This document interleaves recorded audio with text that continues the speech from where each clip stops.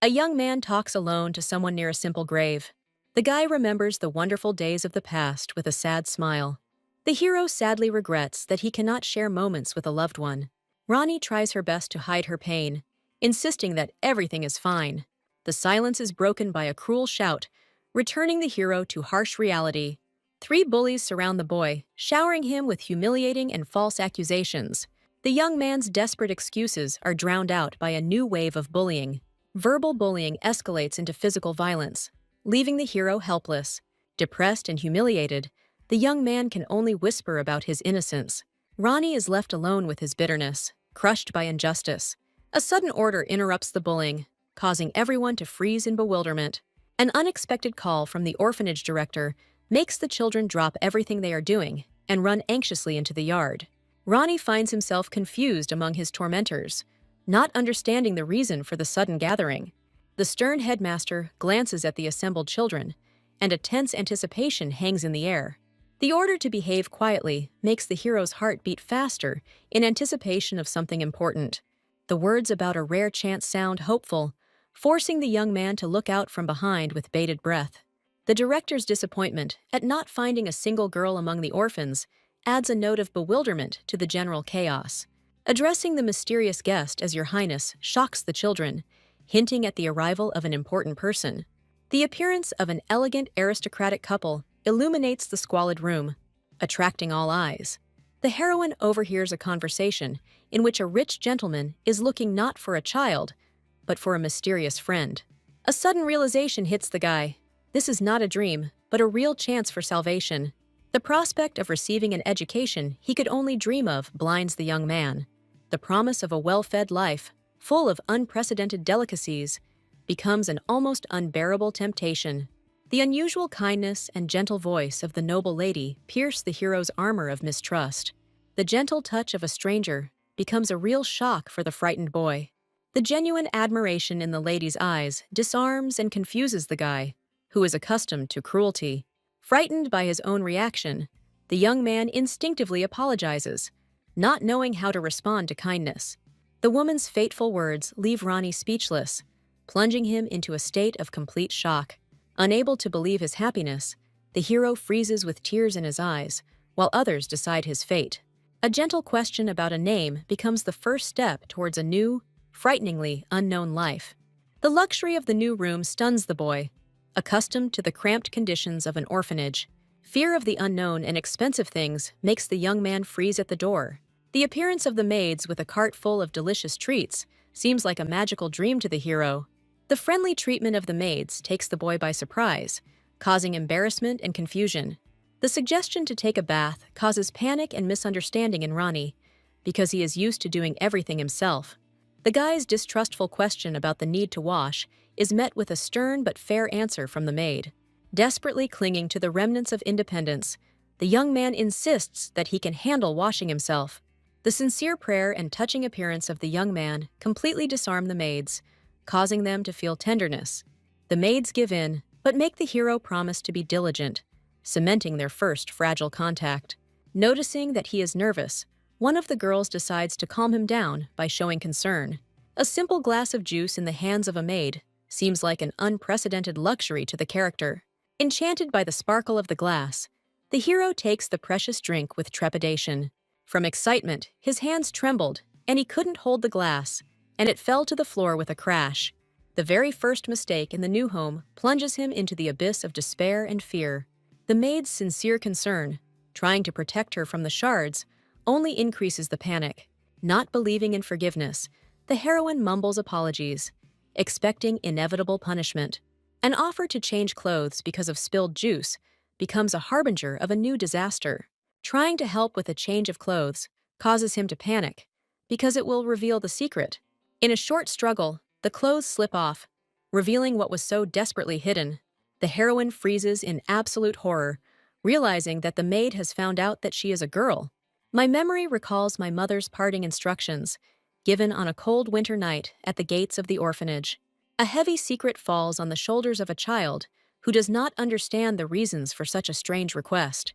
A mother's gentle touch seals a secret that will define Ronnie's entire life. The fragile hope of a future meeting becomes the only reason to keep a dangerous deception. The girl, with childish determination, takes an oath, not realizing what sacrifices she is condemning herself to. The maid reports a shocking discovery, and now the heroine's fate hangs in the balance. The revealed secret puts the owners of the house before a difficult choice on which everything depends. The calm and unexpected order of the master does not clarify the situation, but only increases the tension. The Duchess is surprised to realize that behind the boy's pretty appearance, there was a big secret. The girl is overcome with despair because she broke the most important promise she made to her mother. Fear of the wrath of the Duke, who so wanted the boy, paralyzes the heroine with horror. Thoughts of an inevitable return to the shelter make the girl tremble with hopelessness. The maid's calm reaction to Ronnie's secret only increases the bewilderment and anxiety. The sudden offer to take a bath seems strange and frightening to the heroine at such a moment. The gentle persistence of the maids draws the confused girl into a world of unfamiliar care. The luxury of the huge bathroom is stunning, immersing you in an atmosphere of fabulous wealth. The unusual warmth of the water gives the first feeling of comfort and safety in a long time. The kindness of the aristocrats after the deception seems like an inexplicable mystery to Ronnie. The innate habit of independence makes the girl refuse help. The maid's confident kindness breaks down the resistance, and the heroine surrenders to the mercy of care. Immersed in warm water, the girl anxiously reflects on her unpredictable fate. Appearing before the ducal couple, Ronnie freezes in anticipation of the verdict for his deception. The unexpectedly warm welcome from the aristocrats confuses the heroine, destroying all her gloomy expectations. Out of excitement and fear, the girl falls to the ground, instinctively begging for forgiveness for her mistake. The Duchess's soft words cannot calm the trembling child, accustomed to expecting punishment. The gentle touch of a noble lady becomes the first step out of the darkness of fear for Ronnie. The transformation into a cute child in a smart dress causes the Duchess shock and undisguised admiration. The enchanted lady cannot hide her delight, finally succumbing to the girl's charm. The sudden appearance of their daughter Andy brings a touch of childish spontaneity to the tense scene. The angry protest of the Duke's second son, Andrea, destroys the fragile idyll, foreshadowing new trials. The girl realizes that this arrogant boy is the reason for her appearance in this house. The sudden and daring approach of the young gentleman creates a tense atmosphere. The offensive comparison with a doll deeply hurts the heroine, who is accustomed to a harsh life. The awkward silence is broken by the girl's timid attempt to explain herself amidst the family's mixed reactions. The young man is completely shocked to realize that this cute toy is actually a living person. The mother's cheerful explanation of the confusion that had occurred only increased the boy's confusion and mistrust. Ronnie's sincere apology sends the embarrassed young man into defensive denial. The tearful heroine's desperate plea not to throw her out touches the arrogant young man to the depths of his soul. Driven by a sudden impulse, the boy rushes to his father in search of a solution. In a sudden burst of compassion, Andrea becomes the girl's protector, begging her father to let her stay. The confused heroine does not understand the reason for the general excitement caused by her appearance. The head of the family's authoritative word abruptly interrupts the chaotic squabble, capturing everyone's attention. The Duke's cold order to retire to his room extinguishes the timid spark of hope in Ronnie's soul. Despite the harsh tone, a weak hope for salvation is born in the girl's heart against her will. The Duchess and Andrea both agree that returning the child to the orphanage would be a mistake. The Duke's sharp remark leaves his wife and son speechless in bewilderment. The embarrassed aristocrat admits that the real problem is the girl's extreme prettiness. Internally, the head of the family is captivated by the child's charm, not believing in the existence of such beauty. A memory of an old envy of another nobleman who proudly embraced his daughter comes to mind. The Duke's unexpected decision to leave Ronnie for a short time causes great delight among the whole family. The children rejoice at finding each other, anticipating the joy of playing together and new friendships. The Duchess ponders her husband's decision, realizing that this is only a temporary reprieve for Ronnie. The lady wonders why the aristocrat was so cold with the child, if in his heart he did not want to let the girl go. The embarrassed Duke awkwardly justifies his severity by his concern for the heroine's tired appearance.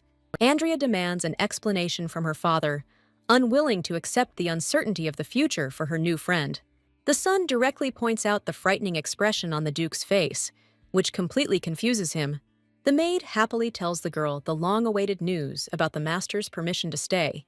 Ronnie, with bated breath, asks if she will really become a friend to the young master now. Tears of happiness and relief flow from the heroine's eyes, because she feels that she is finally forgiven. Observing the pure joy, the maid sees in Ronnie a simple, charming child. Filled with gratitude, Ronnie bows to the maid, who still does not understand the motives of her masters. In a desperate attempt to prove her usefulness, the girl promises to do any work around the house. The maid's strict refusal to help puzzles the heroine, who is not accustomed to such care. The mention of the Duke's imminent arrival plunges Ronnie into a chilling horror. The memory of the aristocrat's menacing appearance makes the girl tremble with fear before the meeting. The maid tries to calm the child, convincing him not to provoke the master's anger with his fear. The appearance of the embarrassed Duke on the threshold does not at all correspond to the formidable image in Ronnie's memory. The gentleman's unexpectedly soft and caring question about her well-being puts the girl into a stupor. The maid points to the heroine hiding under the table, who still cannot overcome her fear. The aristocrat's affectionate address to the hidden child comes as a complete surprise to Ronnie. Trying to stop herself from shaking, Ronnie reminds herself of the order to stand still, but fear paralyzes her. The Duke's repeated question about her rest catches the girl off guard, causing a new wave of panic. The heroine's overly loud and nervous answer reveals her true state, puzzling the aristocrat. Having gathered her courage, the girl sincerely thanks the gentleman for giving her the chance to stay. Ronnie stammers an apology for his hesitation, not daring to raise his eyes to the Duke. The child's deep-rooted fear makes the aristocrat wonder about her dark past.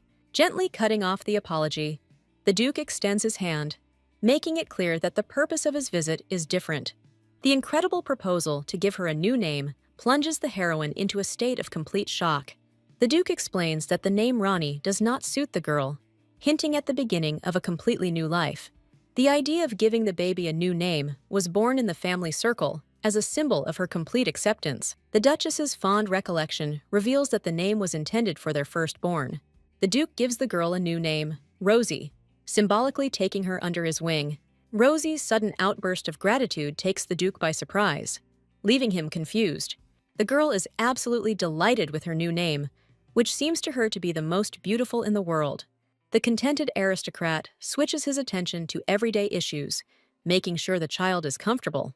The order to place the girl in Sophia's room plunges the maid into a state of shock and disbelief. The Duke, not noticing the confusion of others, informs the puzzled Rosie that her new room is already ready. The realization that the room belonged to the Duke's late sister fills the maid's heart with awe. The maid cannot believe that the master is ready to give up sacred space to someone else's child. Suddenly, the aristocrat remembers another important detail, leaving Rosie perplexed. The maid waits with secret hope that the master will admit his shocking mistake. The aristocrat explains that such an honor is given to the orphan so that the child realizes his importance. The Duke announces that from now on, the girl will be called by the affectionate nickname Roro. The ridiculous nickname causes shock among the servants and complete bewilderment among the heroine herself.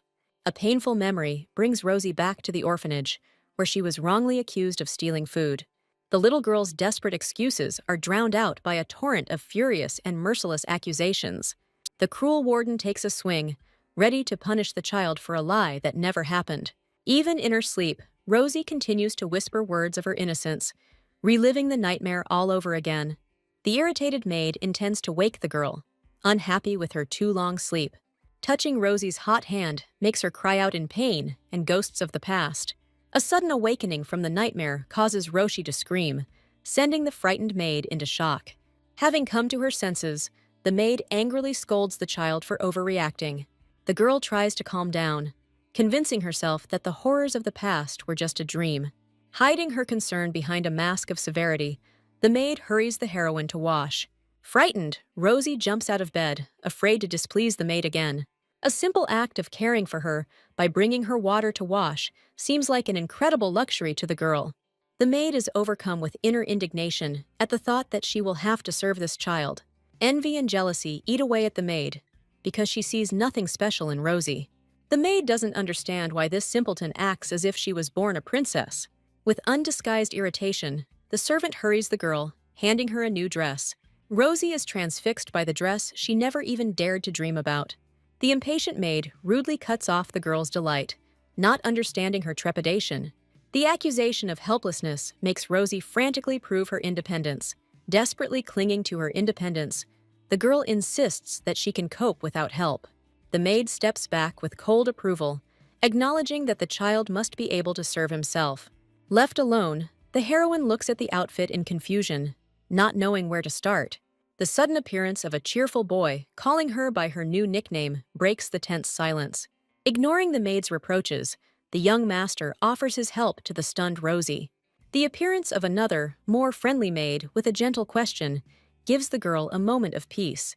Completely confused, Rosie babbles out a greeting, unable to contain her nerves. A simple question about her health leaves the confused Rosie completely stumped.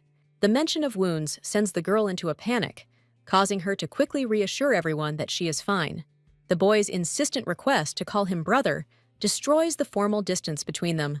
The friendly maid sends the young master away to help the heroine dress in peace. With bated breath, Rosie begs her new acquaintance to keep her injuries a secret. The warm consent and gentle touch of the maid give the child a fragile sense of security. The sight of a luxuriously laid table plunges the girl into a state of absolute shock and disbelief. The care of the Duchess, who has prepared many dishes, overwhelms Rosie to the point of tears of gratitude. Overwhelmed with happiness, the heroine assures the new family that everything is simply wonderful. The simple gesture of the boy putting food on her plate becomes a symbol of acceptance for Rosie. Andy's spontaneity at the table shocks Rosie, bringing a note of cheerful chaos to the meal. The girl looks at the unseen delicacies with childish curiosity, discovering a new world of tastes. The very first piece of juicy meat gives the heroine a moment of pure, unclouded happiness. The adorable sight of a baby enjoying her meal leaves everyone feeling irresistibly touched. Shocked by the incredible taste, Rosie is unable to contain her sincere delight. The young master proudly accepts the praise, enjoying his new role as a caring brother. The Duchess's light reproach to her son fills breakfast with an atmosphere of real family warmth. Andy's sudden warning leaves Rosie frozen in anticipation. An unexpected touch on the hand instantly awakens in the girl an animal fear from the past. The boy's anxious question hangs in the air as he notices what Roshi had been so desperately hiding. The carriage takes Rosie into the unknown, filling the girl's heart with anxiety and hope. The sleepy little girl tries to understand where this new, incomprehensible path leads. The Duke's caring gesture of handing over a handkerchief becomes the first sign of warmth for Rosia. The little heroine holds the gift to herself with trepidation, not believing what is happening.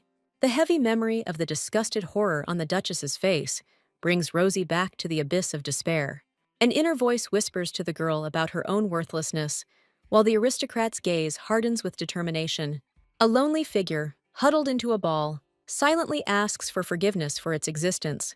The Duke begins a difficult conversation, forcing Rosie to imagine the worst thing that could happen, returning to the orphanage.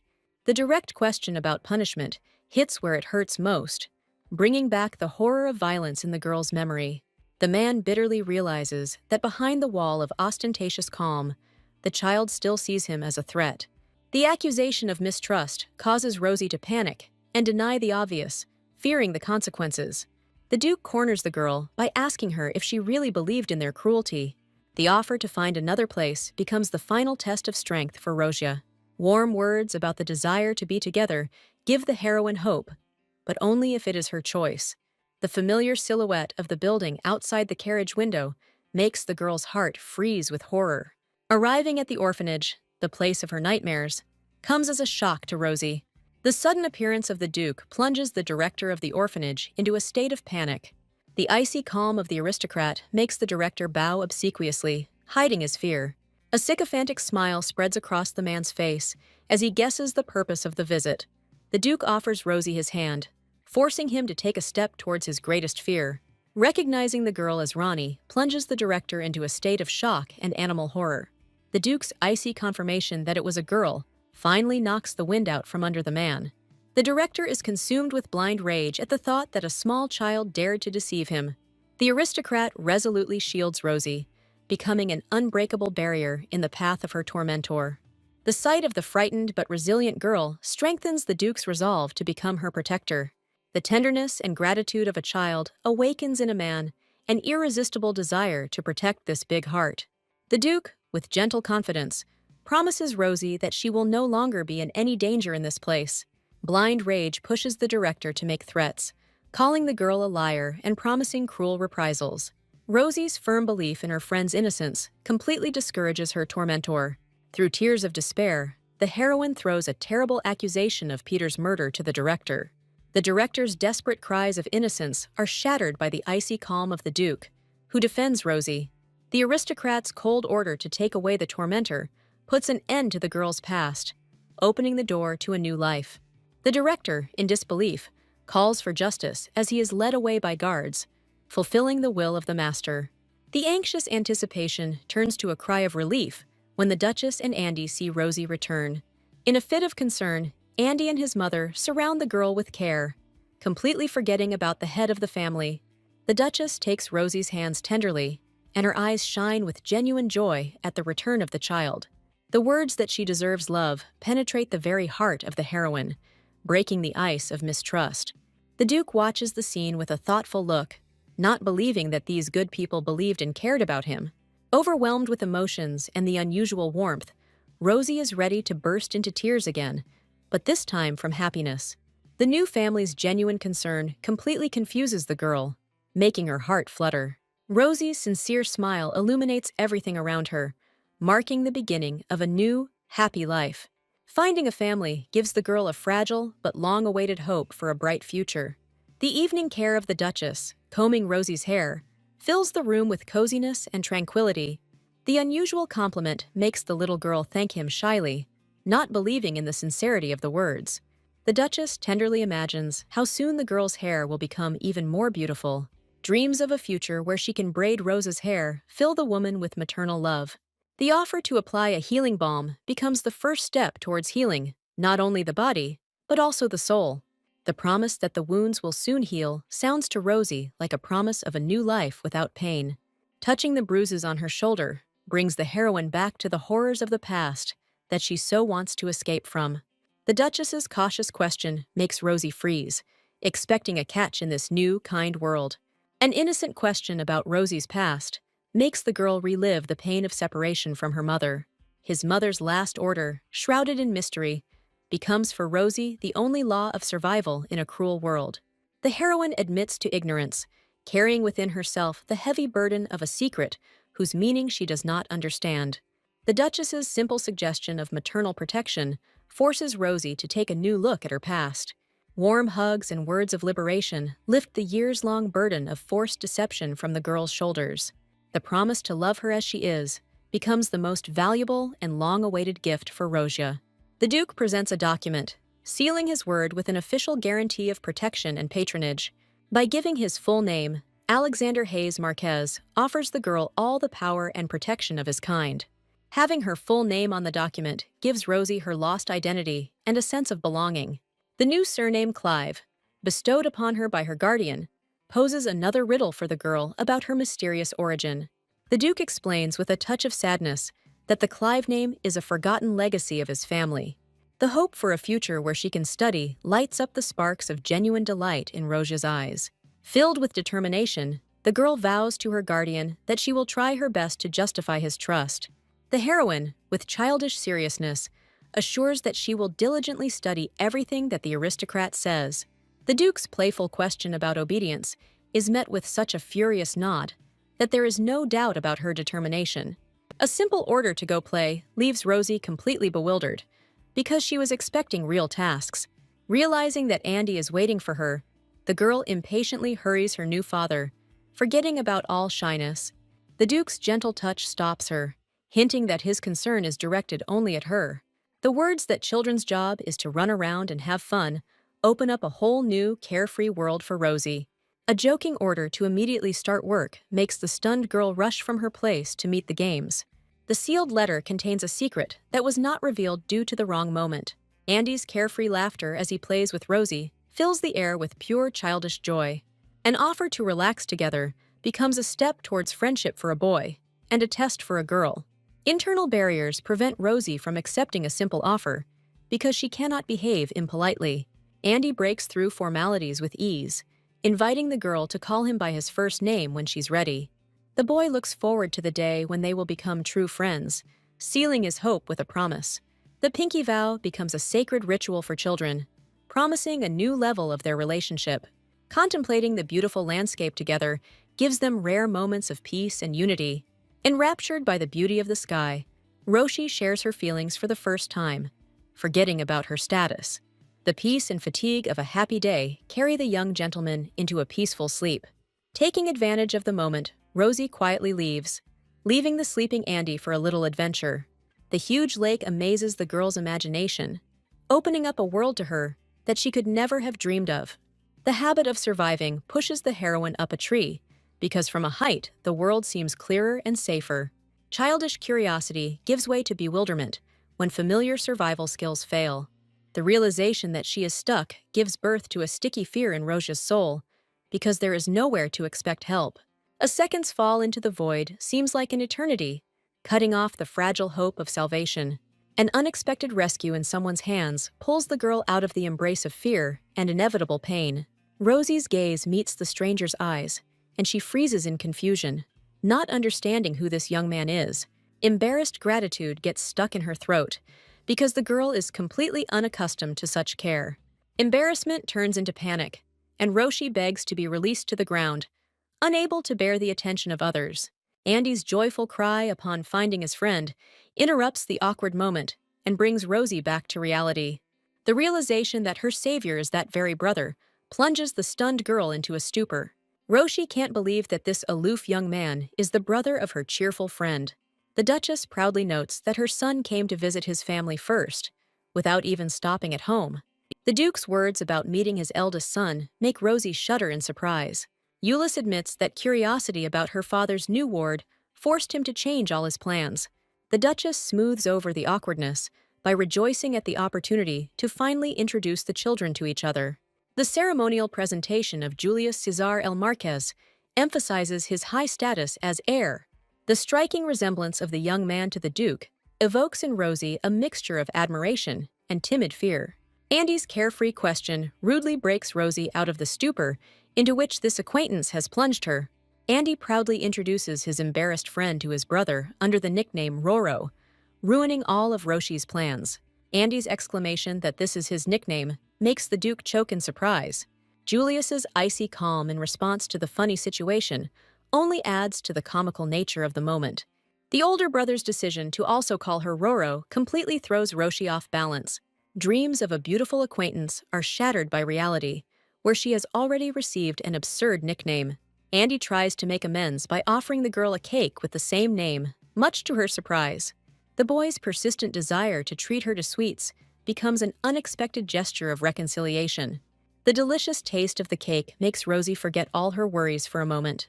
The sudden awareness of everyone's attention makes the girl cringe in embarrassment. In desperation, Rosie turns to Andy for support, but he is too engrossed in his dessert to notice her plea for help. Happy Andy is already making plans for games, anticipating a fun continuation of the day. The news of the unexpected guests takes the Duchess by surprise, disturbing the peaceful atmosphere. The maid's hesitation suggests that the visit is connected with a noisy group of children enjoying dessert. The spectacular appearance of the Marquise's wife and daughter brings an aura of power and brewing conflict to the estate.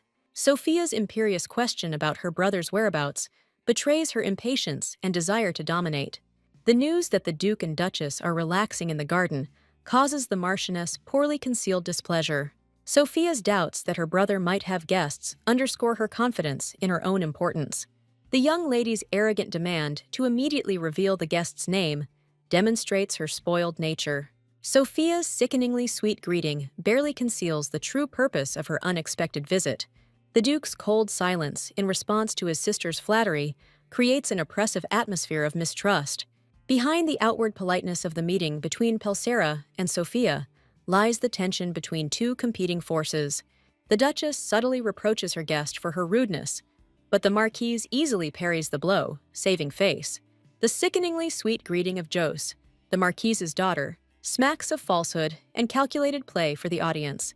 The Duke's care for his niece appears to be an ordinary social ritual, devoid of real warmth. Yos's admiring gaze at the Duke turns out to be just a mask hiding her true intentions. Julius's tender care for Rosie comes as a real blow to Jos, causing shock and jealousy. The scene of the heir's closeness with the orphan causes a wave of poorly concealed disgust in Sophia and her daughter. The Marquise hides a predatory gaze behind her fan, because now she sees Rosie as a dangerous competitor. Sophia puts on a show, accusing the orphan of deceiving and manipulating her brother's kind heart. The Marquise's contempt grows, because she is sure that the simpleton has deceived not only her trust, but also her noble name. The news that her room has been given to an orphan becomes the last straw for Sophia, igniting an icy rage within her. Behind her clenched fan, the Marquise hides an oath that this wretch will pay dearly for her insolence. Andy's childhood frustrations spill over into loud protests against boring rules and unwanted guests. The boy's heavy sigh conveys all his weariness from his relatives, leaving Rosie completely bewildered.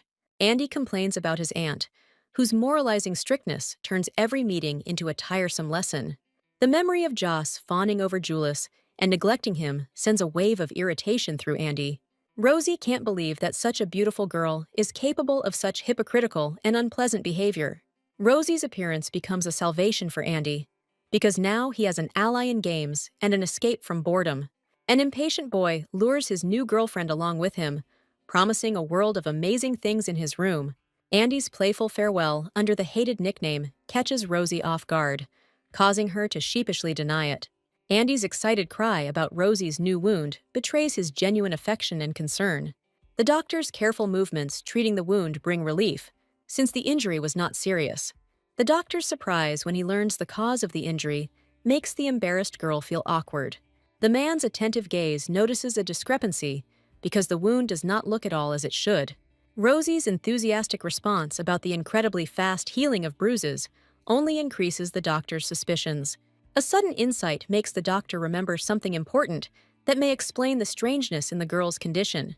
Rumors of Rosie's fatal wounds and their miraculous disappearance create an aura of mystery around her. The memory of the healing balm mentioned by the Duchess seems too simple an explanation to the physician. The doctor's direct question to the Duchess casts doubt on her words and forces her to seek the truth. The doctor bitterly realizes that no balm can heal the deep emotional wounds of little Rosia. Pelsera's sincere desire to help the girl is filled with light and maternal care. The healer's warm gesture gives Rosie a long-forgotten feeling of security and peace. Saying goodbye to the doctor leaves the girl with a feeling of gratitude and trust in the new world. Admiration for the doctor's kindness strengthens Roz's belief that she has come to a good home. Andy's funny interaction with the doctor finally convinces the heroine of the kindness of this man. The doctor's kindness ignites in Rosia's heart an unexpected and strong desire to help people too. For the first time in her life, the heroine has a goal, making her heart flutter with excitement. Heavy memories of the past, where the only desire was to survive, make the new dream even brighter. A feeling of boundless gratitude to her new family fills the little girl's soul. Andy's sudden appearance interrupts Rosie's thoughts, returning her to the world of childish games and worries. Andy's joyful visit is interrupted by the appearance of an uninvited guest, changing the light atmosphere to a tense one. Lydia's sudden appearance takes Andy by surprise, causing the boy to feel shock and poorly concealed irritation. The girl's sickeningly sweet smile cannot hide her true intention to establish her own rules of the game. Lydia's feigned friendliness confuses Rosie, while Andy feels like a third wheel. Lydia's attempt to justify her behavior comes across as subtle manipulation, making Rosie feel uncomfortable. By introducing herself, the young lady emphasizes her status, creating distance between herself and the orphan. Lydia's forceful friendliness causes an embarrassed Rosie to back away, sensing a hidden threat. The offer of a bachelorette party sounds like an ultimatum, cutting Andy off and trapping Rosie. The comparison with a real lady makes the heroine acutely feel her vulnerability and simple origins. Rosie's polite consent, full of naive hope, becomes the first step into the new acquaintance's insidious game. Lydia decisively leads Rosie away, leaving a confused Andy behind, and begins her game. The opulence of Lydia's room overwhelms Rosie, highlighting the vast gulf between their worlds. The naive heroine eagerly awaits the treat, not suspecting that this is just part of a cunning plan. The exquisite treats become the perfect stage for the humiliation the young lady has in mind. The mention of a special tea becomes the first test for Roshi, who is closely watched. The awkward movement of the girl with the hot cup becomes the very mistake that was so expected. The maid's piercing gaze makes Roshi freeze, feeling trapped. The maid's false remark only adds to the humiliation, turning the tea party into an exemplary flogging.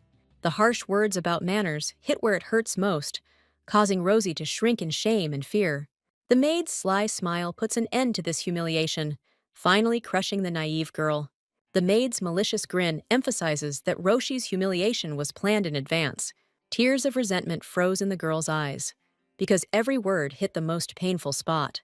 Lydia's hypocritical question, full of poison, finally breaks the will of the defenseless orphan. A sudden question from behind the door interrupts the cruel scene, causing the tormentors to freeze in surprise. The icy gaze of Julius, who appeared on the threshold, promises inevitable retribution for Rosia's tears.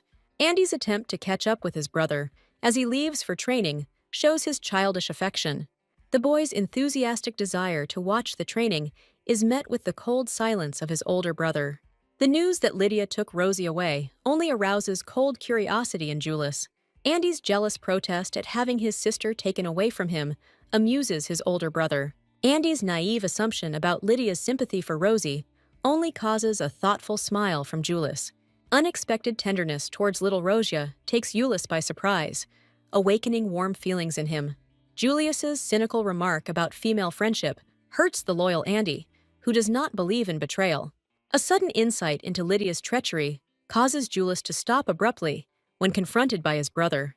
Andy's panic clashes with the icy calm of his older brother, who has already figured everything out.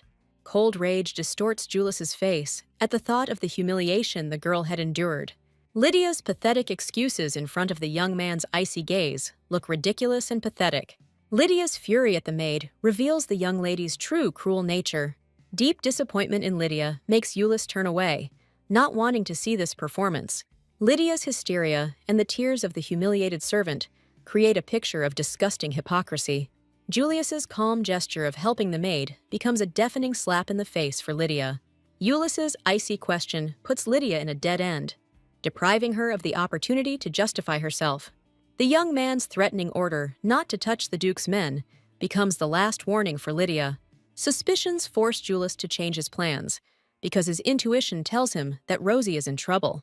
The older brother's determination to test his suspicions leaves a confused Andy behind. Julius's appearance takes Lydia by surprise, turning her triumph into panic. The thought that Lydia dared to mock the Duke's adopted child fills the young man with righteous anger. The cold interrogation makes the maid tremble, because the young master's anger does not bode well. Lydia's hypocritical attempt to take the blame looks like a desperate show for the public. The fake apology to Roshi becomes another ploy to soften his older brother's heart. Julius's imperious gesture in defense of Rosie finally ruins Lydia's plans, pointing out her true place. Julius powerfully declares her defense of Rosia, putting in their place everyone who dared to offend her. The young man's whisper about punishing the maid becomes a shocking revelation for Rosie about real power. Hiding her rage, Lydia is forced to submit, suffering a crushing defeat in this fight. Lydia's hypocritical sweetness confuses the naive Rosie, who is ready to take all the blame on herself. Lydia's ominous promise to meet again sounds like a veiled threat that makes your blood run cold. Rosie's timid admission of wanting to learn manners betrays her deep insecurity and fear of being a burden. Julius's warm words about home give Rosie a sense of belonging, breaking the spell of his recent humiliation. The sudden realization of the young master's kindness becomes the first ray of hope for Roshi in this cold world. The determination to no longer be a problem drives Roshi to run away to find a way to become worthy. The girl's bow, full of desperate determination, shows her willingness to change for the sake of her new family. Rosie's timid gratitude hides a firm promise to become worthy of the new family. A flame of determination flares up in the girl's soul so that no one will be ashamed of her anymore. Lydia's devious proposal for etiquette lessons catches Rosie off guard, sowing seeds of doubt. Rosie's desperate request to simply observe the lessons betrays her deep loneliness and fear. Lydia's plan works, and she happily puts the naive girl in the place of a servant. Lydia's sudden display of friendliness completely confuses the trusting orphan. Rosie's genuine joy at the offer to study together shows how much she longs for acceptance. The teacher's tense anticipation creates a premonition of a new, even more sophisticated humiliation. Peter's appearance comes as a complete surprise, bringing a ringing tension into the room. The recognition in Rosie and Peter's eyes speaks of a past that could destroy her fragile present. The boy's embarrassed denial that he is not Peter only increases Rosie's confusion and shame. Rosie's pathetic babble of apologies only elicits a contemptuous grin from Lydia. The brutal revelation about the whipping boy leaves Rosie in a state of shock and horror. Lydia's cold-blooded explanation of the wild customs of the nobility shatters Rosia's naive ideas about nobility. Lydia's pointed question traps Rosie into justifying his own compassion. Lydia's generous offer to borrow a whipping boy becomes the height of cynicism and humiliation. The teacher's harsh remark hits Rosia's pride hard, reminding him of his simple origins. The threatening wave of the pointer over the girl's hand creates a chilling premonition of imminent pain. The humiliating comparison with Lydia finally breaks Rosie's spirit, unable to live up to the standards. Lydia's hypocritical defense comes across as a sophisticated mockery that highlights Rosie's helplessness. The pain in his legs is overshadowed by Rosie's desperate determination to prove his worth. A timid request for etiquette lessons becomes the girl's first step towards a new life. The lady's refusal due to her age hurts Rosie, but her desperate plea does not allow her to retreat. A gentle moralizing about children's games sounds like a death sentence for a girl who is trying to grow up. A cry of triumph escapes Rosie's chest as she achieves her goal. The realization that this is the baby's first request touches the lady's heart, opening her eyes to her loneliness. The long-awaited consent, given with a condition, lights a fire of hope and gratitude in Rosie's eyes. The thought of the permission received gives the girl strength, strengthening her spirit before the upcoming test. In front of her strict teacher, Rosie vows not to give up, because she cannot let down her benefactress. The teacher's cold gaze and the pointer in front of her face hint that the path to knowledge will be paved with pain. Lydia's desperate attempt to dissuade Rosie seems like a final test of strength. Lydia's insidious offer to frame another child becomes the last straw for Rosia. The girl's firm refusal to shift the blame onto someone else shows her unbending will. Lydia's caustic mockery distorts Rosie's noble impulse, making her appear as an arrogant upstart. Lydia's icy indifference leaves Rosie alone with the stern teacher and his own fear. Rosie's timid promise to be respectful sounds like a plea for leniency in the face of the inevitable. The passing days bring only the calm before the storm, hiding the growing tension. Andy's carefree laughter as he runs to the picnic seems like an echo of the peace that Rosie is missing. The basket of cookies becomes a symbol of lost childhood and rare moments of joy. The realization that etiquette lessons are alienating Rosie from his brothers fills Julius's heart with a quiet sadness. Andy's joyful cry turns to horror at the sight of the emaciated Rosie, whom he barely recognizes. Andy's childish tears at the sight of his emaciated sister show the depth of his shock and love. The brothers' panic at Rosie's transformation into a skeleton contrasts with her quiet despair on the floor. Rosie's forced smile only fuels Andy's rage, who vows to avenge his sister's suffering. The girl's clumsy attempts to hide her tears are shattered by a caring question, revealing her pain. Julius's calm remark about scattered food becomes an anchor in the storm of children's emotions. Rosie's stubbornness, which Andy tries to take away, screams about her humiliation and unwillingness to be pathetic.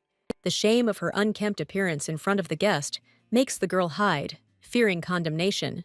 Rosie's desire to sink into the ground from humiliation turns out to be stronger than his brotherly concern.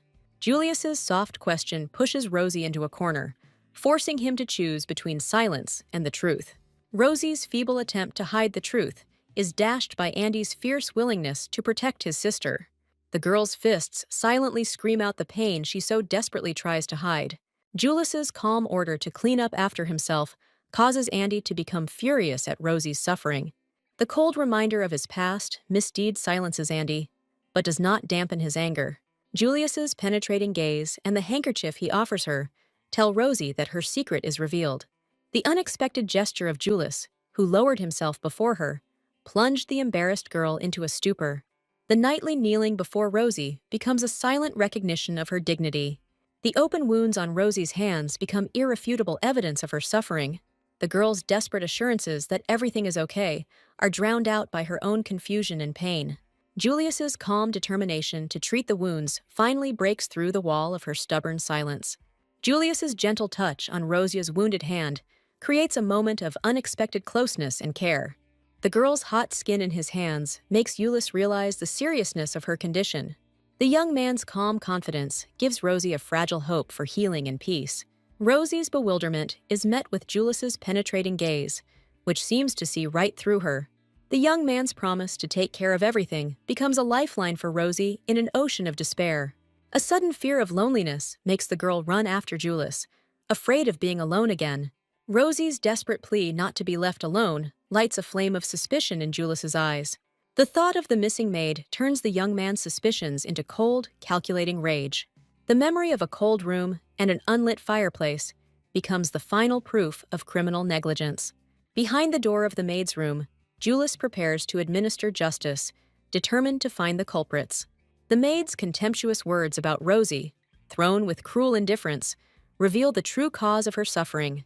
The maid's malicious laughter confirms that the abuse of Rosie was a deliberate act of humiliation. The conversation between the maids, overheard, becomes a shocking revelation for Julius, revealing the truth about Rosia's torment. Rosie's naive ignorance that her secret has been revealed highlights her loneliness and isolation. The parents' tender care for Rosia seems like a tragic irony against the backdrop of their complete ignorance of what was happening.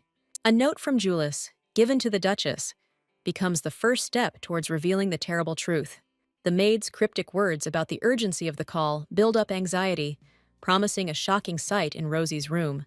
The Duchess's casual remark about the conversation about Rosie conceals a growing anxiety that goes unnoticed by her interlocutor. Sophia's offer to go with the Duchess unwittingly draws her into a brewing scandal involving her daughter. The Duchess's direct question to Pulsera calls her methods into question, foreshadowing a quick reckoning for her cruelty. Pulsera's arrogance seeps through Sophia's icy reminder of her precarious position in the family. The Duchess's warm smile as she speaks of Rosie underlines her genuine affection for her adopted child. Pulsera's evil laugh betrays her enjoyment of the humiliation she feels is rightful to Rosie. The Duchess's blind rage flares up at the thought that someone dared to compare her to an ordinary child. Pulsera's long-standing resentment towards Sophia finds an outlet in the humiliating demand that she notify her of visits in advance. Pulsera's pent-up frustration finds a new target in Rosie, whom she is forced to look after. Lydia's hysteria over the broken cup is just a well-staged performance for future accusations. The appearance of the Duchess and Pulsera in response to Lydia's cry becomes the beginning of a pre-planned trap. Lydia's desperate cry about the missing necklace instantly turns the feigned panic into real drama. Lydia's tears over her father's expensive gift become the final touch in a cunning plan to blacken the name of an innocent person. Sophia's outward calm in the face of Lydia's apparent despair looks like the calm before the storm. Pulsera's blind maternal love turns into a dark obsession with protecting her kind. Sophia's cold, penetrating question casts doubt on the sincerity of Lydia's tears, hinting at deception. Lydia's cunning suggestion directs her mother's anger towards the defenseless Rosie, making the girl the prime suspect. Lydia's innocent mention of sharing lessons with Rosie becomes part of a cunning plan.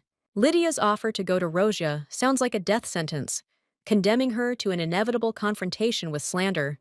Lydia's long-standing resentment over the room given to Rosie finally finds its poisonous outlet. Lydia's arrogant indignation at Rosie's origins reveals the class hatred of the entire family. Pulsera's secret fear of being incomplete without the Marquez family's gift fuels her hatred of Rosie. The legend of the family's divine power becomes a curse for those born without this gift. The greatness of the Marquez family, embodied in the figure of the Duke, weighs like an invisible weight on the shoulders of the heirs. The reflection in the mirror whispers to Pulsera about power, which has become an obsession for the woman. The status of the Marquez family, comparable only to that of the emperor, turns family intrigues into a state threat. Julius's calmness conceals an awakening power that makes the young man the main target in Pulsera's plans. Pulsera's sly smile foreshadows a marriage of convenience, which should give all power into the hands of a woman. Fear grips little Rosie, who finds herself in the center of a sinister gathering organized for her sake. Pelsera's feigned cordiality creates the illusion of a family tea party, hiding the true, sinister purpose of the meeting. Lydia's enthusiastic praise is just part of a performance in which Julius's modesty seems out of place. Pelsera's predatory interest in the affairs of the academy reveals her desire to control the young man's every move. Rosie's question about family tea becomes a poisonous reminder that the girl is an outsider here. Praise for a perfectly raised cup becomes the first step into the trap set for Rosie. Pelsera and Lydia's intense gaze turns the room into a cage, where Rosie is the main prey. The maid's clumsiness and Lydia's generosity are just a well-rehearsed act in a cruel play. Under the spilled tea, the maid accidentally discovers evidence that will destroy Rosie's reputation. The found necklace becomes irrefutable evidence in their eyes, and the shock on their faces is just a mask of triumph. The accusing glances pin Rosie to the spot, and Lydia's scream leaves the girl with no chance of justification. Horror pierces Rosie when the girl recognizes her own necklace, turned into a tool of slander. Lydia's scream brands Rosie, and the girl's desperate excuses are drowned in a wave of lies. Pelsera's rage at Rosie's insolence only serves to highlight her enjoyment of power and the humiliation of others. Lydia's accusations turn the kindness of the Marquez family into poison, poisoning everyone present with hatred for Rosie. Sophia's icy calm against the backdrop of Lydia's furious accusations only underscores the falseness of what is happening. Rosie's desperate cries of innocence are drowned out by a wall of cold, prejudiced condemnation. Pelsera's feigned indignation turns Rosie's denial into further evidence of guilt. Julius's anger directed at the conspirators is mistakenly perceived by Rosie as a personal condemnation. All-consuming fear paralyzes Rosie, plunging the girl into the abyss of despair and hopelessness. Pelsera's terrifying aura leaves Rosie speechless, making any attempt to defend herself impossible. The Duke's commanding voice interrupting the performance makes Pelsera freeze in complete amazement. The Duke's unyielding defense comes as a shock to Lydia, destroying her insidious plan before her eyes. Sophia's cold question, thrown into the silence, redirects the point of the accusation onto the conspirators themselves. Pelsera's panicked scream as she tries to protect herself and her daughter reveals her fear of being exposed. Sophia's cold rage flares up at the sight of the brazen lie, foreshadowing a quick and inevitable retribution. Julius, defending Rosie, throws an accusation in the adults' faces that hits harder than any blow. Julius's intervention comes as a bolt from the blue for Pelsera and Lydia, shattering their confidence. The tenderness of the young man envelops Rosie, giving the girl an island of safety in the midst of a raging storm of lies. Ulisa's sharp word, like the blow of a whip, cuts off the flow of poisonous slander from the conspirators. The young man's icy order to Lydia finally destroys her illusion of impunity. Horror distorts Lydia's face when the girl realizes that she has lost her brother's protection and is left alone. Pelsera's rage explodes in frustration as her fabricated evidence crumbles to dust. Pelsera, in desperation, tries to hide behind the family's honor, accusing everyone of insulting the Marquez family. The Duke's appearance puts a bold end to the intrigue, drawing a line that no one will dare to cross. The Duke's decisive accusation against Sophia becomes the first step towards revealing the whole truth. Disbelief and shock are reflected on Pelsera and Lydia's faces as their greatest ally turns against them. Lydia's desperate plea is shattered by the icy indifference of her departing brother, who has already made his verdict. The Duke's gentle touch on Rosie's hand becomes a silent promise of absolute protection. The Duke's sincere apology stuns Rosie, who was prepared for the worst. The Duke delivers his verdict, naming Sophia as the main puppeteer in this cruel, inhuman game. Sophia's pathetic attempt to shift the blame onto the tutor is shattered by the Duke's iron logic. By reminding her of his status as guardian, the Duke turns the family conflict into a matter of law, depriving Sophia of any escape routes. The Duke's words about a new godfather sound like a final break, taking away the conspirators' last hope. Pure hatred flares up in Lydia's eyes, because little Rosie took away the people closest to her. Sophia's concern envelops the frightened Rosie, but the girl's babble that everything is fine sounds unconvincing. Pelsera's ominous promise that everything will soon be over sounds not like consolation, but like a direct threat. Pelsira's desperate attempt to appeal to family ties is dashed by the Duke's inflexibility in choosing Rosie. The Duke's gentle touch on Rosie's head becomes a silent answer. This child is no longer defenseless. The Duke's words that Rosie will become their daughter finally ruin all the plans of Pelsira and Lydia. Tears of hope and disbelief cloud Rosia's eyes, because the word daughter sounds like an impossible dream. Lydia's childish rage, not wanting to give up her place to an orphan, looks pitiful and helpless. Tired of fighting, Pelsira stops her daughter, realizing that the battle is finally lost. The new family, having found integrity, leaves behind two schemers reaping the fruits of their malice. Julius's concern, rushing to Rosia, proves that the girl has found not only a home, but also a real brother. Julius's pride in telling his father the truth becomes the foundation for a new, honest world in the house. Inviting Sophia for a walk is not just words, but a timid bridge to the heart of a frightened girl. Rosia's enthusiastic agreement and Sophia's joy turn an ordinary walk into a symbol of the beginning of a new life. Timid Rosie, following her new brother, takes her first steps into a world where she is loved and welcomed. The Duke's words that the children should not see such things sound like an oath to protect their peace. The Duke's icy order to gather all servants foreshadows an inevitable purge where no one will escape responsibility. The younger brother's naive question about Roshi's generosity highlights her purity in a world where kindness is weakness. The boy's warning about the consequences of kindness sounds like a bitter prophecy of future intrigues. The furious cry of Lydia running towards Ross is the cry of despair of an exiled queen who has lost her throne. Lydia's swing, full of hatred, finally tears off the mask of innocence, revealing ugly envy. Andy takes the blow meant for Rosie, becoming a human shield against Lydia's fury. Shocked, Lydia can't believe that Andy, her faithful companion, stood up for someone else's girl. Julius's firm statement that Rosie is his sister becomes the final nail in the coffin for Lydia. Andy's childish boasts about his coolness clash with Rosie's genuine concern about his injury. Humiliated, Lydia trembles with impotent rage as her world collapses under the weight of her own intrigues. Lydia's final attack, full of venom, is shattered by the steel will of Julius, who defends the honor of his new sister. Julius takes Rosie away, his anger promising Lydia quick and inevitable retribution for every word. An unexpected gift from Rosia becomes an act of mercy for Lydia that she absolutely does not deserve. Rosie's sincere gratitude disarms Lydia, causing the girl to doubt her own righteousness. Rosie's bright smile, having taken the evil words as a lesson, demonstrates a strength of spirit that is inaccessible to her offender. Rosie's innocent promise not to cause inconvenience becomes the final humiliation for Lydia, causing the girl to fall into a fit of blind rage. Roshi's shining smile, full of hope for the future, becomes the most powerful weapon against the surrounding malice.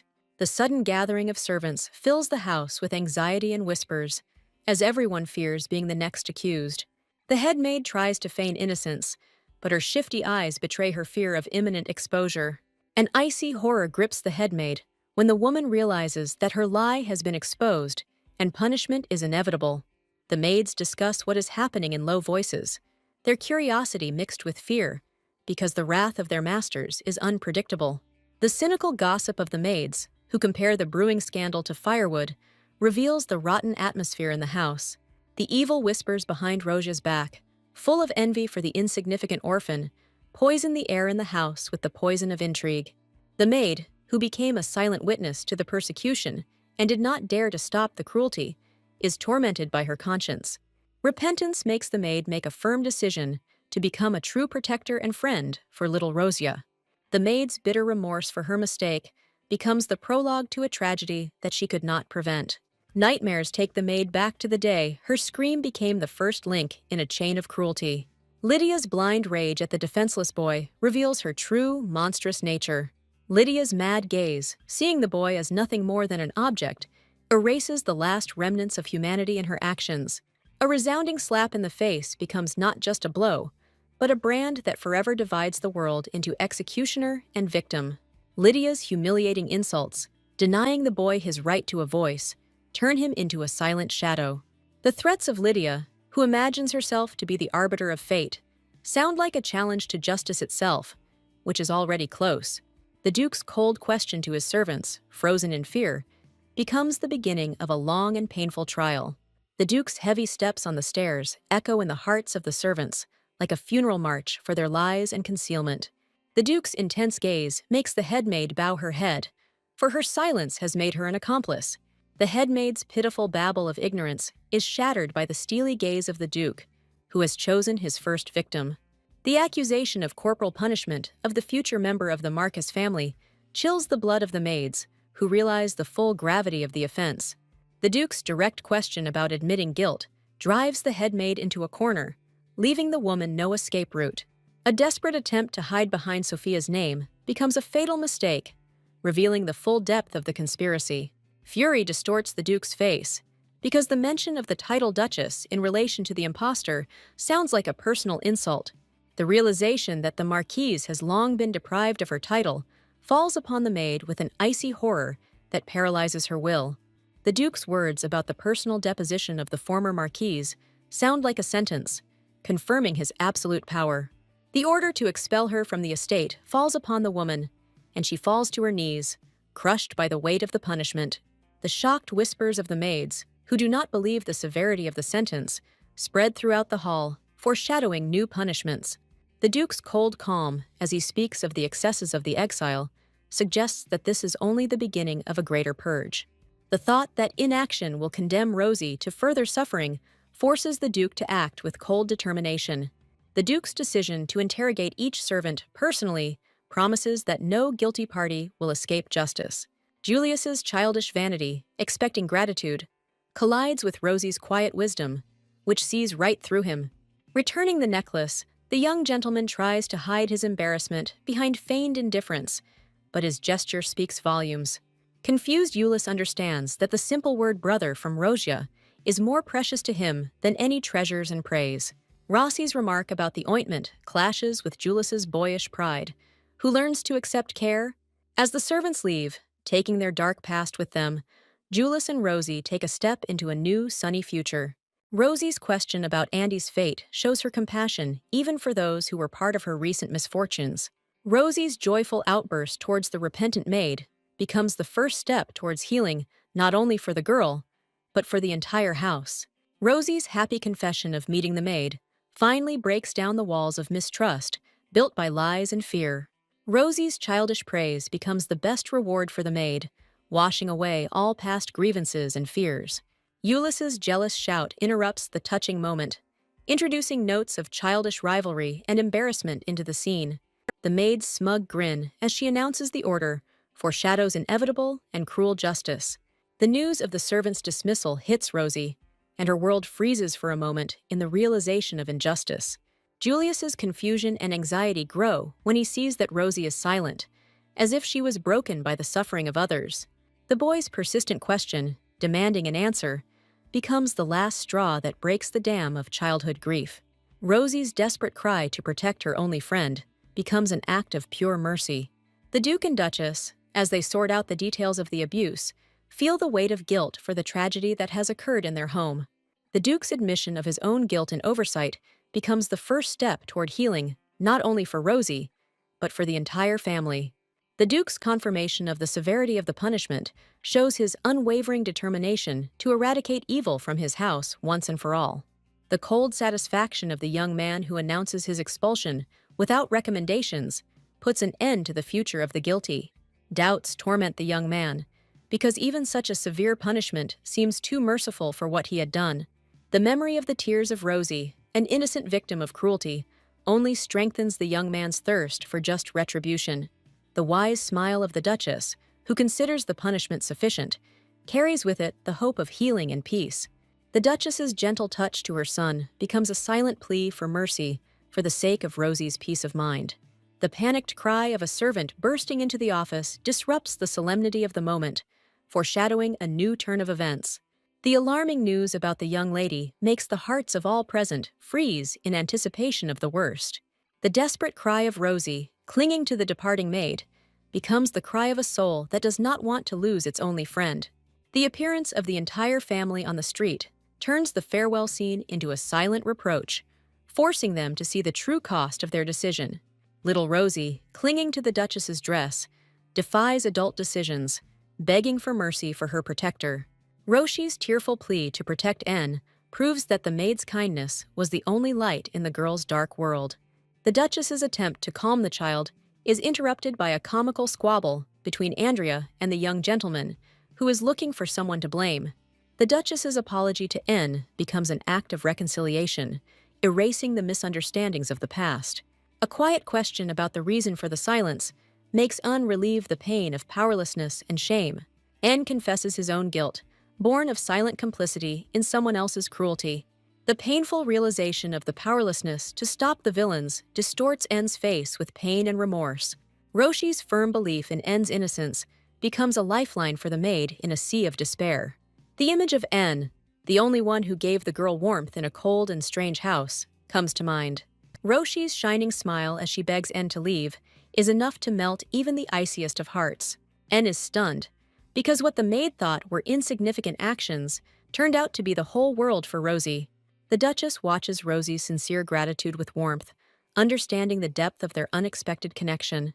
Realizing Rosie's strong attachment, the Duchess comes up with an ingenious solution that takes En by surprise.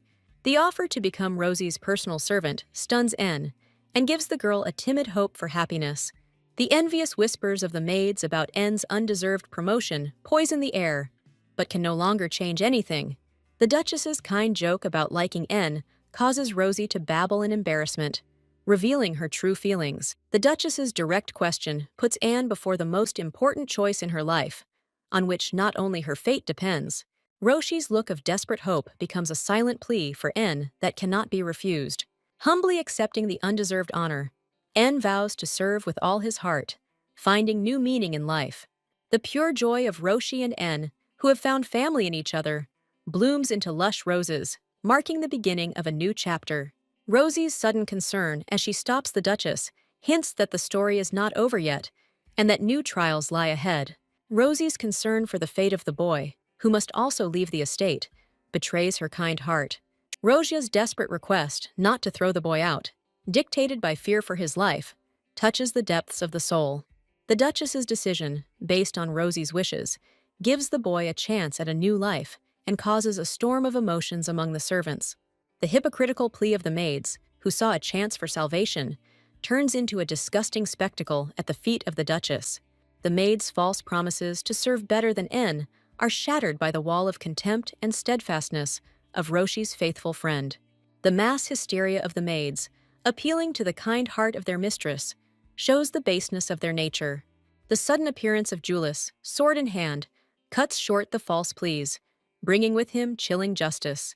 The fiery gaze of the young master, who protects Roshi, delivers a final verdict that cannot be appealed.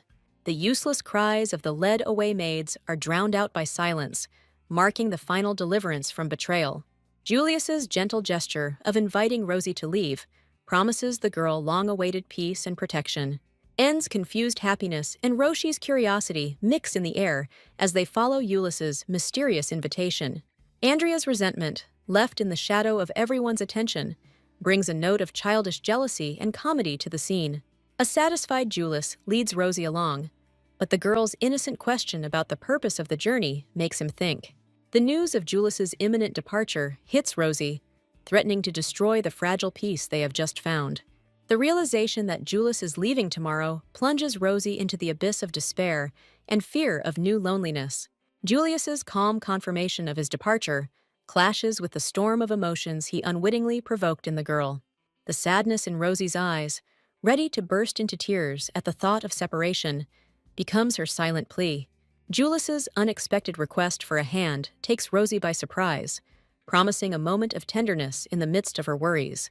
Julius's direct question about his reluctance to let him go makes Rosia's heart freeze in timid hope. The thoughtful look of Julius, conquered by Rosia's silent request, gives rise to doubt and a desire to stay. Rosie's embarrassed babble, not daring to ask for such a thing, only makes her secret desire more evident. A gentle pat on the head and a promise of a quick meeting give Rosie blissful peace, while Andrea runs away in a fit of jealousy. An enraged Andrea, bursting into the idol, desperately tries to win back Rosie's attention by threatening his own brother. Julius watches with irony as her brother is now jealous of the same little sister that no one needed before. Julius's sly reminder of their former brotherly love causes Andrea to explode with indignation and embarrassment. Andrea's excuse that all this happened before Rosie arrived only underscores how much the girl has changed their world. The elusive Julius, leaving the children to have fun, provokes a new outburst of childish indignation on the part of Andrea. Rossi's quiet question about leaving for the academy tomorrow makes Julius freeze for a moment, breaking his feigned calm. The news of fencing training instantly switches Andrea's attention, lighting a fire of delight in his eyes. Rosie's desire to see the training becomes her first timid step towards becoming a part of their family. Andrea's desperate attempt to be useful to Rosie, hiding behind his brother, betrays his childish attachment. Rosie's embarrassed babble about helping with water and a towel shows her sincere desire to be needed. Julius's cold refusal to help Rosie hurts the girl, causing a storm of indignation in Andrea. Julius's gentle permission to simply watch the training comes as an unexpected gift to Rosie. Rosie's beaming smile, having received permission, illuminates everything around her, filling the scene with pure joy. Julius's mysterious hint about a younger sister leaves Rosie puzzled, forcing her to think about her place. Andrea's secret whisper about addressing Julius incorrectly adds a comical note of conspiracy to the situation. Andrea's confused attempt to prompt Rosie to address him correctly turns into a charming mumble. Julius's decision to take only N leaves Rosie shocked and a gloating Andrea with a surge of dark delight. Andrea's desperate plea to take him along reveals his jealousy and fear of being left without Rosie's attention. Rosie's happy laughter fills the air as she follows her brothers, excited for a new adventure. Julius's precise sword movements are mesmerizing, revealing his hidden strength and determination. Roshi watches the training, mesmerized, not understanding anything about fencing, but feeling its power. The admiration in Rosie's eyes turns to awe at the young master's amazing skill. Andrea's sudden cry, clutching the frightened Rosie to himself, explodes the silence with jealous despair. Andrea's ridiculous prohibition against falling in love with Julius reveals his childhood fear of losing his newfound sister. Andrea's clumsy attempt to imitate his brother's movements looks pathetic, but touching in its sincerity. Rosie's sincere praise becomes the highest reward for the embarrassed Andrea, making his heart flutter. Rosie's unexpected question about chivalry takes Andrea by surprise, opening him up to a world of adult ambition. Julius's cold remark about the need to become an heir casts a shadow on the childhood dreams, reminding them of a harsh reality. Julius's story about a sacred object needed to become the head of a family immerses children in a world of ancient secrets. The centuries-old history of the family symbol, passed down from generation to generation, gives the young man's words special weight. The path to mastery of the spear is through fencing, and Julius's gaze is determined to follow that path. The mystical transformation of the sword into a spear under the influence of divine power becomes the highest goal, shrouded in radiance. Julius's belief in the need for hard training highlights his unbending will and desire for perfection. Julius's tender promise to return, given to Rosie, becomes an anchor of hope for the girl in anticipation of his triumph. Holding his breath, Roshi watches his brother with a look full of faith in his imminent success and unity with the sacred object. Julius's inner knowledge of divine powers, which flashed in his eyes, reveals him as the chosen one, born for great deeds. The memory of little Andrea's tears, dreaming of becoming like his brother, reveals the depth of his admiration and hidden pain. Andrea's radiant smile, full of pride for his genius brother, erases all traces of past jealousy and resentment. Finally, Julius, having found the children, interrupts their solitude, bringing a note of parental care into the scene. The appearance of the good-natured Sir Cosvin, who approves of the pursuit of greatness, fills the air with anticipation of something important. The sudden appearance of a stranger makes Andrea instinctively hide the frightened Rosie behind her back. A graceful curtsy and a proud announcement of her full name, Rosie Evelyn Kazviv, marks her official acceptance into the family. The news that the girl bears his surname leaves Sir Cosvin in a state of complete shock and confusion. Andrea's jealous question about the need for a new playmate when he already has Rosie betrays his possessiveness.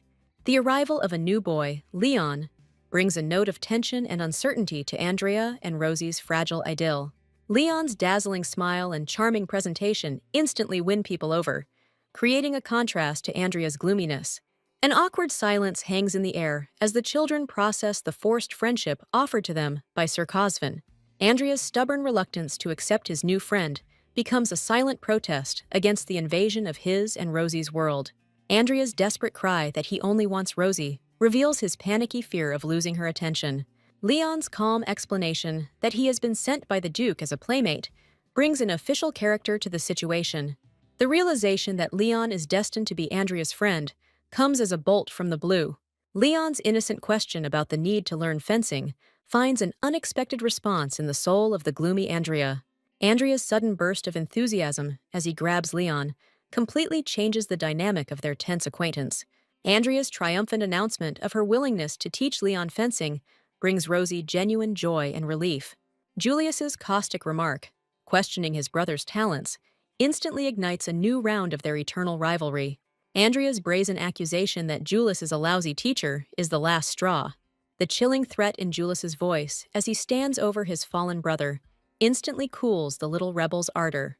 A frightened Rosie watches the brothers' brutal squabble, where there is no room for childish grievances and complaints of pain. Leon's charming request to step aside catches Rosie off guard, causing her to timidly agree. The past pierces with memories of bitter tears and the desperate call of a brother, reminding of loneliness. The tender promise to return soon, given to the tearful girl, leaves an aftertaste of hope and longing. Julius's gentle order not to cry becomes both a comfort and a bitter reminder of separation for Rosia. Roshi, burying her face in her pillow, desperately tries to hold back her tears, because the will of her master is law for her. But the bitterness of separation proves stronger, and quiet sobs break the silence of the room. A sudden knock, and Anne's voice catch the tearful miss off guard, revealing her childish vulnerability. The warm smile of the maid who entered with a tray of cookies brings a ray of care and light into the room. A simple offer to cheer up with sweets arouses sincere curiosity in the little lady. Anne's caring gesture of hand-feeding Rosie gives the girl a moment of pure, sweet comfort. The delight of the cookie's taste makes Rosie forget her recent sadness for a moment. The girl's sincere joy becomes the best reward for the caring and attentive Ian. The unexpected discovery that it was Julius who took care of the treat shocks Rosie to the depths of her soul. Anne's thoughtful question confirms that the shadow of sadness has finally left the little lady. Anne's friendly permission to speak more simply breaks down the invisible wall of formality between them. Rosie's childish question about the reason for such kindness takes the maid by surprise, awakening hidden memories. Anne's burst of tenderness and tight embrace become a stunning but pleasant response for the embarrassed Rosie. Anne's admission of sympathy for the girl's character adds sincerity to these stormy displays of emotion. A gentle pat on the head is accompanied by the mention of another kind soul, evoking a shadow of the past.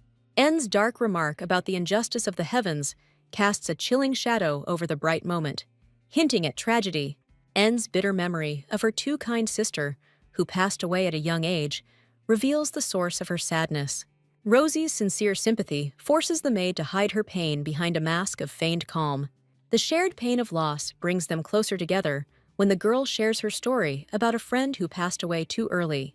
A sudden inspiration and a strong determination to become a doctor to save children are born out of a tragedy. Anne's encouragement inspires Roshi to immediately begin studying, filling the room with an atmosphere of hope. Anne's persistent invitation to go outside becomes a symbol of a new beginning and a step towards a dream. The girl's words, overheard by chance, cause the Duke to have a vague feeling of déjà vu, awakening shadows of the past. The Duke's cold determination to find out the truth about the princess's parents before adoption adds a note of intrigue to the story. The lack of reliable information from the person questioned only increases the tension surrounding the mystery of Rosie's origin. A chilling question thrown into the darkness of a prison cell leaves the prisoner with no chance of concealing the truth. Under the Duke's icy gaze, the prisoner has difficulty remembering his mother's last words spoken on that fateful day. The words about the priceless child, who was desperately asked to be protected, strike the stern ruler in the very heart.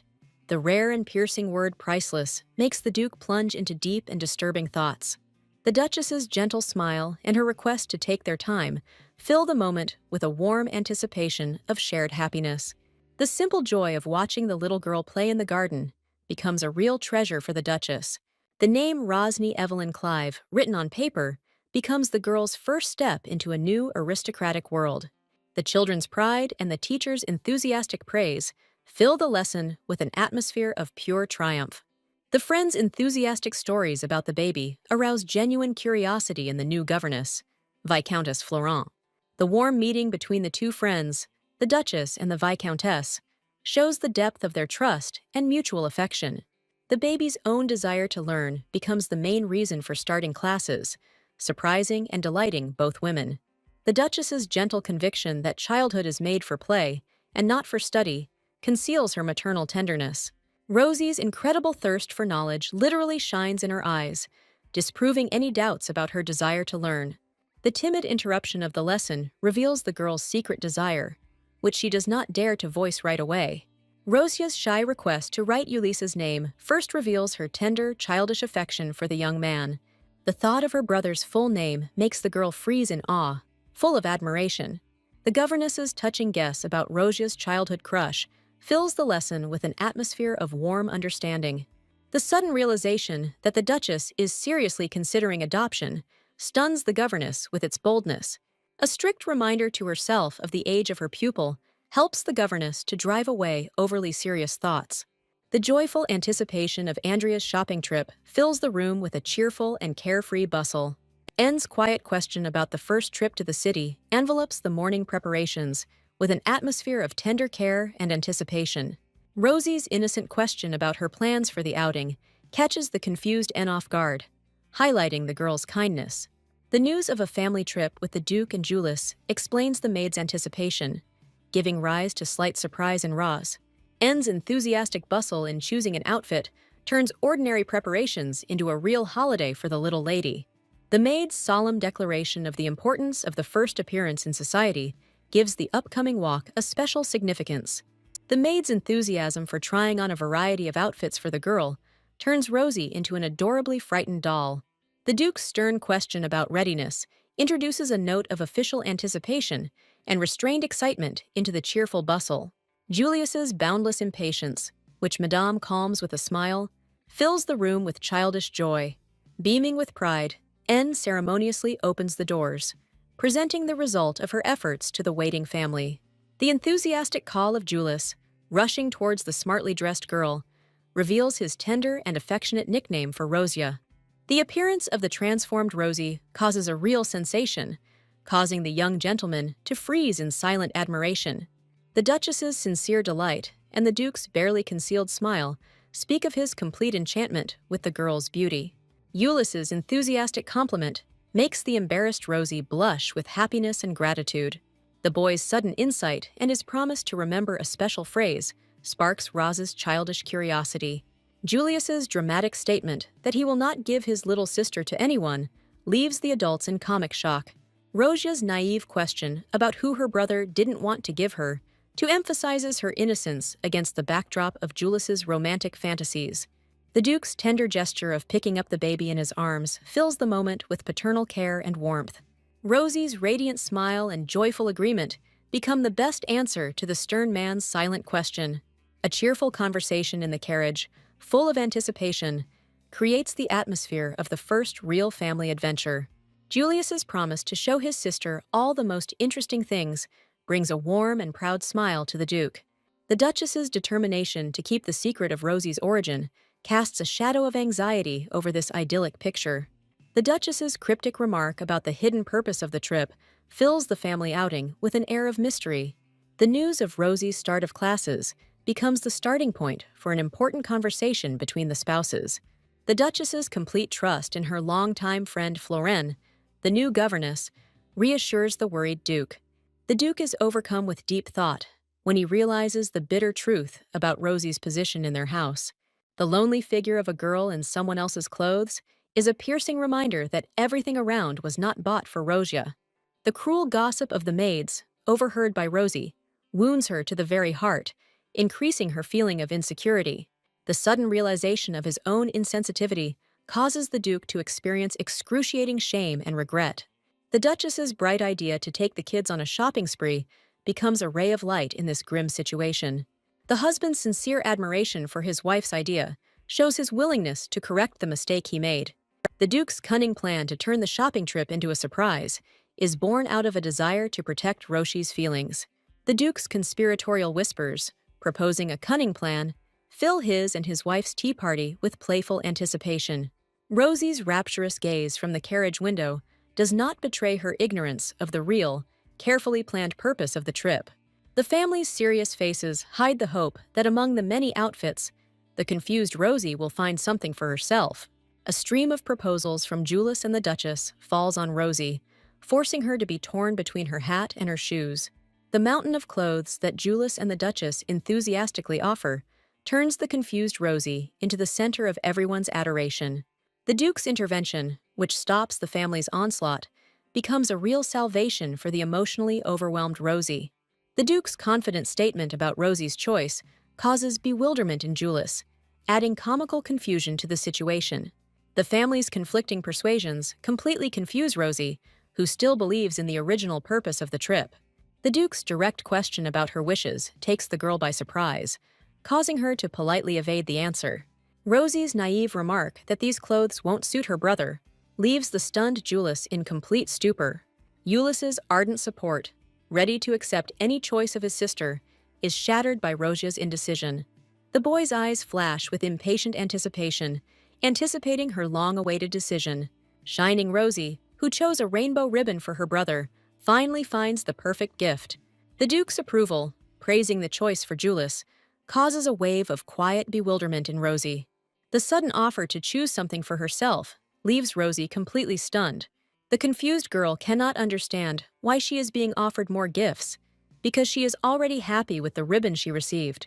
Julius's insistence on having matching outfits reveals his deep affection for his newfound sister. Her brother's words that everyone will recognize her as his sister touches Rosie deeply, giving her a sense of belonging. Rosie's inability to choose anything for herself in response to the Duke's proposal reveals her deep insecurity. The Duke's decisive gesture, resigned to her indecision, hints that he is now taking matters into his own hands. The Duke's imperious gesture, outlining a whole row of clothes, demonstrates his determination to fulfill any whim of the girl. The man's promise to pay for everything plunges Rosie into a state of absolute shock, bordering on horror. The Duke's disarming smile and his admission of ignorance of Rosie's tastes conceal deep concern. Childhood worries about excessive spending are shattered by the Duke's imperturbable calm and generosity. The man's request for help with the choice puts the confused Rosie at a loss, making her heart flutter.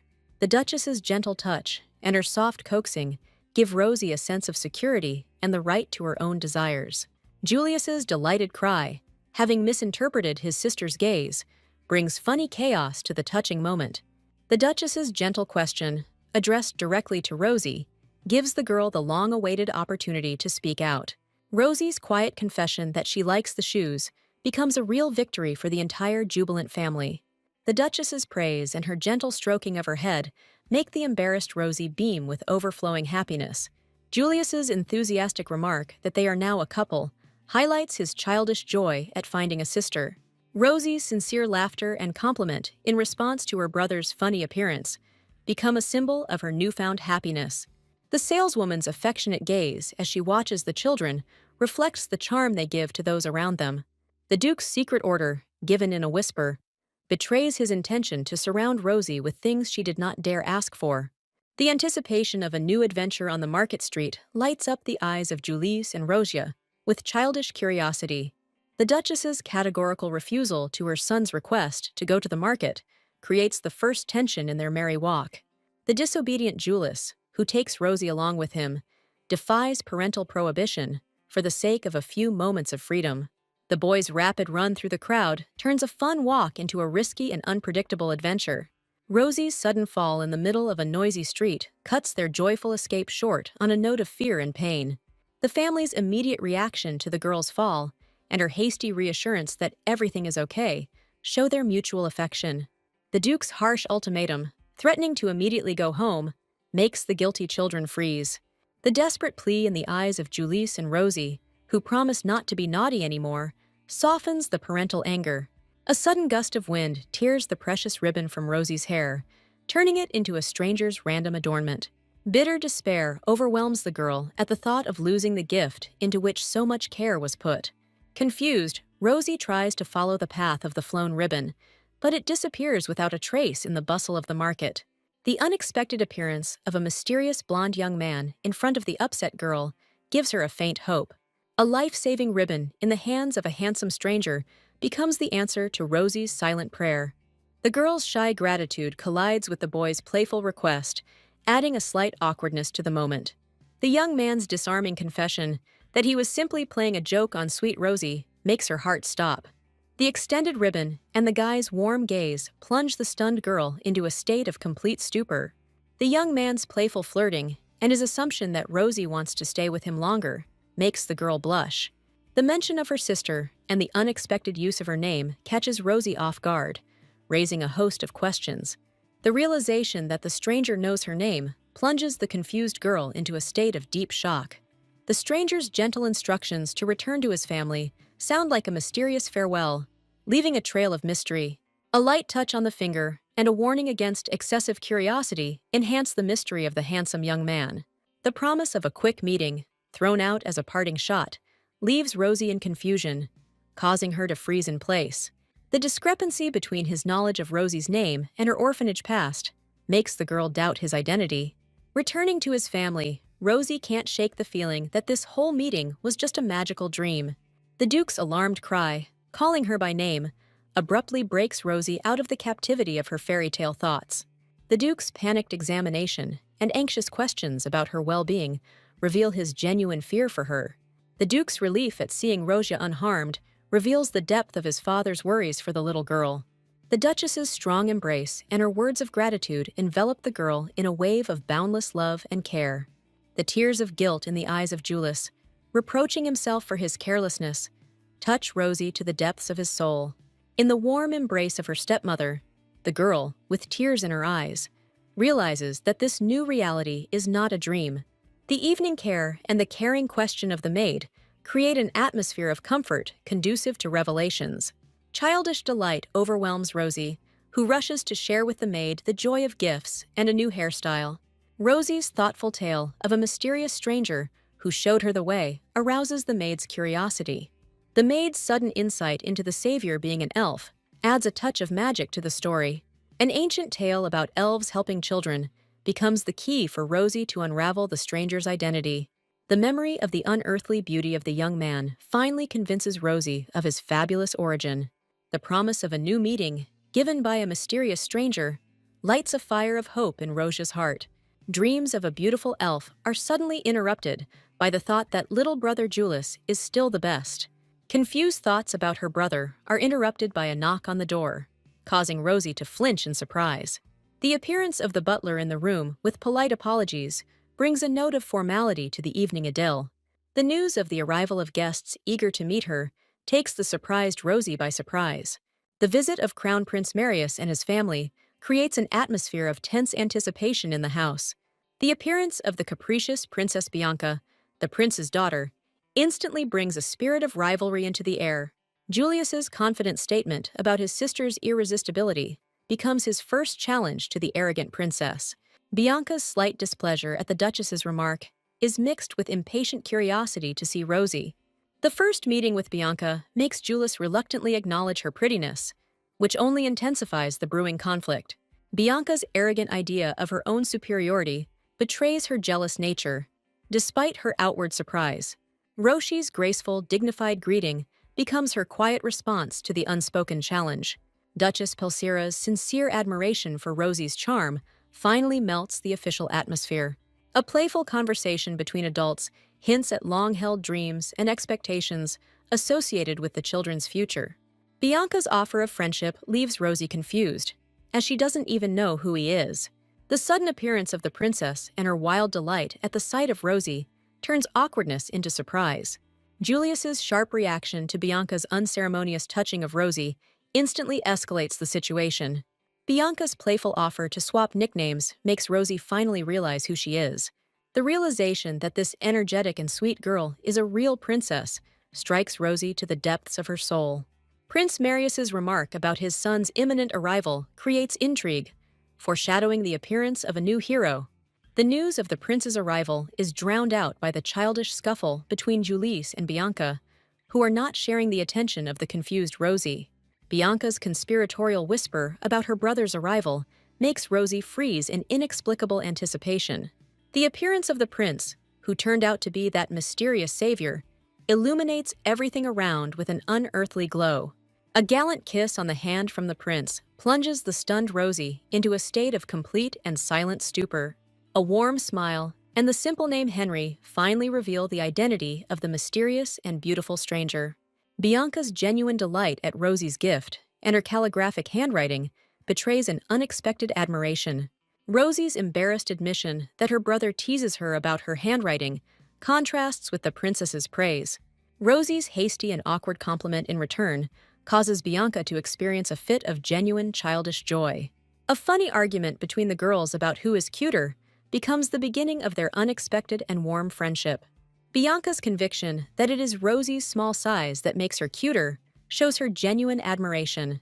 The Duchess's slight sadness about her past childhood is replaced by tenderness at the sight of the little girl's funny argument.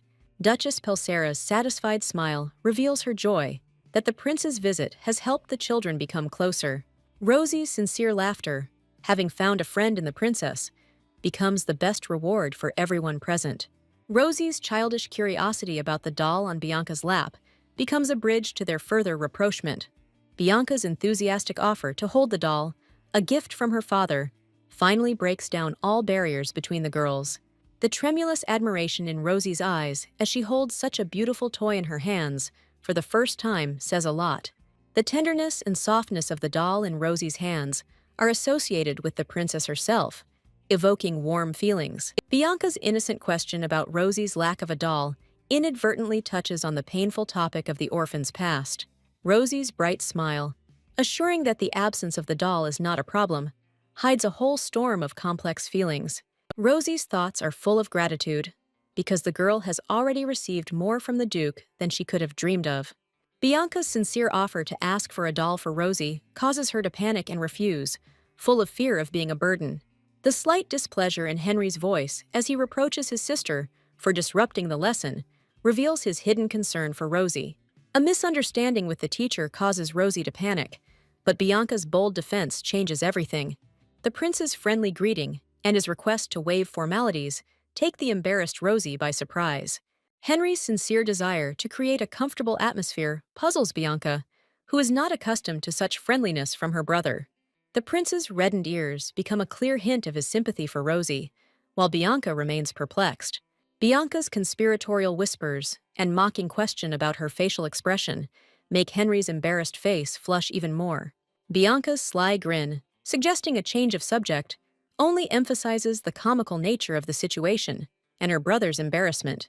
Rosie's beaming smile, noticing the prince's obvious sympathy, speaks of her decision to keep his little secret.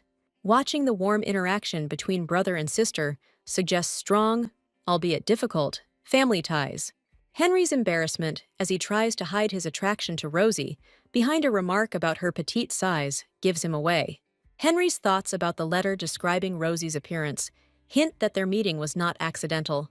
A sudden memory of a panicked run and a request to stop the carriage reveals the secret of the first meeting with the prince. The prince's unexpected question about music lessons becomes his new attempt to find a common language with Rosie. Rossie's modest confirmation that she studied musical notation opens the door to the world of her hobbies. Henry's confident statement about the importance of listening to music becomes a clever excuse to show off his talent. Henry's polite request to help Rosie with her music conceals his impatient desire to impress her. The teacher's gratitude and the delight in Rosia's eyes become the best permission for the prince to perform a small concert. The girls' excited anticipation and Bianca's pride in her brother create an atmosphere of anticipation of a miracle before the performance. The very first chords, played with closed eyes, immerse everyone in the magical world of music created by Henry. The unearthly melody born from Henry's fingers makes Rosie experience pure, unclouded admiration for the first time in her life. The sounds of the piano filling the luxurious hall make the heart of the young heroine beat in unison with the music. The magical music awakens in Rosie a memory of another moment when his heart was also beating strongly. A sudden flashback of hugging coulisses makes Rosie realize that her heart was pounding with fear, not with delight. Thunderous applause and universal admiration become a reward for the prince, who modestly accepts the praise. Roshi's sincere delight and her question about the secret of mastery receive a modest answer from Henry about hard work. The prince's unexpected and generous offer to send his teacher takes Rosie and Bianca by surprise. The mention that this teacher teaches the entire imperial family gives Henry's proposal special value. The joyful appearance of Julius, calling Rosie from the doorway, abruptly interrupts the refined atmosphere of the music salon. Annoyed by the intrusion, Henry suddenly grabs Rosie by the cheeks, leaving the girl completely shocked by his audacity. Julius's jealous outburst in defense of Rosie causes an embarrassed Henry to awkwardly apologize for his impulsiveness. Henry's playful request to Rosie only fuels Julius's anger, who comically demands that she ask him for permission. The boys' possessive argument sends Bianca into fits of laughter, while Rosie stands frozen in complete bewilderment. The children's struggle for attention develops into a chaotic embrace in which Rosie almost suffocates with love. Rosie's happy smile as she walks down the hallway suggests that her lonely days have finally given way to a cheerful bustle. The thrilling thought of his sister's reaction to the news of the prince and the music teacher fills Rosie with childish glee. Rosie's joyful impulse to share the news is interrupted when she hears her sister's worried voice outside the door. An overheard conversation about the weakening power of the imperial family suddenly opens Rosie's eyes to a hidden danger. The mention of the Countess of Castile and the huge difference in status plunges Rosie into the abyss of incomprehensible palace intrigues. The sudden question from the sister, who caught him off guard, interrupts his anxious thoughts, creating a tense moment. Rosie's innocent question about the Countess of Castile, overheard at the door, leaves her sister frozen in confusion. The inner eye paints a sinister image of Madame Muller, shrouded in thorns and intrigue, like a dark queen. The memory of the Countess's power over the Emperor reveals her as a gray cardinal, ruling the palace from the shadows. The lonely figure of a child in the past hints at the woman's desperate ambition to place her own son on the throne. The confusion on the sister's face betrays her internal struggle to explain such complex and dangerous things to a child. The feignedly cheerful answer, that the Countess is the Count's wife, becomes a desperate attempt to steer the conversation away from a dangerous topic. The easy explanation about working in the palace, due to great intelligence, hides from Rosia the terrible truth about court intrigues. Enthusiastic praise for the titles learned becomes salvation for the sister, and for Rosia, a reason for childish pride. A sudden question about the reason for the visit brings Rosie back to the good news, and she blurts out about the prince and the music teacher. The mention of the princess and her piano lessons arouses the sister's keen interest, prompting her to ask the name of this person. Rosie's hesitation with the princess's name gives her sister cause to ponder the many possible options. The sister's clever maneuver of sending the sleepy Rosie to bed cleverly diverts the conversation from unwanted topics. The name of Countess Castile echoing in her head gives Rosie an uneasy feeling, as if she has encountered something sinister. A sudden pain in the chest from an unfamiliar name frightens the girl, hinting at tragic memories from a past life. The scene suddenly changes to a sun-drenched training ground where an intense duel between two boys is unfolding. The crossed wooden swords and the furious looks of Henry and Julius reveal their irreconcilable rivalry. Henry's powerful lunge, knocking the sword out of his opponent's hands, demonstrates his superiority and hidden strength. The desperate cry of the defeated Julius, calling for Bianca, is filled with childish resentment and the bitterness of defeat. Henry's calm question about victory only adds fuel to the fire, causing a storm of indignation in Julius. Henry's unperturbed remark about equal conditions leaves the hot-tempered Julius at a loss under his friend's mocking gaze. A gesture of goodwill is gently extended from the young hero to the prince. The quiet observer begins to doubt his first impression of the stoic newcomer. Joint training and unexpected kindness begin to melt the young man's guarded heart. A new warmth is born when the guy discovers that his friend is surprisingly nice. The calm atmosphere is suddenly broken by the cheerful appearance of two young ladies. The prince's face lights up with pure delight at the sight of a girl named Roro. The sudden blush on the young man's face causes confusion in his friend. A shocking realization dawns on everyone that the quiet hero may have feelings for Roro. The confident prince steps forward, convinced that the heroine has come only for him. An unexpected family connection is revealed, completely changing the situation for a royal. The boy was confused by the sudden alarm reflected on Roro's face. The girl notices a hidden tension that does not escape a careful glance. Wanting to dispel the heroine's anxiety, the young man decides to demonstrate his secret training. In the center of everyone's attention, a young man prepares to show the results of his hard work. A powerful sword strike cuts through the air, revealing the boy's unexpected talent and strength. The sister's sincere delight fills the hero's heart with pride and embarrassment.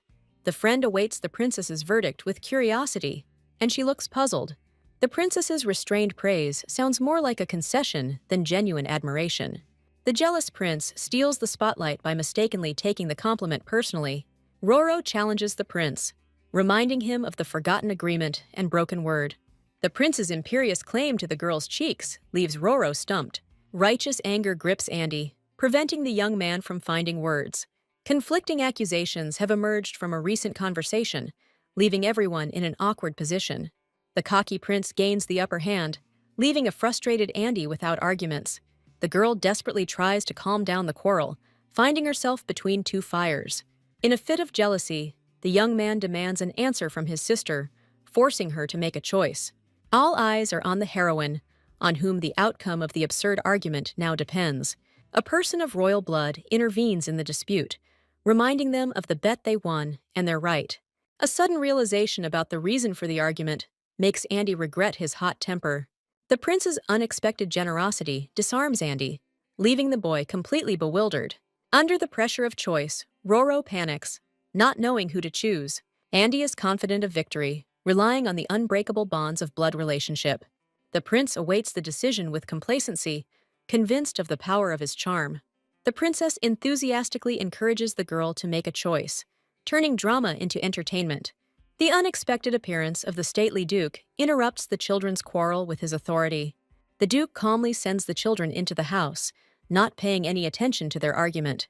The heroine plucks up her courage and approaches the man with a determined look. In a desperate move, Roro offers the duke to become the master of the cheeks, shocking everyone. The world collapses for the prince and Andy when the choice falls on a completely different person. The duke tenderly accepts the unexpected proposal, lifting the happy girl into his arms. A crushing defeat leaves the prince and Andy in the shadows as the duke carries away a happy Roro. Princess Bibi's cruel directness finally finishes off the prince, leaving the young man with no hope. An unexpected moment of camaraderie arises between the young people, cementing their shared loss. The touching farewell between two friends is filled with sadness and sincere promises of support. Princess Bianca's childlike spontaneity collides with the incomprehensible sadness of adults when they part. Princess Bianca's cheerful call takes her shy friend by surprise. A sudden insight into future meetings lights a spark of hope in the girls' hearts. The embarrassed girl timidly expresses hope for a new meeting, fearing rejection. Pure joy overwhelms the heroine from the pleasant time spent with her new friend. Mutual sympathy cements a new friendship, promising many happy moments ahead. The promise of friendship touches the girl to the depths of her soul, causing tears of joy. The prince playfully teases the puffed-up Henry, never missing an opportunity to remind him of his loss. The arrogant remark of a person of royal blood causes a flash of anger in the guy. The prince's tender farewell to Roro is filled with the promise of a quick meeting. The girl clutches a modest gift in her hand, already dreaming of the next, more valuable one. The departing carriage leaves behind a trail of sadness and anticipation of a new meeting. An older friend tries to dispel the girl's melancholy, instilling confidence in an upcoming date. A warm hug allows the tears that have been held back to finally flow, easing the pain of separation. Roro's unexpected confession of sympathy for the prince takes his companion by surprise. A caring brother tries to distract his sister, and the woman is amazed by the baby's openness. The sudden openness of Roro, who had always hidden her feelings, stuns Madame and the Duke. The woman tenderly hugs the baby, promising support in moments of longing for her friend. The Duke and the young man happily support the idea of visiting the princess together. The warmth of the new family fills the girl's heart, giving birth to the desire to be with them forever. The little girl attracts everyone's attention, preparing to say something important and intimate. A graceful curtsy expresses the deep gratitude that a girl feels towards her loved ones. The heroine's radiant smile illuminates everything around, giving a feeling of boundless happiness. A joking suggestion about Roro's superpower of being cute elicits an embarrassed reaction from Madame. The joyful anticipation of tea fills the air, and the boy is already dreaming of pasta. An urgent message for the Duke interrupts the idyll, bringing a note of anxiety into the family peace.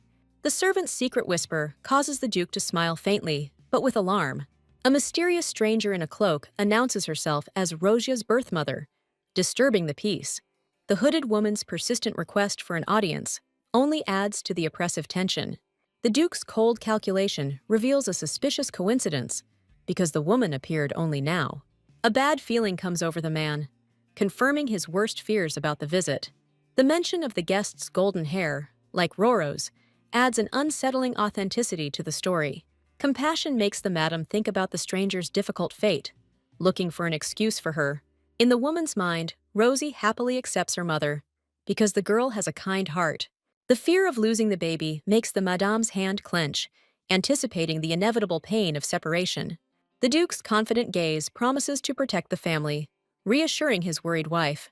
The Duke decides to first meet the mysterious woman in person to understand her motives. The alarmed servant reports that the uninvited guest is already waiting in the living room. Cold determination is reflected on the face of a man walking towards an unknown threat. The cancellation of the long-awaited tea party enrages the young man, resulting in a loud protest of boredom. The disappointed boys start a fight over the cancellation, and Roro watches his brothers in confusion. The girl's words about an important guest make Andy think about the real reason for the commotion. A sudden seriousness replaces childish resentment when the brother decides to ask a question that has been bothering him for a long time. The simple question of why Roro calls Mother Madame takes the little girl by surprise with its directness. The boy points out the strange distance in communication, causing the girl to nervously tug at her dress. The unexpected appearance of Madame interrupts the tense conversation at the most inopportune moment. Madame's warm smile hides her excitement about the upcoming serious conversation. The woman tries to soften the blow by promising that the difficult conversation will be short. Madame sends the disgruntled boy away to be alone with Roro for an important matter. The tension mounts as Roro anxiously awaits what Madame will tell her. A cautious question about her birth mother reveals a void in little Roro's memories. The news of her mother's arrival hits the girl, leaving her in complete shock. The woman tries to soften the shock by adding a note of doubt to the guest's identity. Trying to awaken old memories of her past name only increases the baby's confusion. Only a painful fragment of memory of being abandoned in the shelter breaks through the veil of oblivion. The heroine faces a difficult choice when the madame asks about her desire to meet a stranger. The Duke greets his guest with icy authority, ready to find out the truth. A woman named Louise Bennet introduces herself modestly, but her posture betrays a hidden agenda. The Duke's direct question about Rosie catches Louise off guard, revealing a crack in her composure. Louise weaves a sentimental story about the child's true name, appealing to the man's emotions. The Duke's sharp question about leaving the child in the orphanage puts Louise's story to a serious test. Clenching her fist, Louise conjures up the image of a desperate mother forced to take a heartbreaking step. Louise skillfully shifts the blame, presenting herself as the victim of unexpected cruelty during the search for the child. With her hands folded in mock relief, the woman feigns gratitude for the Duke's intervention. Joyful gratitude for guardianship seems almost ideal, hiding true intentions. Despite the show, the facts add up, creating a high probability that this woman is a mother. The Duke's suspicions grow stronger because the woman showed up only after taking custody of the baby. The man is adamant in his decision not to give Rosie away, even if her motherhood is confirmed. The only doubt that gnaws at the hero is what if the girl herself chooses her biological mother? The cold permission to let his wife and Roro in marks the beginning of an inevitable and difficult meeting. A timid Roro enters the room, seeking protection behind Madame's back from the Duke's piercing gaze.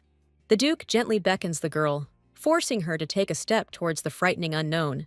Louise rushes to the child, but the frightened little one instinctively hides behind the Duchess. The stranger's forceful embrace paralyzes Rosie, leaving him completely bewildered. In the girl's stunned consciousness, only a confused question addressed to this woman emerges.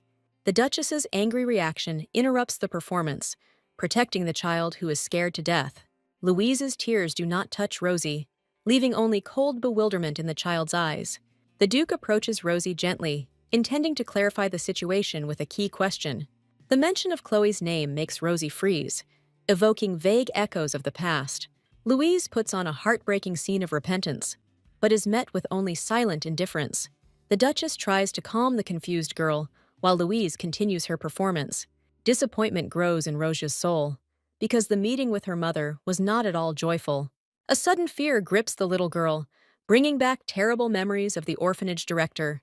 Lost in her thoughts, the girl seeks solace in the silence, looking out the window. The Duke interrupts the difficult scene by giving orders to remove the uninvited guests. As she leaves, Louise casts one last glance at Rosie, full of false regret and hidden triumph. The Duke carefully offers Rosie to rest, trying to protect the girl from difficult experiences. The man tenderly comforts the little girl as she watches the stranger leave. A terrible thought pierces Rosie's mind. Will her real mother really take the girl away from this house? An agitated Andy bursts into the room, demanding an answer from his sister about the frightening rumors. The boy clings desperately to Rosie, and the maid tries in vain to calm the young master. Andy anxiously recounts the conversation he overheard between the maids about the sudden appearance of Roro's mother. Her brother's direct question about the possibility of leaving leaves the confused girl at a loss. Sir Cosvin's appearance, with a reminder about training, only adds to the general commotion.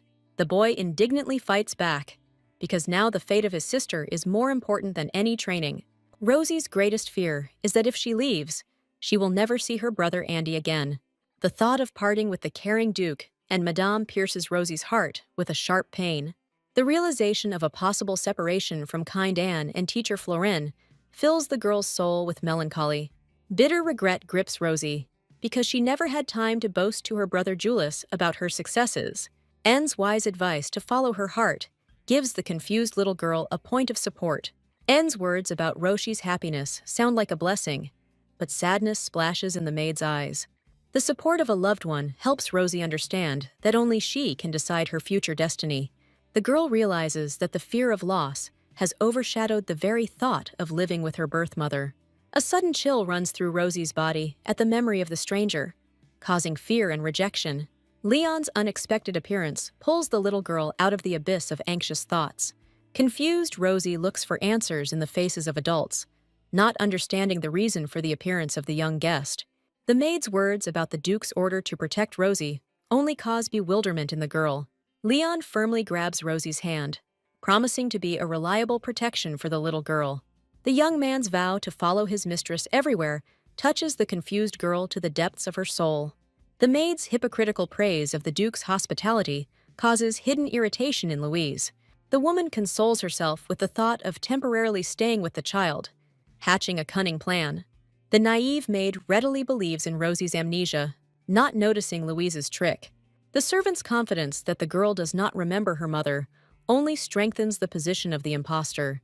Louise tries on the image of a loving mother, ready to take her child at any cost. The memory takes the woman to the shelter, where the cold, calculating search for the girl began. Among the carefree children playing, the swindler looks out for her future victim. Under the guise of innocent curiosity, Louise gains permission to talk to the children, beginning her insidious interrogation. Sweet candies and a cloying smile become a woman's main weapon in an attempt to gain the trust of children. The headmistress steers the conversation in the right direction, extracting information from the pupils about the child from the Duke's family. The children's enthusiastic stories give the headmistress the false impression of Ronnie's cheerful and sociable nature. The boy's sharp retort shatters the illusion, revealing the truth about the sullen and lonely child. The mention of Ronnie's constant indigestion makes Louise smirk as the puzzle begins to come together. Childish naivety gives the swindler the perfect explanation for Rosia's strange behavior. An ominous guess dawns on Louise. Now the woman is sure that all this was just a cover to hide her true gender. The impostor cannot comprehend how such a problematic child could end up in a noble family. A triumphant smile lights up the woman's face, for Rosie's luck will now become the key to her own success. Louise grins maliciously, because Rosie's luck has become her own trump card. The Duchess can hardly hide her distrust of the uninvited guest, doubting the woman's words. Louise feigns naive delight in the face of the sumptuous food, continuing her performance. The impostor's exaggerated gratitude only causes shock and rejection in Rosia. Louise's awkward greed gives her away, destroying her image as a well-bred lady. The story of poverty does not resonate with children, who sense the falseness. Andy tries to distract his sister from the unpleasant sight by showing childish concern. The Duke's sincere concern for Rosie stands in stark contrast to the swindler's false love. A simple gesture from a man strengthens the invisible bond with a girl, giving her a sense of security. The mention of Rosie's favorite dessert becomes further evidence for Louise of the girl's strong connection with her new family. The impostor's sweet talk about making up for lost time sounds false and alarming. An assistant's anxious whisper interrupts the tense dinner, demanding the Duke's immediate attention. The assistant's urgent report is drowned out by Louise's greedy chomping, causing Rosie undisguised disgust. Under the pretext of urgent business, the Duchess takes her husband away, leaving the children alone with the frightening guest. The Duchess's imperious order to return to the room takes the playful swindler by surprise. Andy's heart sinks at the thought that Roro might actually leave before they had time to play enough. Desperate to keep his sister, Andy takes an impulsive action, catching Rosie off guard. Clutching his sister's hand tightly, the boy desperately tries to drag her into the world of games, away from adult problems. The assistant's report confirms the terrible guess that the woman's identity was not a fiction. The disappointing facts fall on the Duke's desk. Louisa Bennet's name and status do indeed coincide. Doubt creeps into the Duke's soul, because the visit to the orphanage was for the sake of adoption, not a search. The strange behavior of the orphanage director suggests that Louise was looking for a new child, not her own. An ominous guess pierces the Duke. The adoption was only a screen for collecting information about Rosie. Louise's false words of gratitude, full of feigned humility and deceit, come to mind. The memory of a real mother in prison, desperately asking to take care of her child, burns the heart. The Duke is tormented by a feeling of guilt, because it was he who told Rosie about her mother, causing pain to the girl. The Duchess bitterly realizes that a momentary weakness and thoughts of Rosie's departure led to disaster. The good intentions of adults turn into a new mental wound for a defenseless little girl. A chilling horror grips the Duchess and her assistant at the thought that the children are left alone with the swindler. An explosion of rage and fear forces the Duke to give the order to immediately seize both women. Andy drags his sister along with him, eager to protect the children from the impending threat. The guard's humiliating refusal to let the headmistress into the table ignites a fierce anger in the woman. The Duke's gaze is full of cold determination, because now the main task is to convince the girl to stay. The ousted headmistress is seething with rage, unable to forgive the humiliation of some orphan. The sisters' desperate cry reminds them of the high price of failure, as their future was at stake. The woman convinces herself of her own innocence, plotting cruel revenge on her offenders. All the headmistress's hatred is now directed at the impudent girl and the stupid Duke. The memory takes him back to the past, where a desperate plea for help for his sister gave rise to a devious plan. A carefully selected double in appearance and background cost a lot of money, but guaranteed the success of the scam. The promise of a share in future success becomes a hook for a frightened girl drawn into a dangerous game. The headmistress's smug grin betrays her confidence in success, because they will definitely pay for the beloved girl.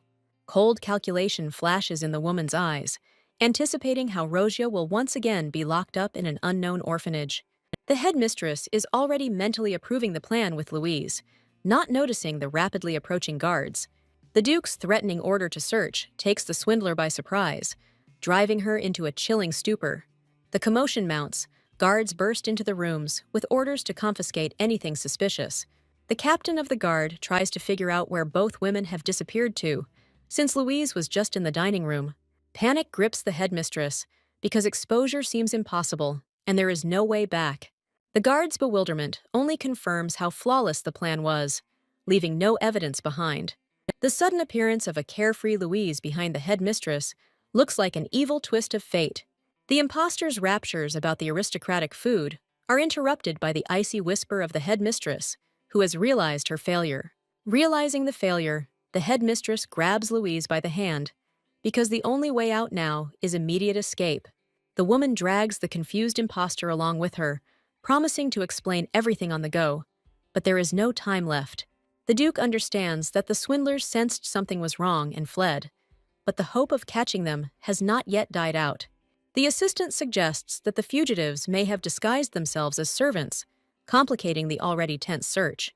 The insightful young man guesses that the swindlers had an accomplice, since a commoner could not know so many details.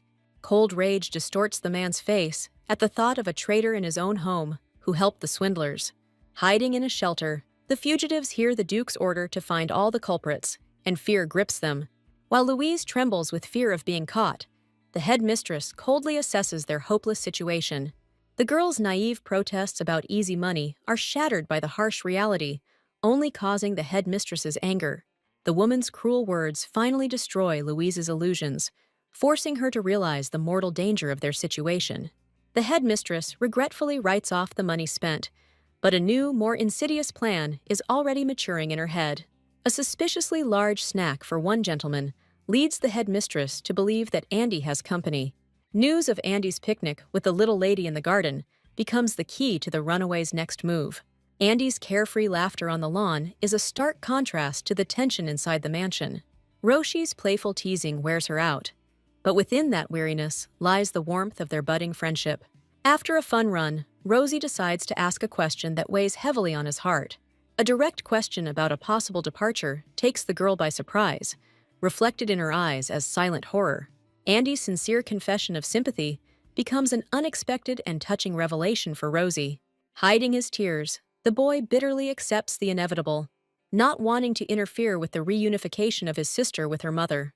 A bright smile through pain and a promise to wait forever give hope for a future meeting. Children's hugs are full of the bitterness of farewell, because the promise to never forget is given with tears in the eyes. The sudden appearance of the impostor with the headmistress disrupts the touching moment, introducing a note of falsehood and anxiety.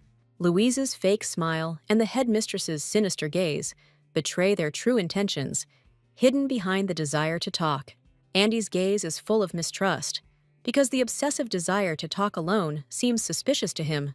The impostor's outstretched arms seem not like an invitation, but a trap, luring the frightened Rosie into the darkness. An internal struggle tears the boy apart, because the decision he had just made to let the girl go now seems unbearable.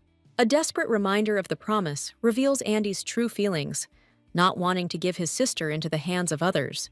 The offer to stay, if the girl likes it here, becomes the boy's last attempt to protect her. Louise's insidious admission of her lack of maternal rights is merely a clever manipulation of children's feelings. Asking for another chance puts Rosie in an impossible position, playing on her compassion and kindness. The impostor's manipulative request to trust his mother one last time becomes the last straw, breaking the child's will. The vow to do everything possible rings false, hiding behind it a cold and cruel calculation. Rosie's eyes flash with desperate hope as she asks with trepidation if this is really her real mother. Louise's victorious smile and the headmistress's smug look finally confirm the lie, leaving the girl no chance. The joyful cry of a mother and the child's hugs become a symbol of the complete deception that a lonely soul believed in. The sudden pain of the touch makes Roshi recoil, planting the first seed of terrible doubt in her heart. A prickly touch, instead of the long-awaited maternal warmth, leaves an icy trace of disappointment on the girl's soul. Louise's feigned concern only makes the anxiety worse, as the falseness in her voice becomes all too obvious. The headmistress's sinister order to simply grab the girl tears off all masks, revealing the true and cruel purpose.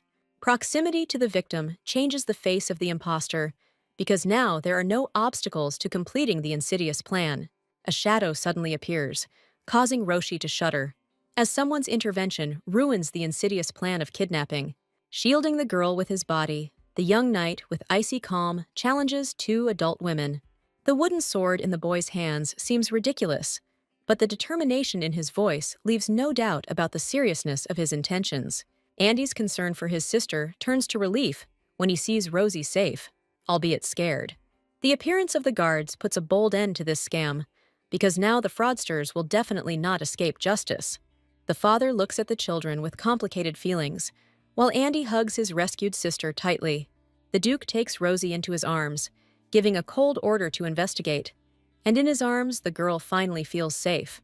The Duke's praise embarrasses Andy, but the second boy takes it with pride, as is due. The boy's quiet admission of his inability to protect his sister reveals a precocious sense of responsibility. A funny announcement of the rivalry between the boys for the right to protect Rosie diffuses the tense atmosphere. Clenching his fists tightly, the young man makes a silent vow to protect Rosie at all costs. The Duke gently reassures his daughter, convincing her that all the horror she had experienced was just a bad dream. Father promises that everything will be fine, but the fear of the nightmare she experienced still glimmers in Rosie's eyes. The captured swindlers are on their knees, and Louise's pathetic babble about stupidity is drowned out by the headmistress's icy silence. The alliance of swindlers falls apart in a stream of mutual accusations, revealing the true greed and malice of each. The Duke carries his daughter away, leaving behind the dark figures of the past, who no longer have a place in the child's life. The stress she experienced leaves its mark, and now little Rosie is burning with fever from terrible memories. The doctor reports that the fever will not go down immediately, and the whole family freezes in anxious anticipation at the baby's bedside. A mother's heart is squeezed with pain at the sight of a sleeping girl who has experienced a shock that is not childish. Waking up from a feverish sleep brings new fear, because in the face of the caring woman, Rosia someone else seems to be. In her feverish delirium, Rosie imagines how her real mother would worry about her, feeling acute loneliness. The care of the Duke and Lady seems to the girl only a pale shadow of the motherly love she never knew. The thought of Brother Andrea's experiences brings little consolation, warming the child's heart in the cold sweat of illness. Someone's caring touch to his hot forehead tears Rosie from the captivity of nightmares, returning him to reality. The abrupt order to eat and sleep frightens the weakened girl, who does not recognize any familiar features in the night guest. Yuse's sudden appearance at the patient's bedside comes as a complete surprise to Rosie, causing confusion. The girl's amazement at her brother's presence in her room in the middle of the night is mixed with embarrassment and anxiety. The young man's caring gesture, not allowing her to stand up abruptly, is filled with genuine concern for his sister's health. Yuse patiently explains the need to eat, because it determines how quickly the medicine will work. The mention of the porridge left by N touches Rosie deeply, as it is yet another proof of sincere concern.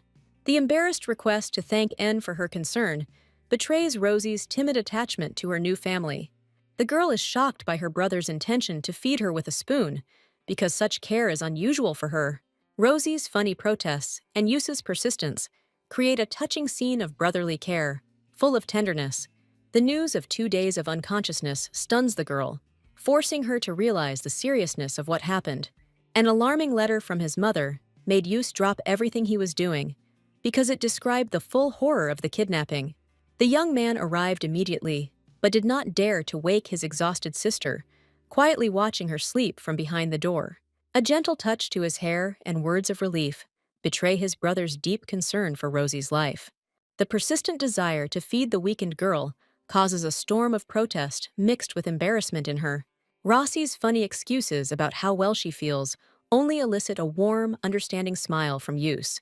Having yielded to his sister, the young man hands over the bowl with relief, rejoicing at her awakened appetite and return to life. Warm porridge warms not only the body, but also the soul, although the bitterness of deception still echoes with pain in Rosia's heart. Looking at her caring brother gives Rosie the realization that she now has a real, loving family in her life. A surprising surge of strength makes Rosie think, because she feels healthier than ever before.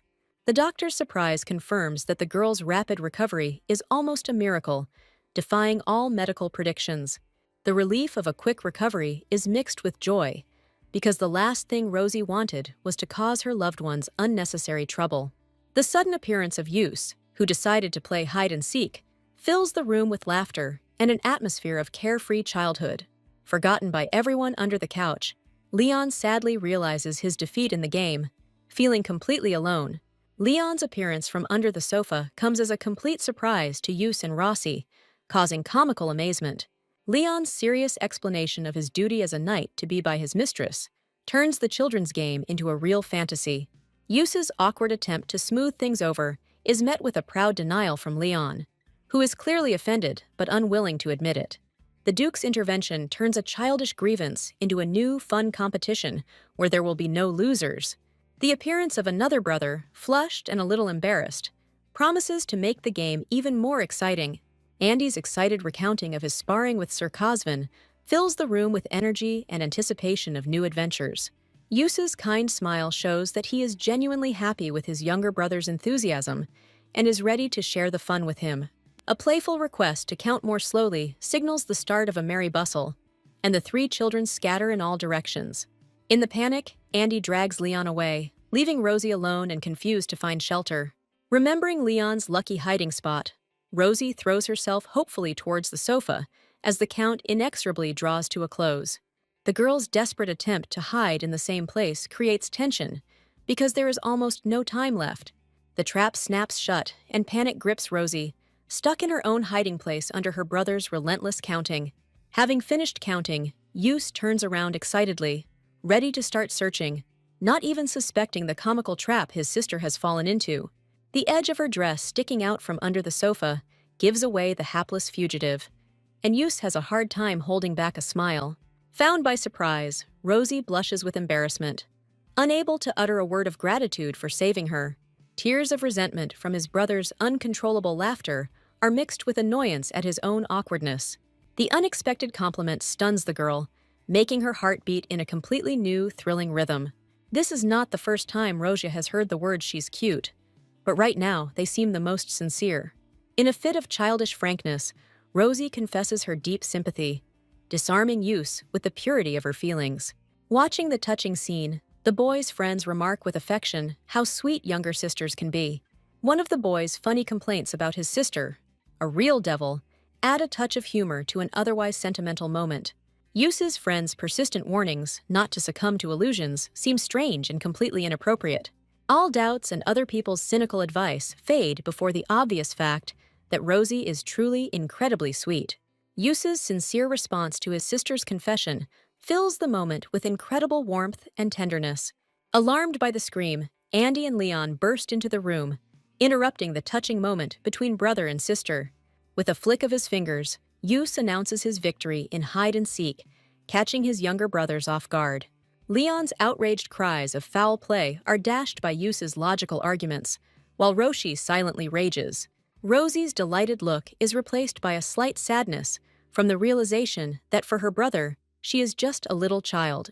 A new, unfamiliar feeling of pain from his condescending attitude takes the girl by surprise. Leon's caring gesture of offering help brings Rosie back from her sad thoughts to reality. Leon's awkward attempt to show concern is met with Rosie's embarrassed denial, creating a sweet pause. Andy looks at his older brother with indignation, finally realizing the reason for their solitude and tender scene. To diffuse the brewing conflict, Rosie offers his candidacy for the role of driver, distracting the brothers from the dispute. For Leon, just seeing Rosie smile is already the highest happiness, for which he is ready to do anything. Andy's innocent question about Yus's return to the academy disrupts the idyll, foreshadowing an imminent separation. The news that the separation will be long makes Rosie and Andy's hearts clench with disappointment. The realization that his brother will not return until next year hits Roshi like a bolt from the blue. Yus's desire to spend the remaining time together fills the moment with bittersweet tenderness and makes every minute count. Every kind word from his brother makes Rosia's heart flutter, and the world around him float in a happy fog. The calm scene of tea drinking with parents creates a contrast with the internal storm of feelings raging in the girl's soul. The mother's caring questions envelop Rosie with warmth, but also force her to hide the true reason for her sadness. A favorite dessert, prepared especially for the girl, becomes a silent reproach to her suddenly lost appetite. In order not to upset her mother, Rosie eats dessert with a smile, masterfully hiding the tears welling up in her throat. Feeling guilty about the past makes the Duchess ask for forgiveness, unable to contain her mother's pain. The Duke's firm promise to protect Rosie from all offenders instills in the girl a timid hope for safety. The regret in his father's voice that he could not do more reveals the depth of his paternal love. Embarrassed by such care, Rosie tries to object, considering herself unworthy of such a warm attitude. The girl's sincere assurance that she is okay touches her parents deeply. The hope in his father's voice that Roshi would never have to face something like this again sounds like a vow. Taken aback by such frankness, the heroine babbles a promise to be more careful in the future. The long-awaited words about the desire to become a real family fall upon Rosie like an avalanche of happiness. The offer to become their daughter, full of tenderness and hope, gives the girl a chance to find a real home. A stunned Rosie stands frozen, unable to believe what is happening, while her parents wait for an answer. The parents' sincere desire to protect the girl from the whole world makes Rosie silently consider their offer. The fear of never meeting such kind people again fights in the heroine's soul with the hope of finding a family. Thoughts of a happy future with these people fill Rosie's heart with warmth, making the upcoming choice even more painful. The sudden refusal to become their daughter hangs in the air, shocking the Duke and Duchess. With pain in her voice, the girl admits that she still hasn't given up hope of waiting for her real mother. A vague image of a mother in a snowy landscape emerges in the memory, haunting and making one cling to the past. The misunderstanding and pain of why she was left in the shelter torments Rosie's soul, preventing her from moving forward. The desperate desire to meet the mother and get answers to her questions becomes the main reason for refusal. Despite her decision, Rosie pours out all her gratitude, admitting that they gave her true happiness. Remembering the happy moments with her new family makes her choice even more bitter and difficult. Yusa's strict order to treat Roshi with respect sounds like an unbreakable rule for everyone. Overwhelmed with emotion, Rosie tries to convey that they have already become a real family to her. The understanding look of the father and his calm words remove the stone of guilt from the girl's soul for her refusal. Warm hugs and words of comfort from the Duchess give Rosie the feeling that she is understood and accepted by everyone. The mother's tender promise to wait for the girl's heart to open leaves the door to their family always open. In her mother's embrace, Rosie finds long-awaited warmth and understands how pleasant it is to share it with others. A mother's thoughtful question about a new hairstyle fills the morning with an atmosphere of home comfort and love. Rosie's childish delight at her new hairdo clashes with Andy's comical horror and indignation. Andy's funny comparison of her hair with horns only makes Rosie laugh quietly, because she likes everything. His mother's cheerful laughter and her humorous remark make Andy's pouting look even more comical. His mother's playful attempt to tease Andy by fixing Rosie's hair only serves to heighten his comical indignation. Andy's desperate cries about wasted time are shattered by his mother's imperturbable calm and Rosie's confusion. Rosie's innocent question about the beauty of her horns finally disarms her indignant brother with its sincerity. The mother's light laughter, admitting her mistake in Rosie's tastes, puts an end to the amusing morning argument. Andy's sudden suggestion of a tea party takes Rosie by surprise, leaving her surprised and curious. The mother's concern for Rosia to have friends opens up old wounds and fears of the lonely girl. The ghost of the past in the form of Miss Lydia makes Rosie afraid of a repeat of pain and rejection. The mother's warm words, giving Rosia complete freedom to choose her guests, instill a timid hope in the girl. The offer to invite Princess Bibi seems like a pipe dream to Rosie, causing shock and awe. A warm memory of Princess Bibi's affection dispels all doubts, lighting a spark of joy in Rosie's eyes. The determination in Rosie's voice as she agrees to have tea marks her first step towards facing her fears. Andy's childish joy and his impulse to go with his sister make his mother feel touched and delighted. Andy's sudden embarrassment at the inappropriateness of his presence adds comedy and poignancy to the situation. His mother's reminder of the upcoming preparations fills Rosie with trepidation and anticipation of an important event. The girl's beaming smile and promise to try her best speak of her boundless happiness and enthusiasm. The parents' calm conversation about the upcoming tea party is filled with quiet pride and hope for their daughter's happiness. Andy's funny whining about wanting to go with his sister highlights his affection and reluctance to be separated. The father warmly hopes that this event will be a positive and joyful experience for the little girl. The announcement that the young lady is ready creates intrigue and makes the parents freeze in anticipation. The appearance of Rosie, shining like an angel in her attire, becomes the apogee of universal happiness and love. The father and brother freeze in silent admiration, stunned by the angelic beauty of the transformed Rosie. The enthusiastic cries of the brothers surrounding their happy little sister fill the room with an atmosphere of pure love. The encouraging voice of his mother, reminding him that it was time to go, gently brings Rosie out of the world of dreams and into reality.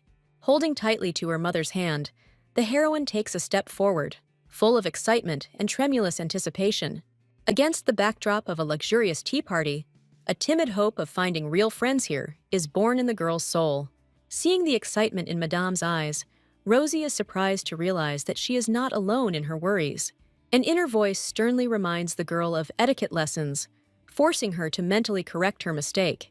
Sincere gratitude for the organized holiday fills Rosia's heart, giving her a sense of her own importance. The appearance of the elegant Leon, waiting for them with a smile, brings a note of pleasant surprise into the atmosphere.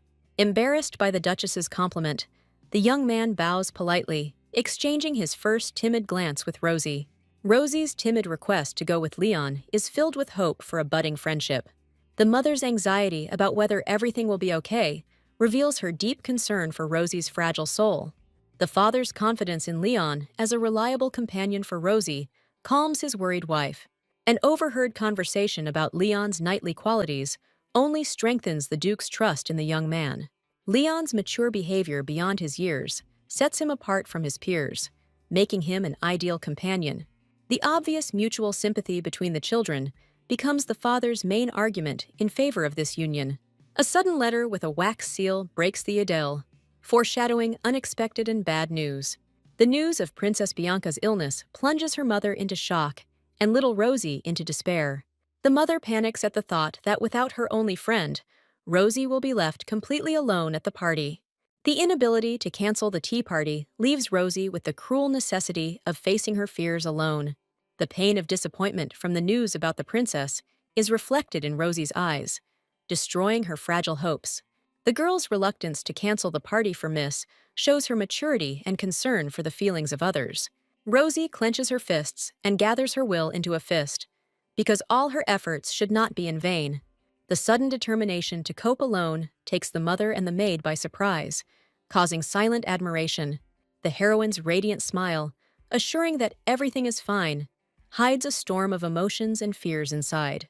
The thought that Leon will be nearby becomes a lifeline and a source of confidence for Rosie.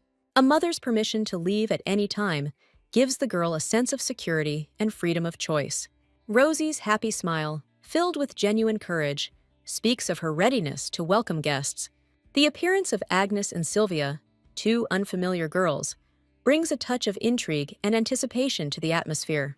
The Duchess greets the young ladies with impeccable courtesy, officially opening the long-awaited tea party. The first meeting with Agnes and Sylvia takes place in an atmosphere of politeness, but behind the smiles there is tension. The departure of the Duchess leaves Rosie alone with new acquaintances, forcing her to step out of her comfort zone. Sylvia's unexpected admission of envy for the Duke's support catches Rosie off guard, hinting at her special status. Sylvia's genuine delight at Rosie's dress lightens the mood, and the girls begin to chat lightly. The warm reaction of his new acquaintance gives Rosia a timid confidence that everything can go well. Agnes's cool remark about the luxury of tea brings a note of restraint and appreciation back into the conversation. The knowledge that the rarest tea from Mount Parain is on the table underlines the high level of reception. Agnes's question about the famous tea puts Rosie in an awkward position, since she has never even heard of it. Sylvia's enthusiastic account of the tea's origins only serves to highlight the hostess's ignorance. Agnes's surprised and slightly contemptuous look makes Rosie feel like an outsider at her own party. Rosie's disarming innocence in admitting her ignorance only emphasizes her purity and simplicity. Sylvia's remark about Rosie's importance to the Duchess elicits only a cold and contemptuous silence from Agnes. Agnes's inner arrogance makes her consider Rosie a simpleton, incapable of appreciating the honor bestowed upon her. Rumors of Rosie's humble origins, which surface in Agnes's memory, only fuel her latent hostility. Agnes's pointed question about Leon is intended to humiliate Rosie and put her in an awkward position. The caustic suggestion that Rosie chose Leon for his beauty becomes a direct attack on her feelings. Rosie's confusion, unable to find the words to respond, reveals her vulnerability in the face of such cruelty. Agnes's triumphant smirk, enjoying Rosie's confusion, speaks volumes about her complete superiority at this moment, Leon's sudden intervention, interrupting the bullying, becomes a saving ray of light for Rosie. The young man's proud declaration that he is the lady's chosen one restores Rosie's dignity and puts the impudent ones in their place. Leon's bold statement causes a fit of indignation in Agnes, because she is not used to such resistance. A frightened Rosie tries to intervene, but her words get stuck in her throat from shock and confusion. Leon's vow to dedicate himself to his mistress stuns Rosie, revealing to her the depth of his devotion. The silent question hangs in the air as to why such an enviable playmate ended up with the simpleton Rosia. Agnes's disdainful glance at her unprepossessing page betrays her envy and disappointment.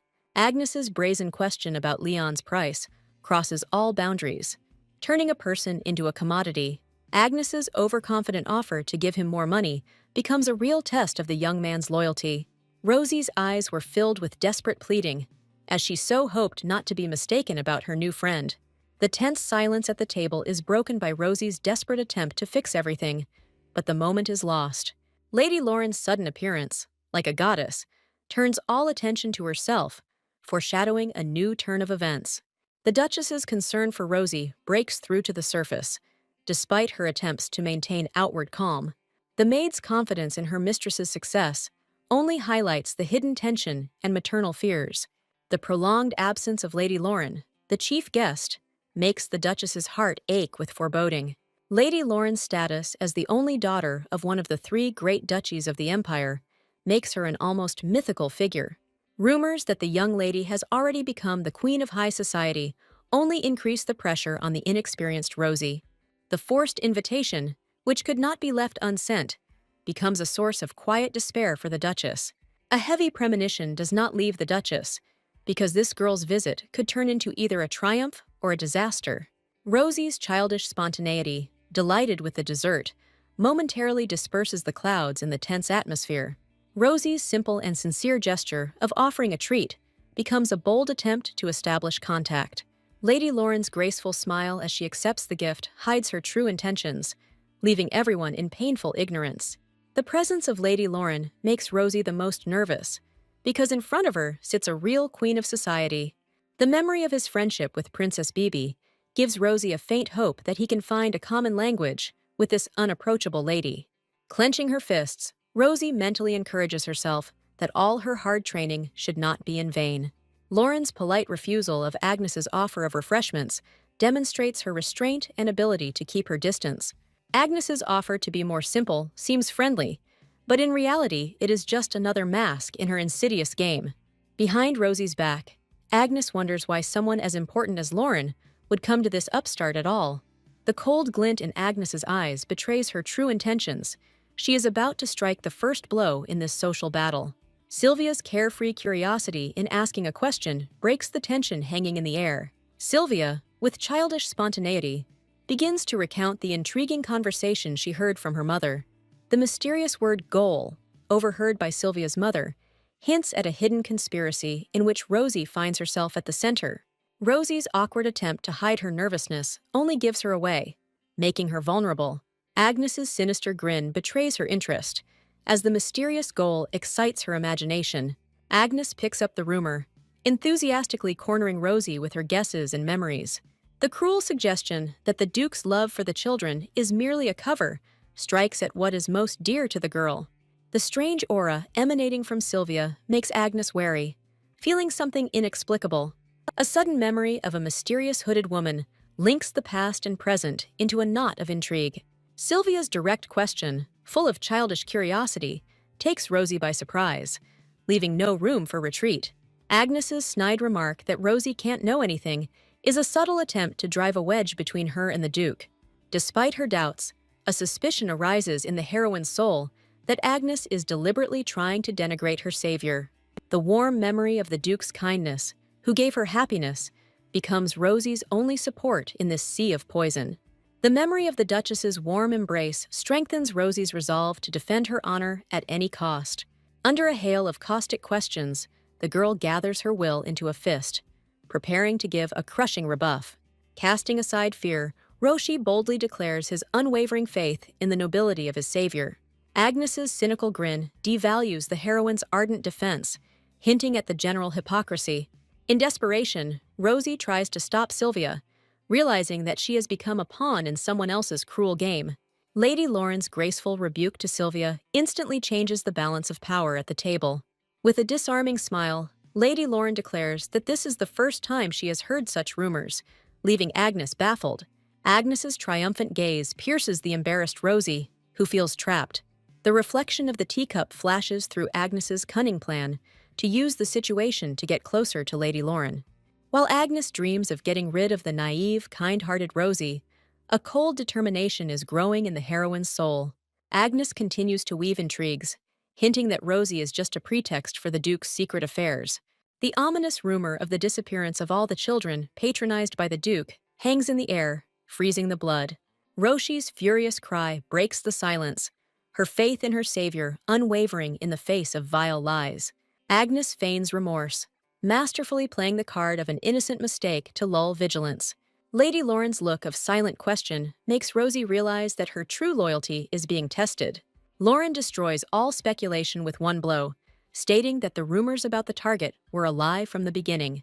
With cold confidence, Lady Lauren confirms that the Duke would never do anything like that. The words that the Marchioness of Rodham would not have spread slander deal a crushing blow to Agnes's plan.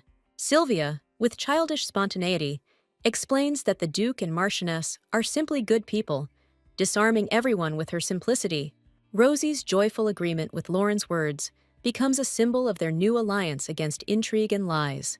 The memory of Sophie's family's public humiliation at the Duke's refusal becomes the backdrop for the unfolding drama. Lady Lauren's calm as she sips her tea only emphasizes her cold calculation and understanding of social games. A sudden question thrown in the faces of Agnes and Sylvia takes the schemers by surprise, depriving them of their advantage. Lauren's sweet smile, offering to apologize to Rosie, turns into a sophisticated weapon, driving them into a corner. The complete confusion on Agnes and Sylvia's faces shows how their cunning plan has collapsed in an instant. Sylvia's sincere apology, embarrassed by her own chatter, brings a note of childish naivety into the tense atmosphere. Rosie's confused kindness in hastily forgiving Sylvia demonstrates her unpreparedness for such cruel games. Agnes's hidden rage at being forced to remain silent betrays her humiliation and unwillingness to apologize to the upstart. The thought of getting closer to Lady Lauren becomes a lifeline for Rosie in this sea of intrigue. Agnes sees Lauren as her target and vows not to give her up to this naive girl. Agnes's forced apology, full of hidden poison, becomes only a temporary concession in her insidious game. Rosie's quiet gratitude for the apology shows her willingness to believe in the best, even when everything around her is steeped in lies.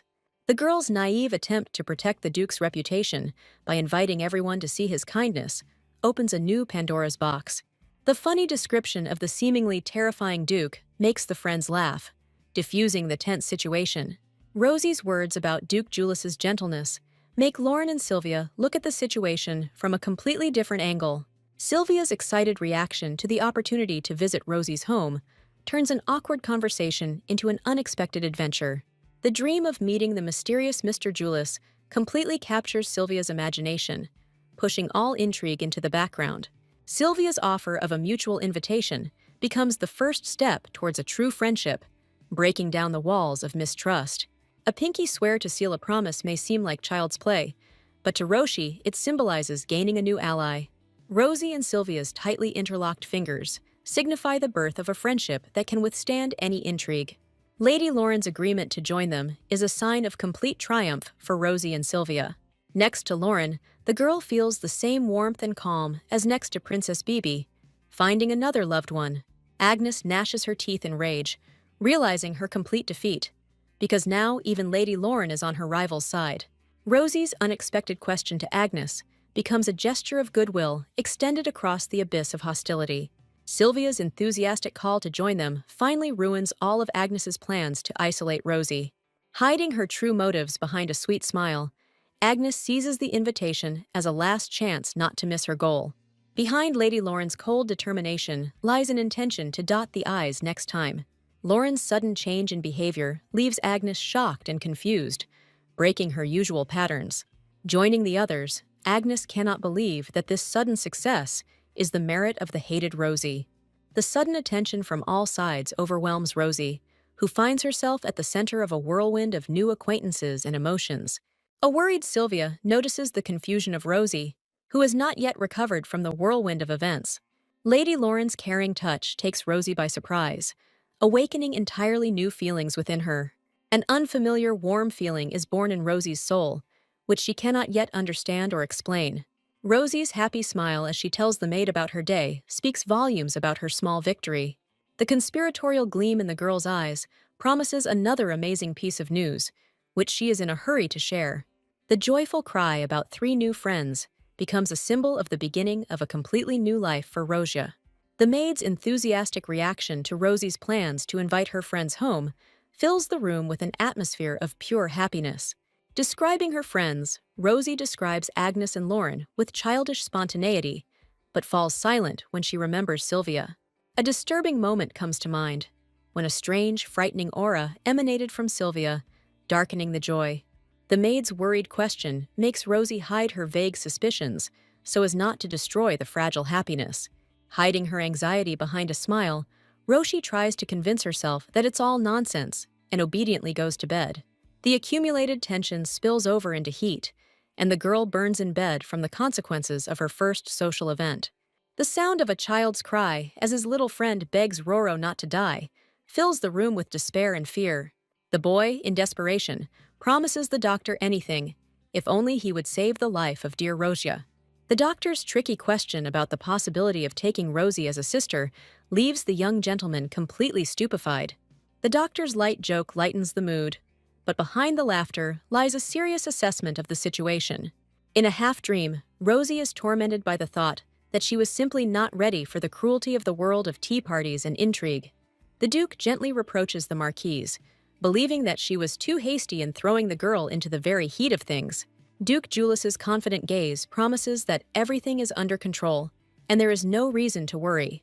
Despite her husband's words, Marquise Rodham finds no peace, because Roro's fragile body is so defenseless.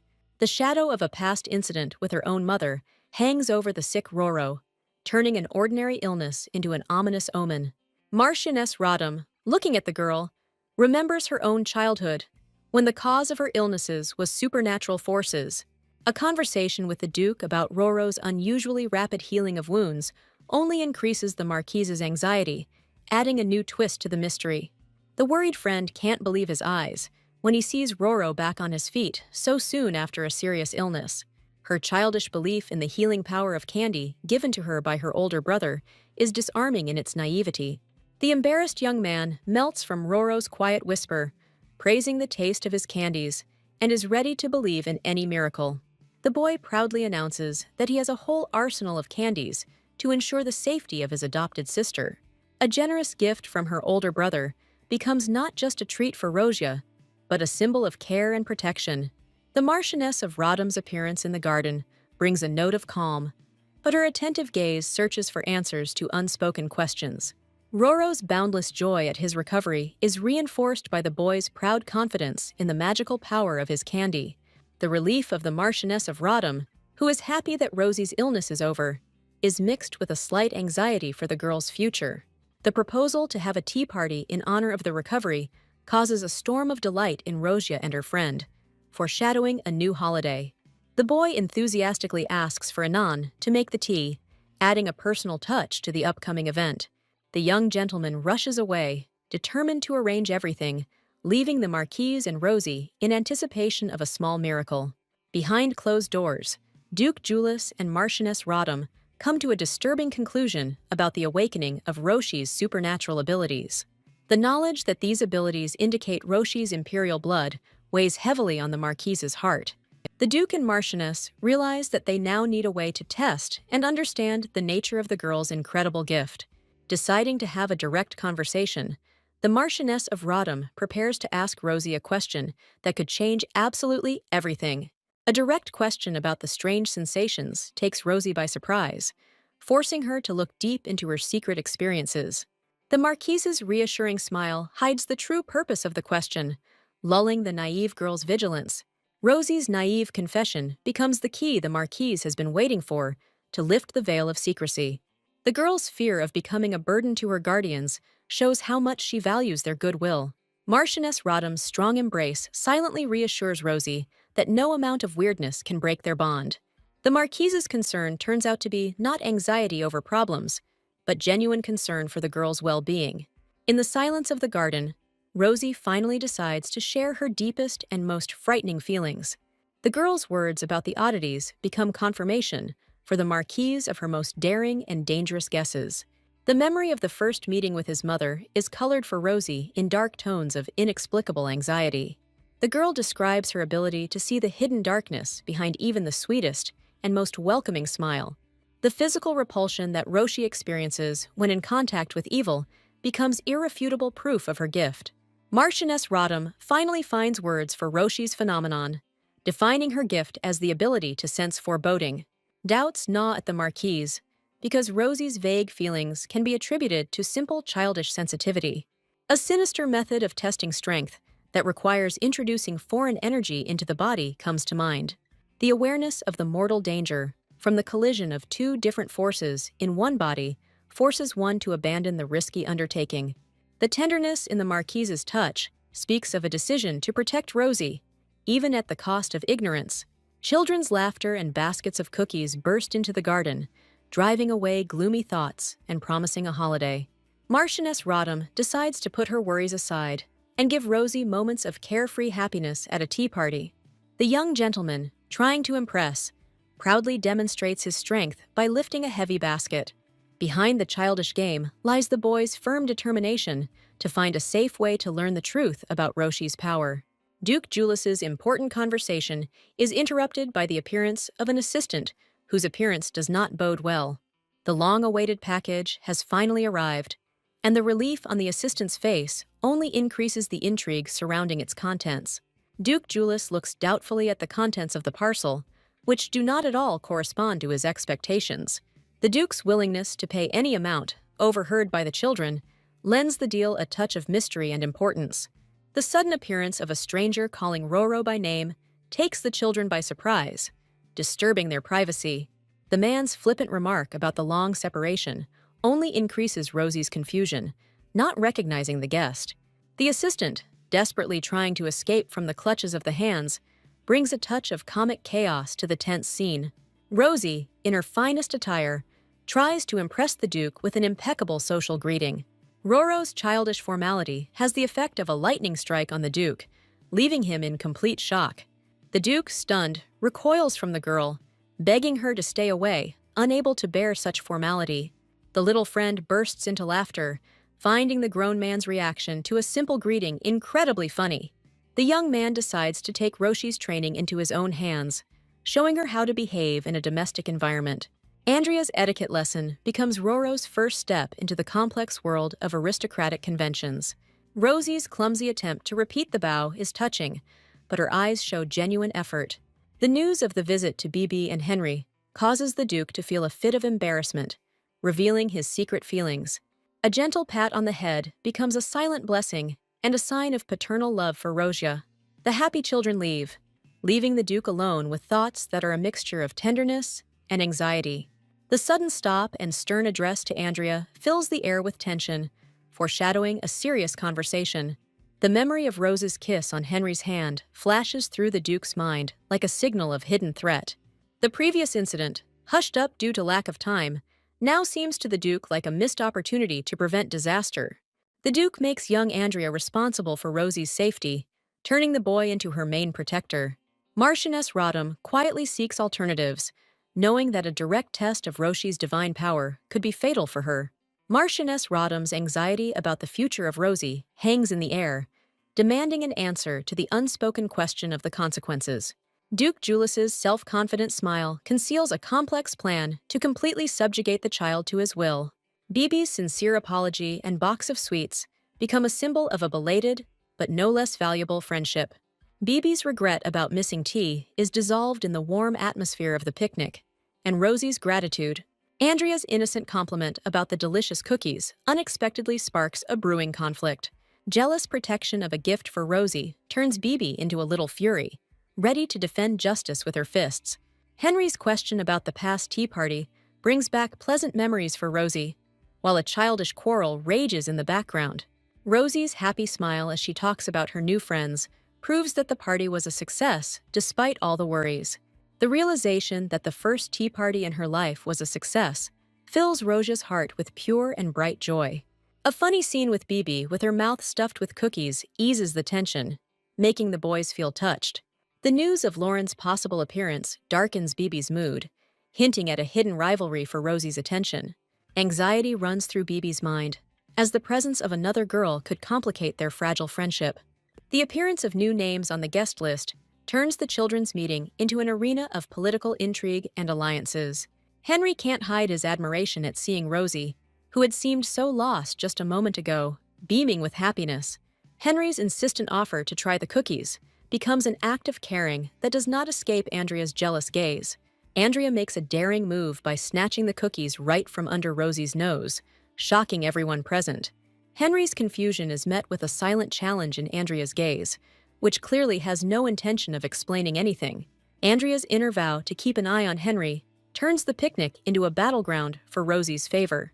Bibi's carefree offer to play sounds dissonant against the backdrop of growing tension between the boys. Andrea rudely shuts Bibi up, making it clear that in this game, no one cares about the opinions of the losers.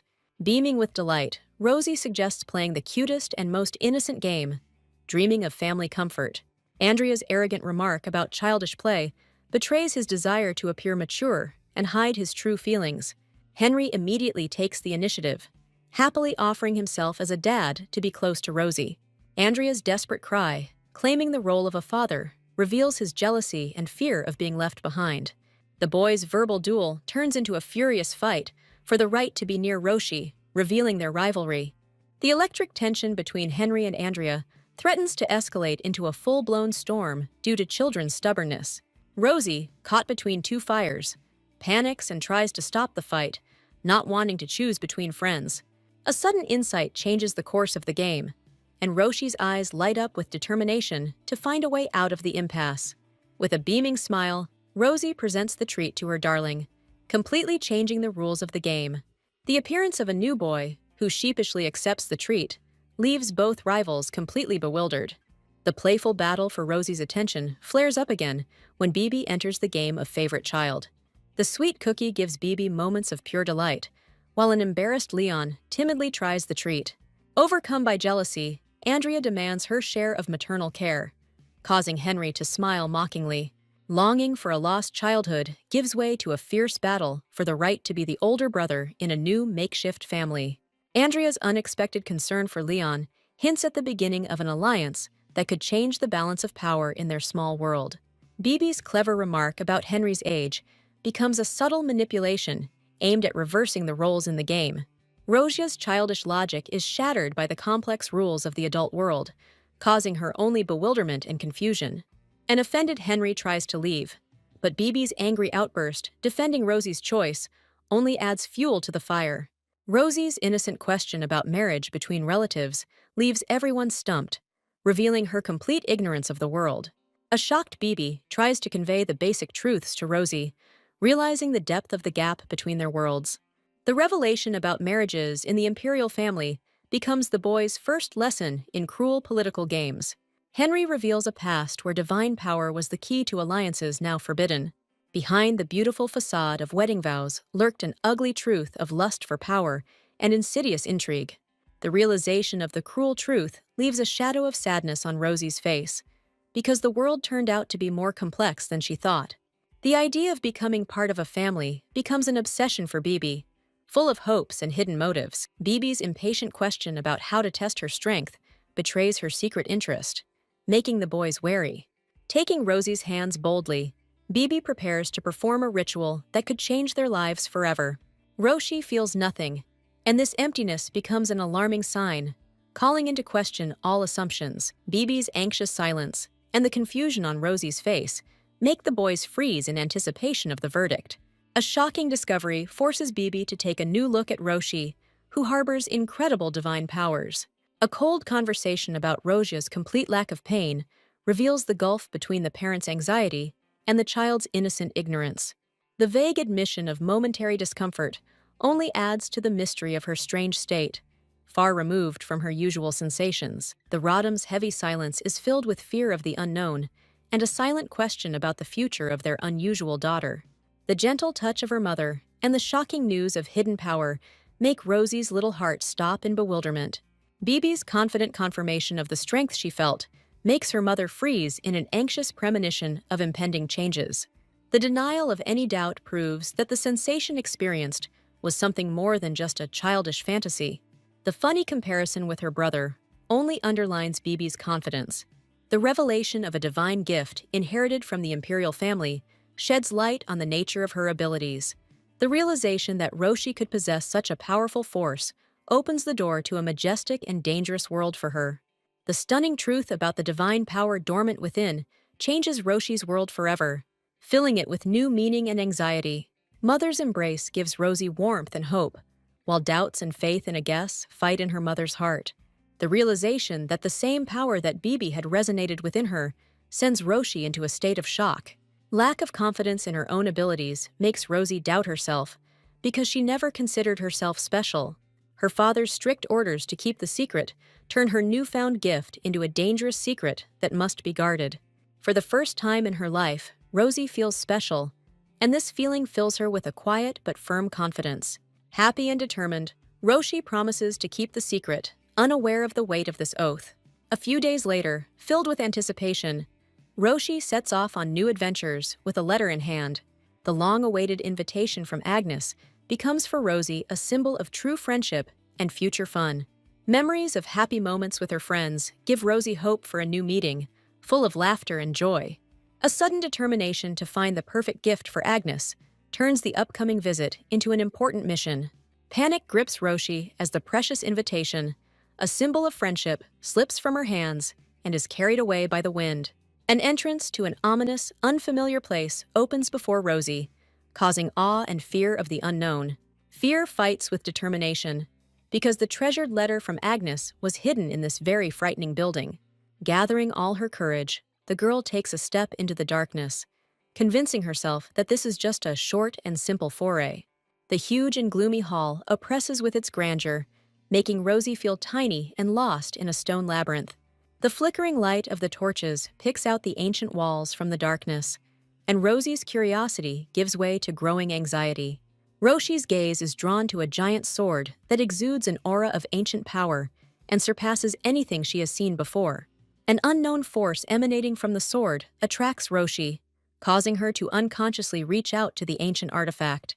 The sudden appearance of her older brother behind her takes Roshi by surprise, interrupting her mysterious union with the sword.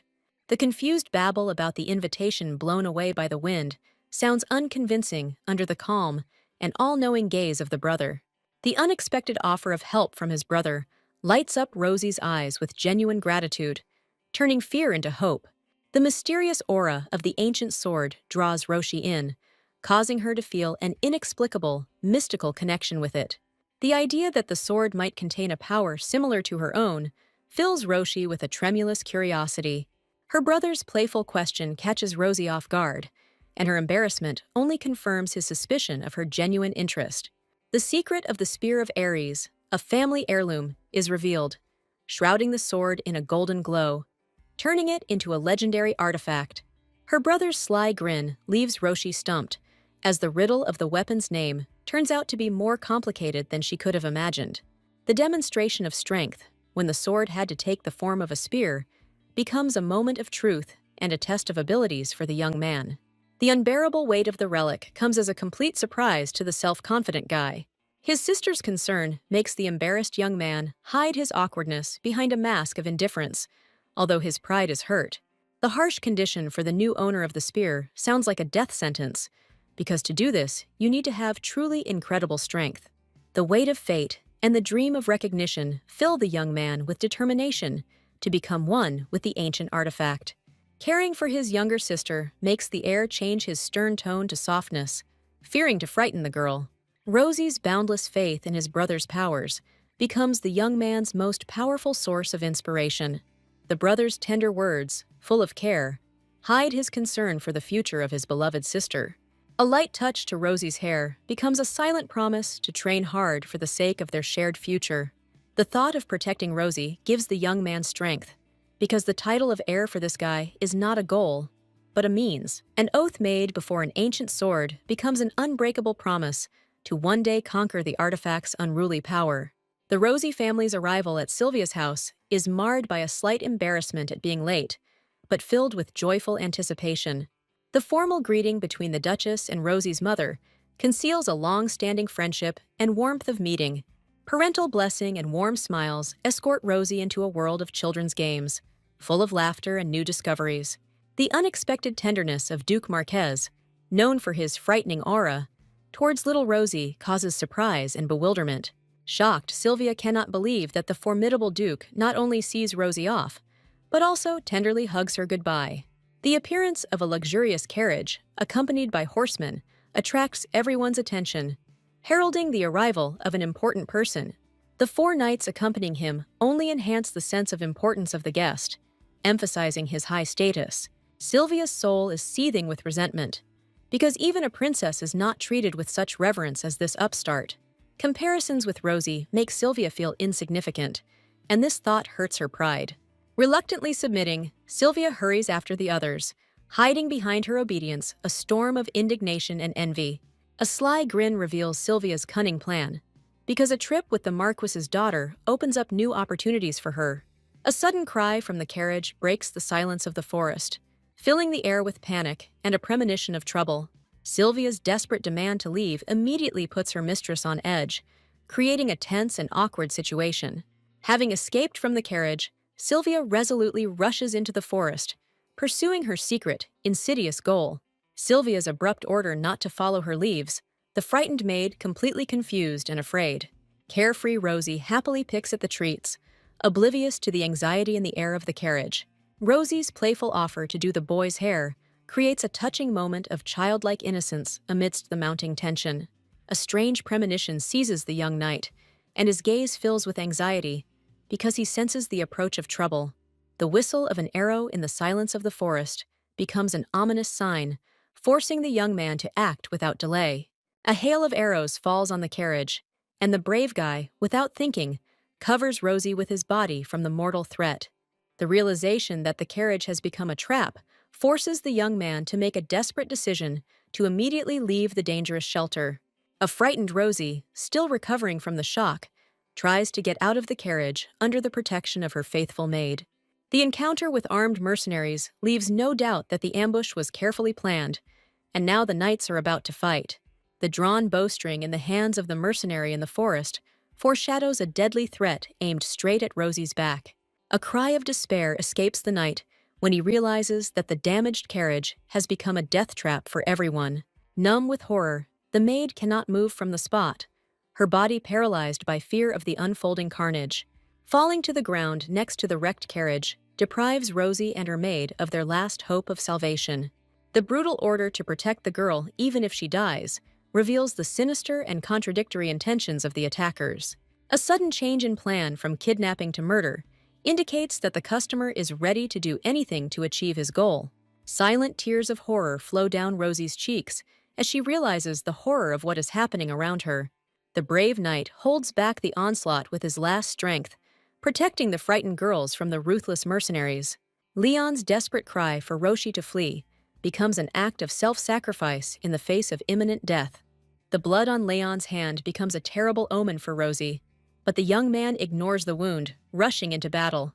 Leon's desperate order to flee becomes Roshi's last chance to escape while he distracts the enemies.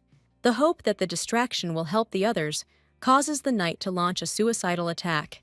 The mercenary's brutal grab and Rosie's desperate cry break the silence of the forest, signaling her capture.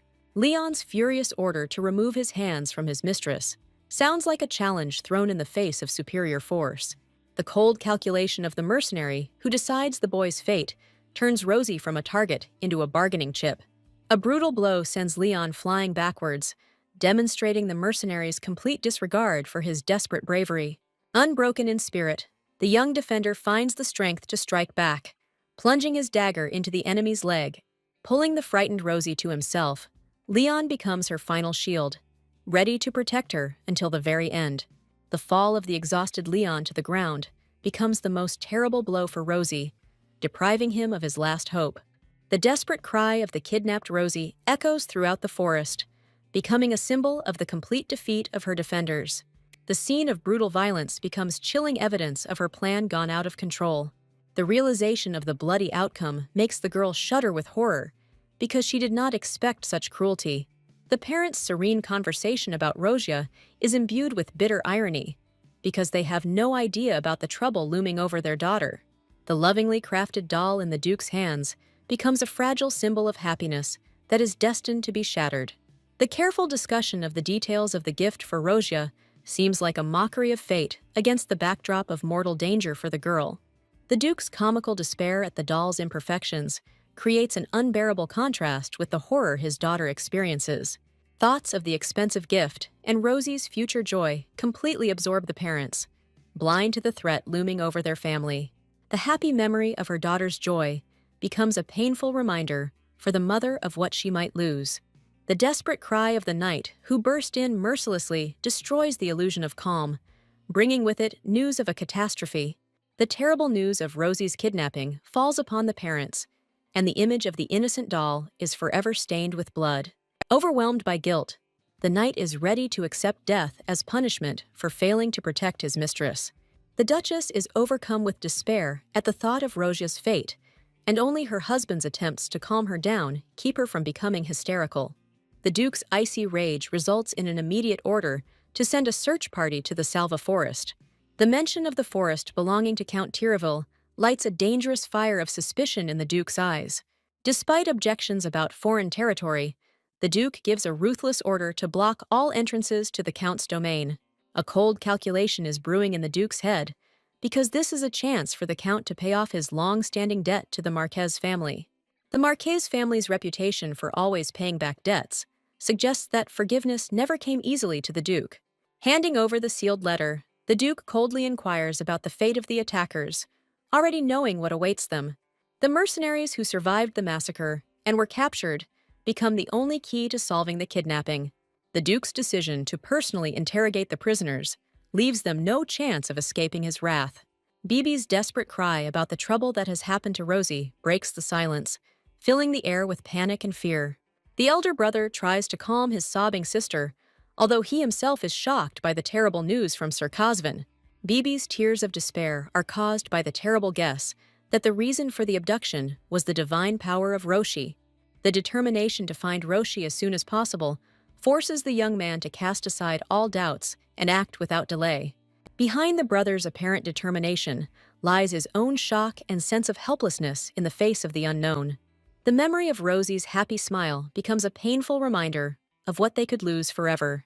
The failed surprise turns into a tragedy because the young man came without warning and was unable to prevent trouble. The decision to tell Andy everything becomes the only hope for salvation, requiring immediate action.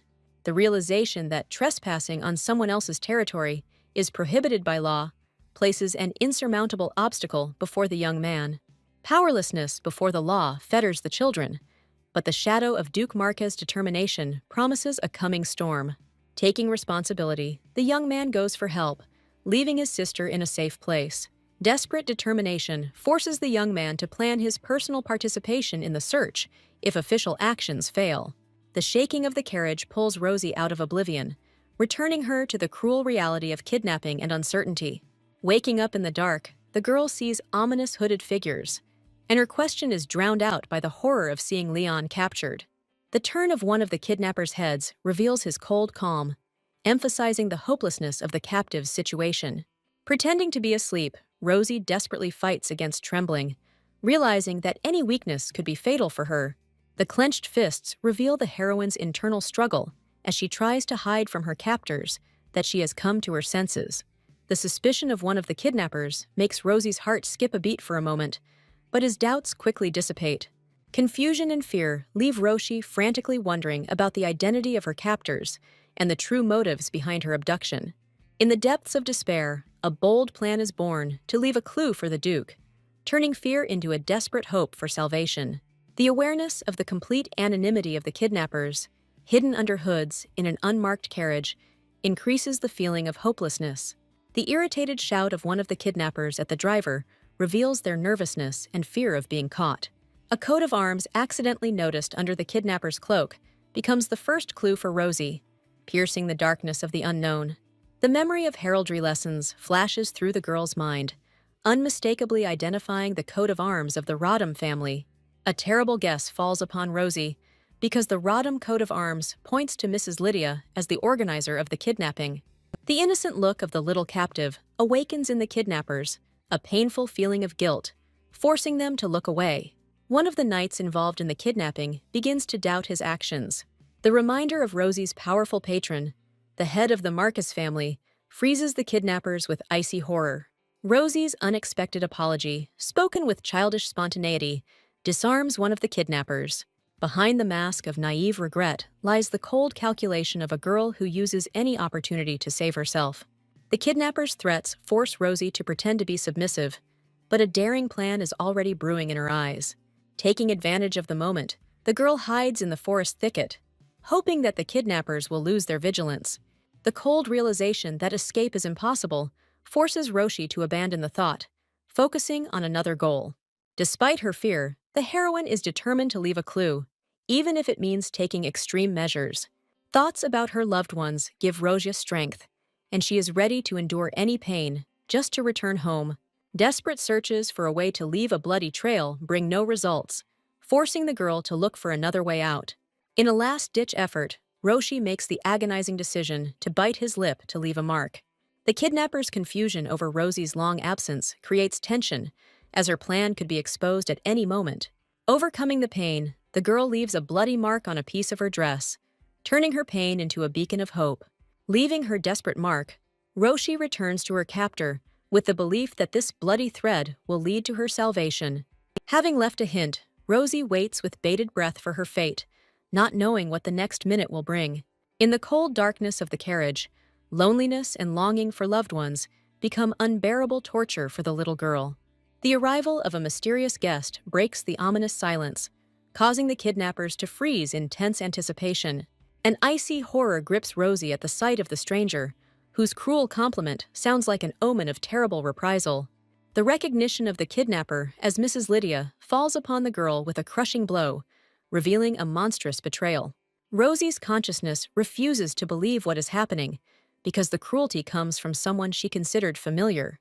A brutal slap from Lydia mercilessly breaks the girl out of her stupor, marking the beginning of an exquisite torture.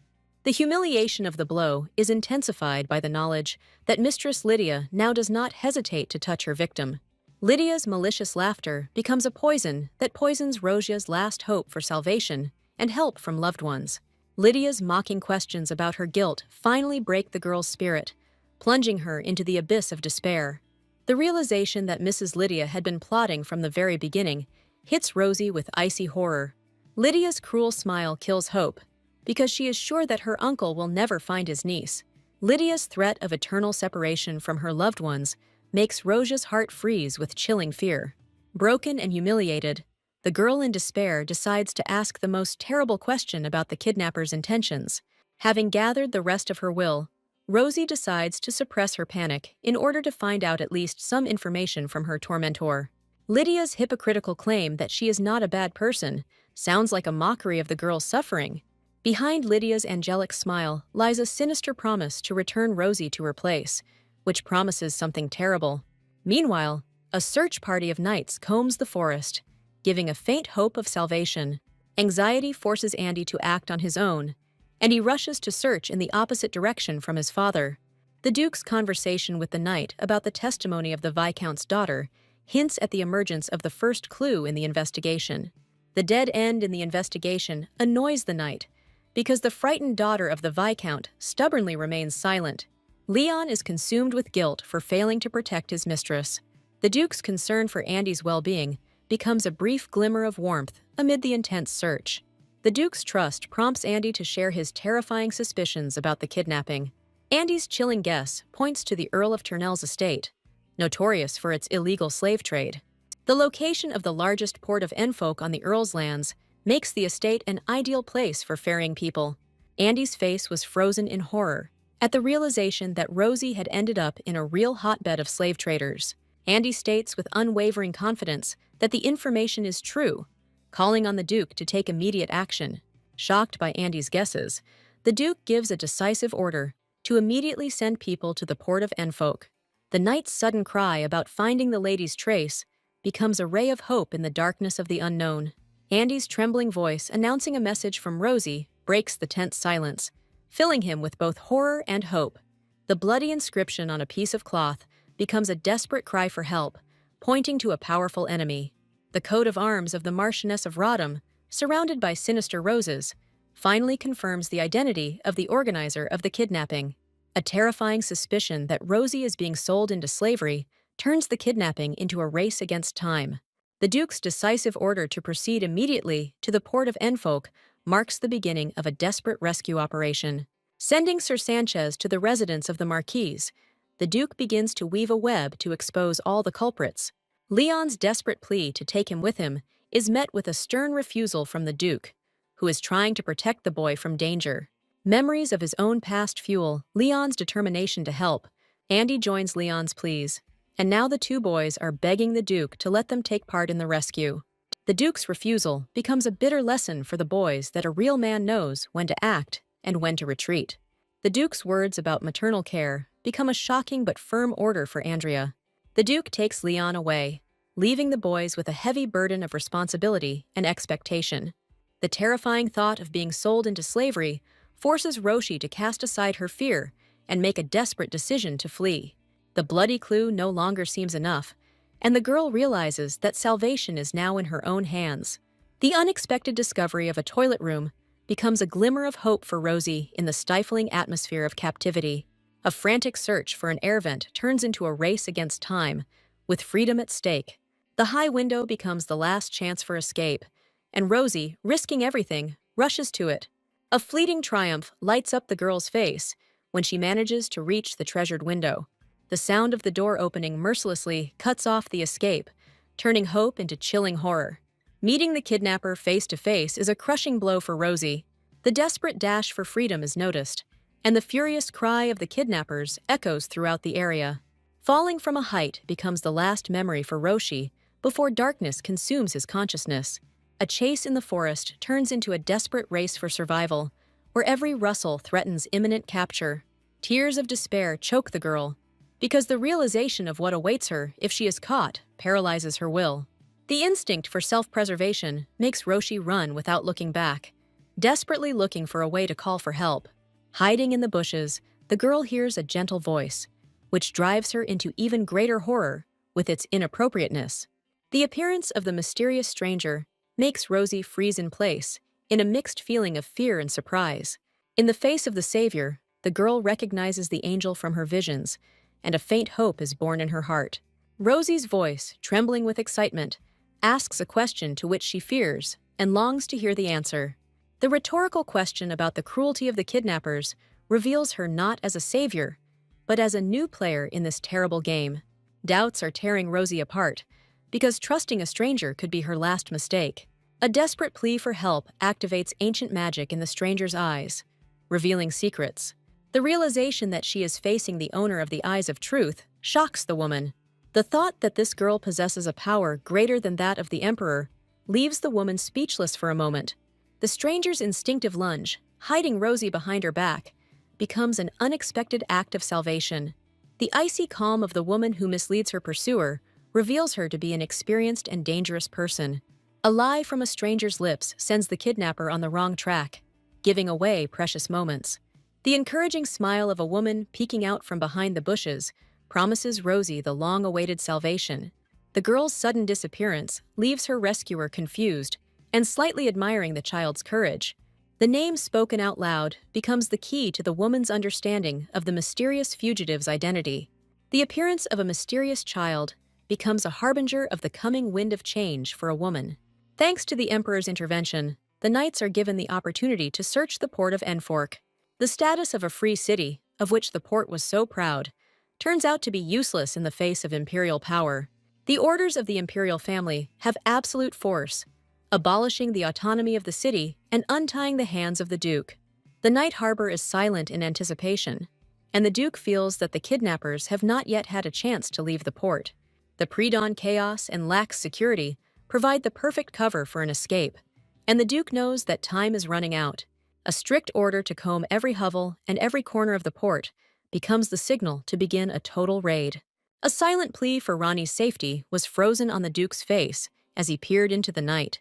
The hope of salvation that flared up at the sight of the house fades away the moment a rough hand grabs Rosie.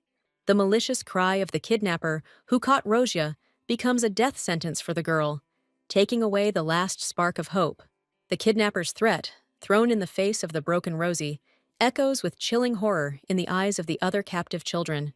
The jailer's face, distorted with anger, promises the girl a painful punishment if she dares to disobey again. The dark figure of the kidnapper, looming over Rosie, becomes the embodiment of hopelessness, taking away the last hope. Panic grips the girl as the kidnapper's furious screams fall upon her, forbidding her to even think about escaping. An overheard conversation about servants from a noble family and a letter to Earl Tyrnell lifts the curtain on a sinister conspiracy. The news of the imperial family's order to search the port becomes a ray of light for Rosie in the darkness of despair. The thought that the Duke is looking for her lights a spark of hope in the girl's heart and gives her strength to fight. Panic grips the kidnappers at the news of the night's approach, and Rosie once again finds herself in mortal danger. A desperate decision to barricade herself, and buy time, turns a little girl into a fearless warrior. The furious knocks on the door and the threats of the kidnappers only strengthen Rosie's resolve to hold out until rescue arrives. The final dash to freedom is driven by animal fear, because instinct screams only one thing: run. The huge locked gates become a silent sentence, and the chilling awareness of failure paralyzes the body. Hope shatters on the cold stone, leaving the girl alone with the approaching horror. A malicious voice behind him falls like a sentence, and Rosie freezes, unable to turn around. Memories of the cruel hands of the kidnappers cause the girl to experience a fit of panic and despair. The approaching footsteps make Rosie curl into a ball, praying for only one thing: that it wasn't him. A gentle touch and a familiar voice break through the veil of fear, bringing with them confusion. Seeing Leon's face, the girl bursts into tears, releasing all the accumulated horror and pain. The brothers' soothing words of salvation become an anchor for Rosia in the raging sea of fear. The Duke's strong embrace becomes a silent promise to the children that the nightmare is finally over. Leon's words about the mysterious helper who cleared the district fly past Roshi's consciousness. The image of a smiling brother that appears in the girl's mind becomes a saving beacon, dispelling the darkness of despair. The desperate cry that escaped from Rosie's chest dissolves in his brother's strong embrace, giving him a long-awaited feeling of security. The fear that this salvation is just a dream makes the girl cling to her brother, afraid of ending up in a nightmare again. The Duke's gentle words of reassurance slowly bring Rosie back to reality, where she is finally safe. The sound of the wheels of the carriage carrying children away from captivity becomes the soundtrack to the beginning of a new, free life. The joyful cries of rescued children running to their families fill the estate with an atmosphere of general jubilation and relief. Sleeping in the arms of Duke Rosie, wrapped in a warm blanket, she becomes a symbol of newfound peace and serenity.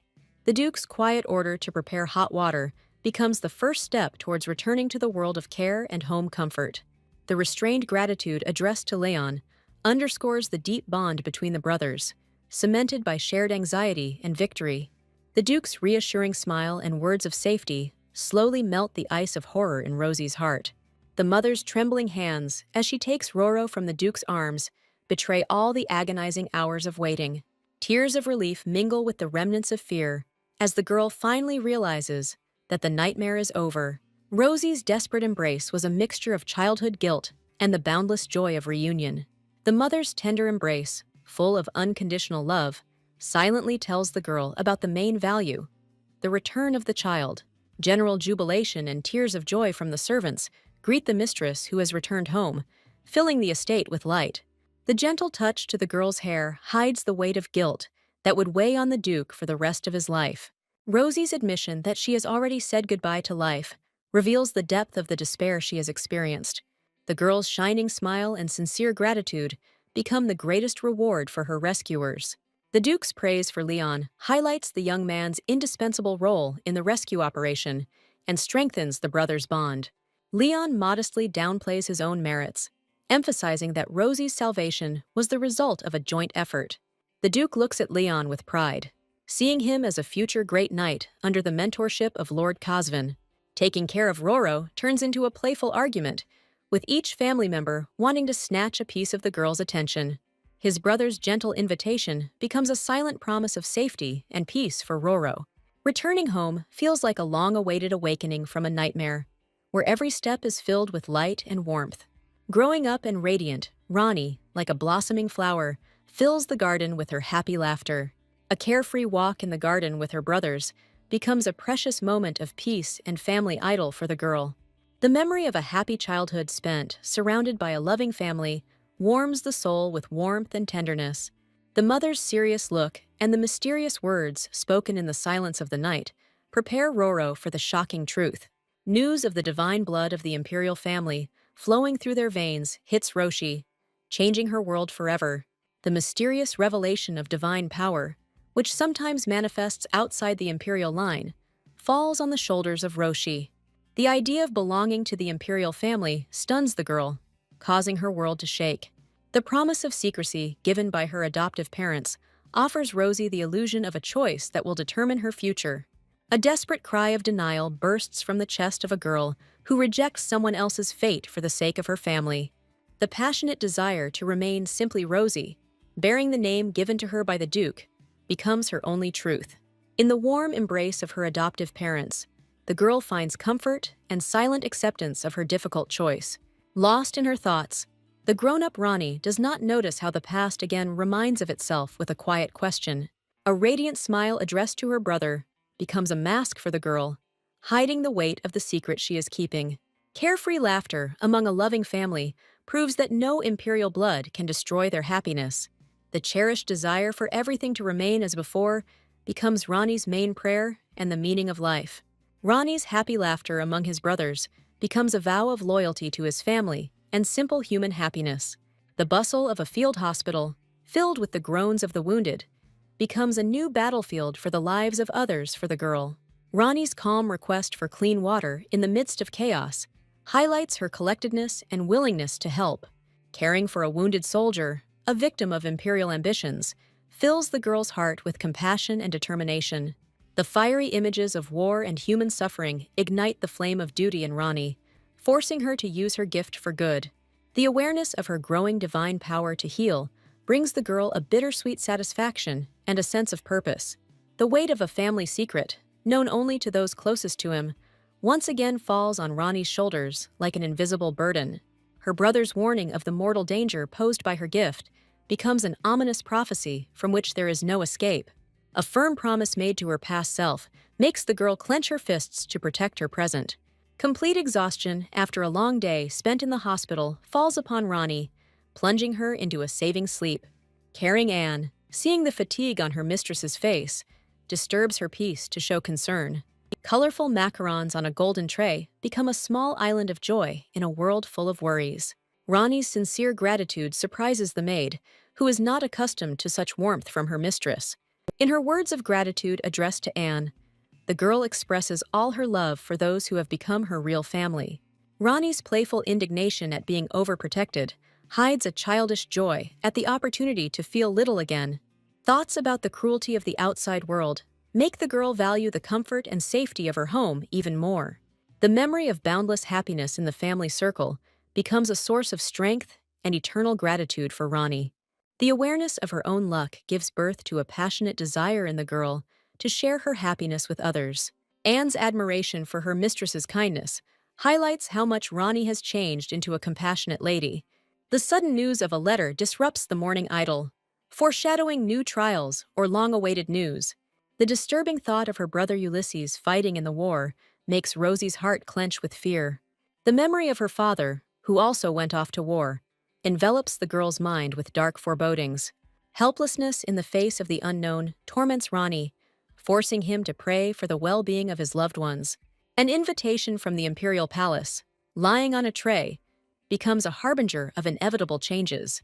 The inevitability of the Princess and Prince Henry's birthday ball feels like the first step towards a predetermined destiny.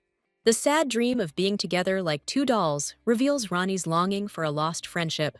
The maid's words about the war that separated everyone hide the bitter truth about the real reasons for the breakup.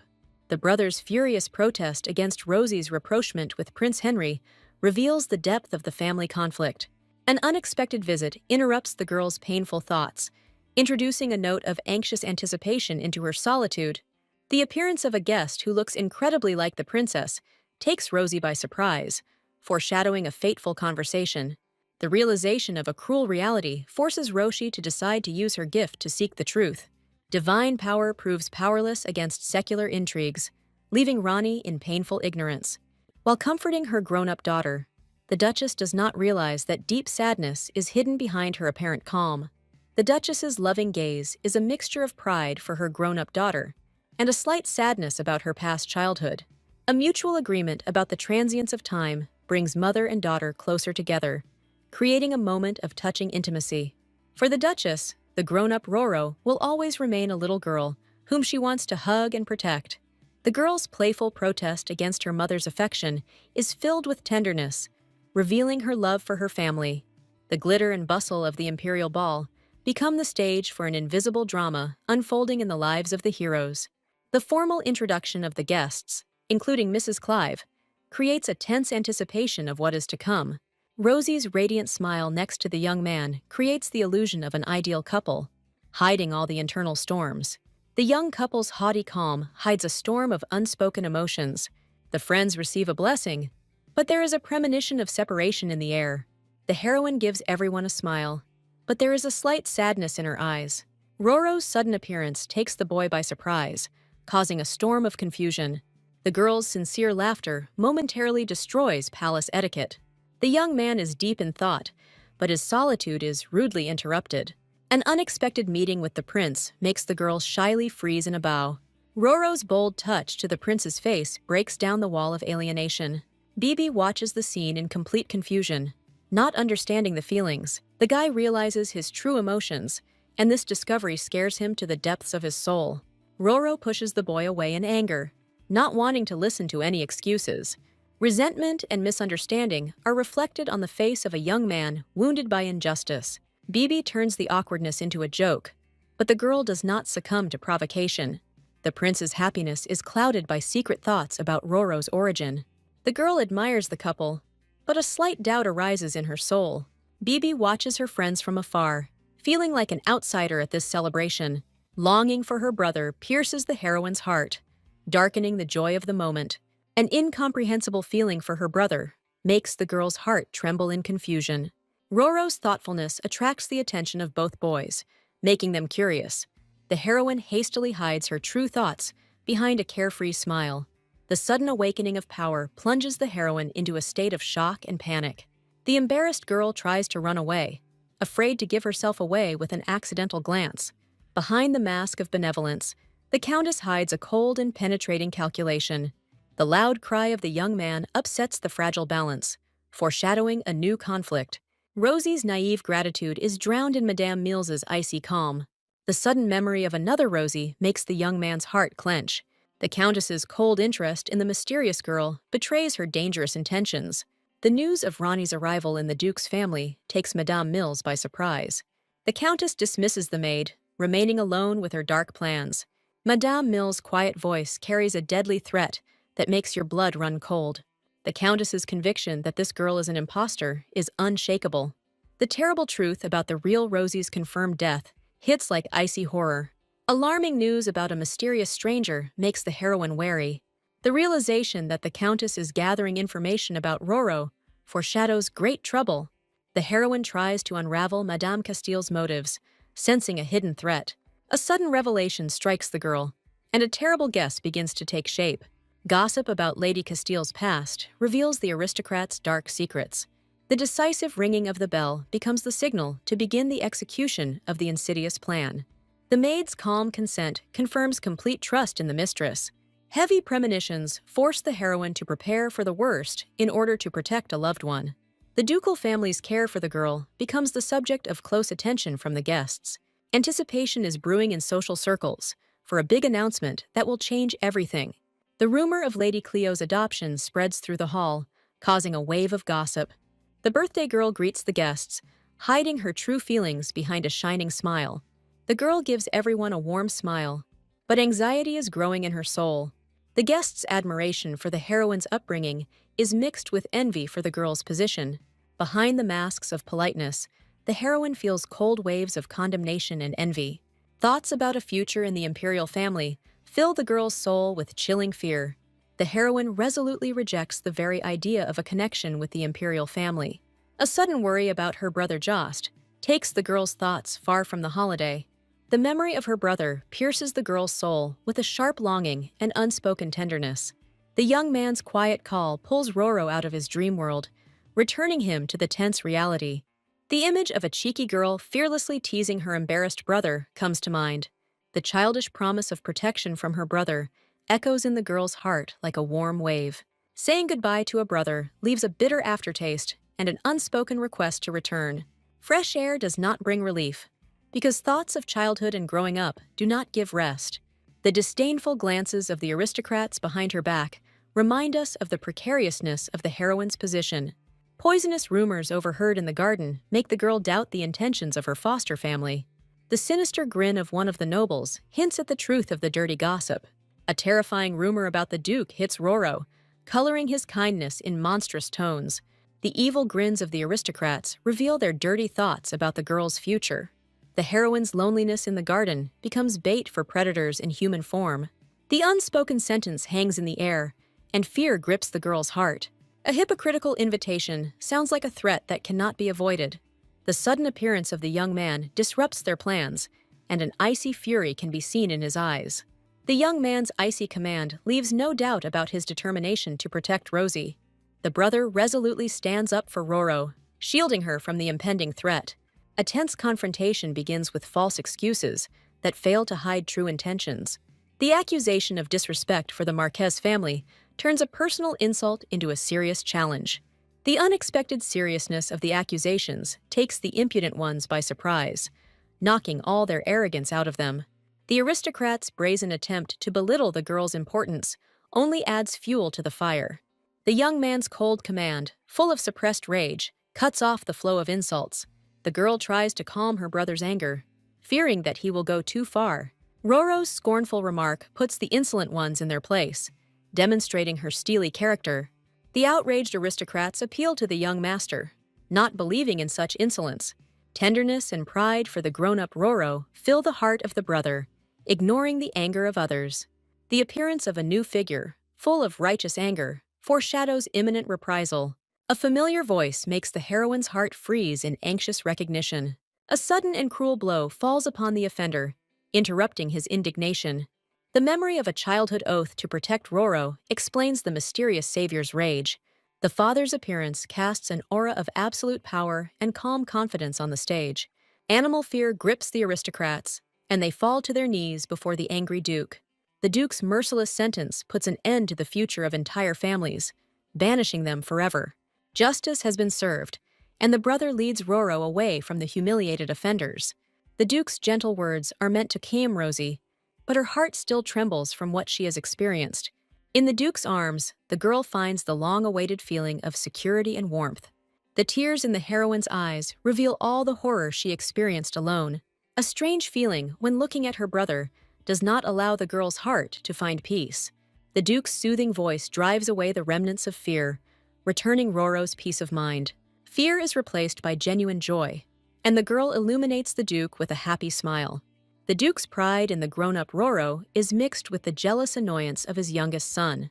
A sudden burst of tenderness makes the brother pick up the surprised girl in his arms. Concern for Rosie's fragility is hidden behind the young man's playful reproach and tender gaze.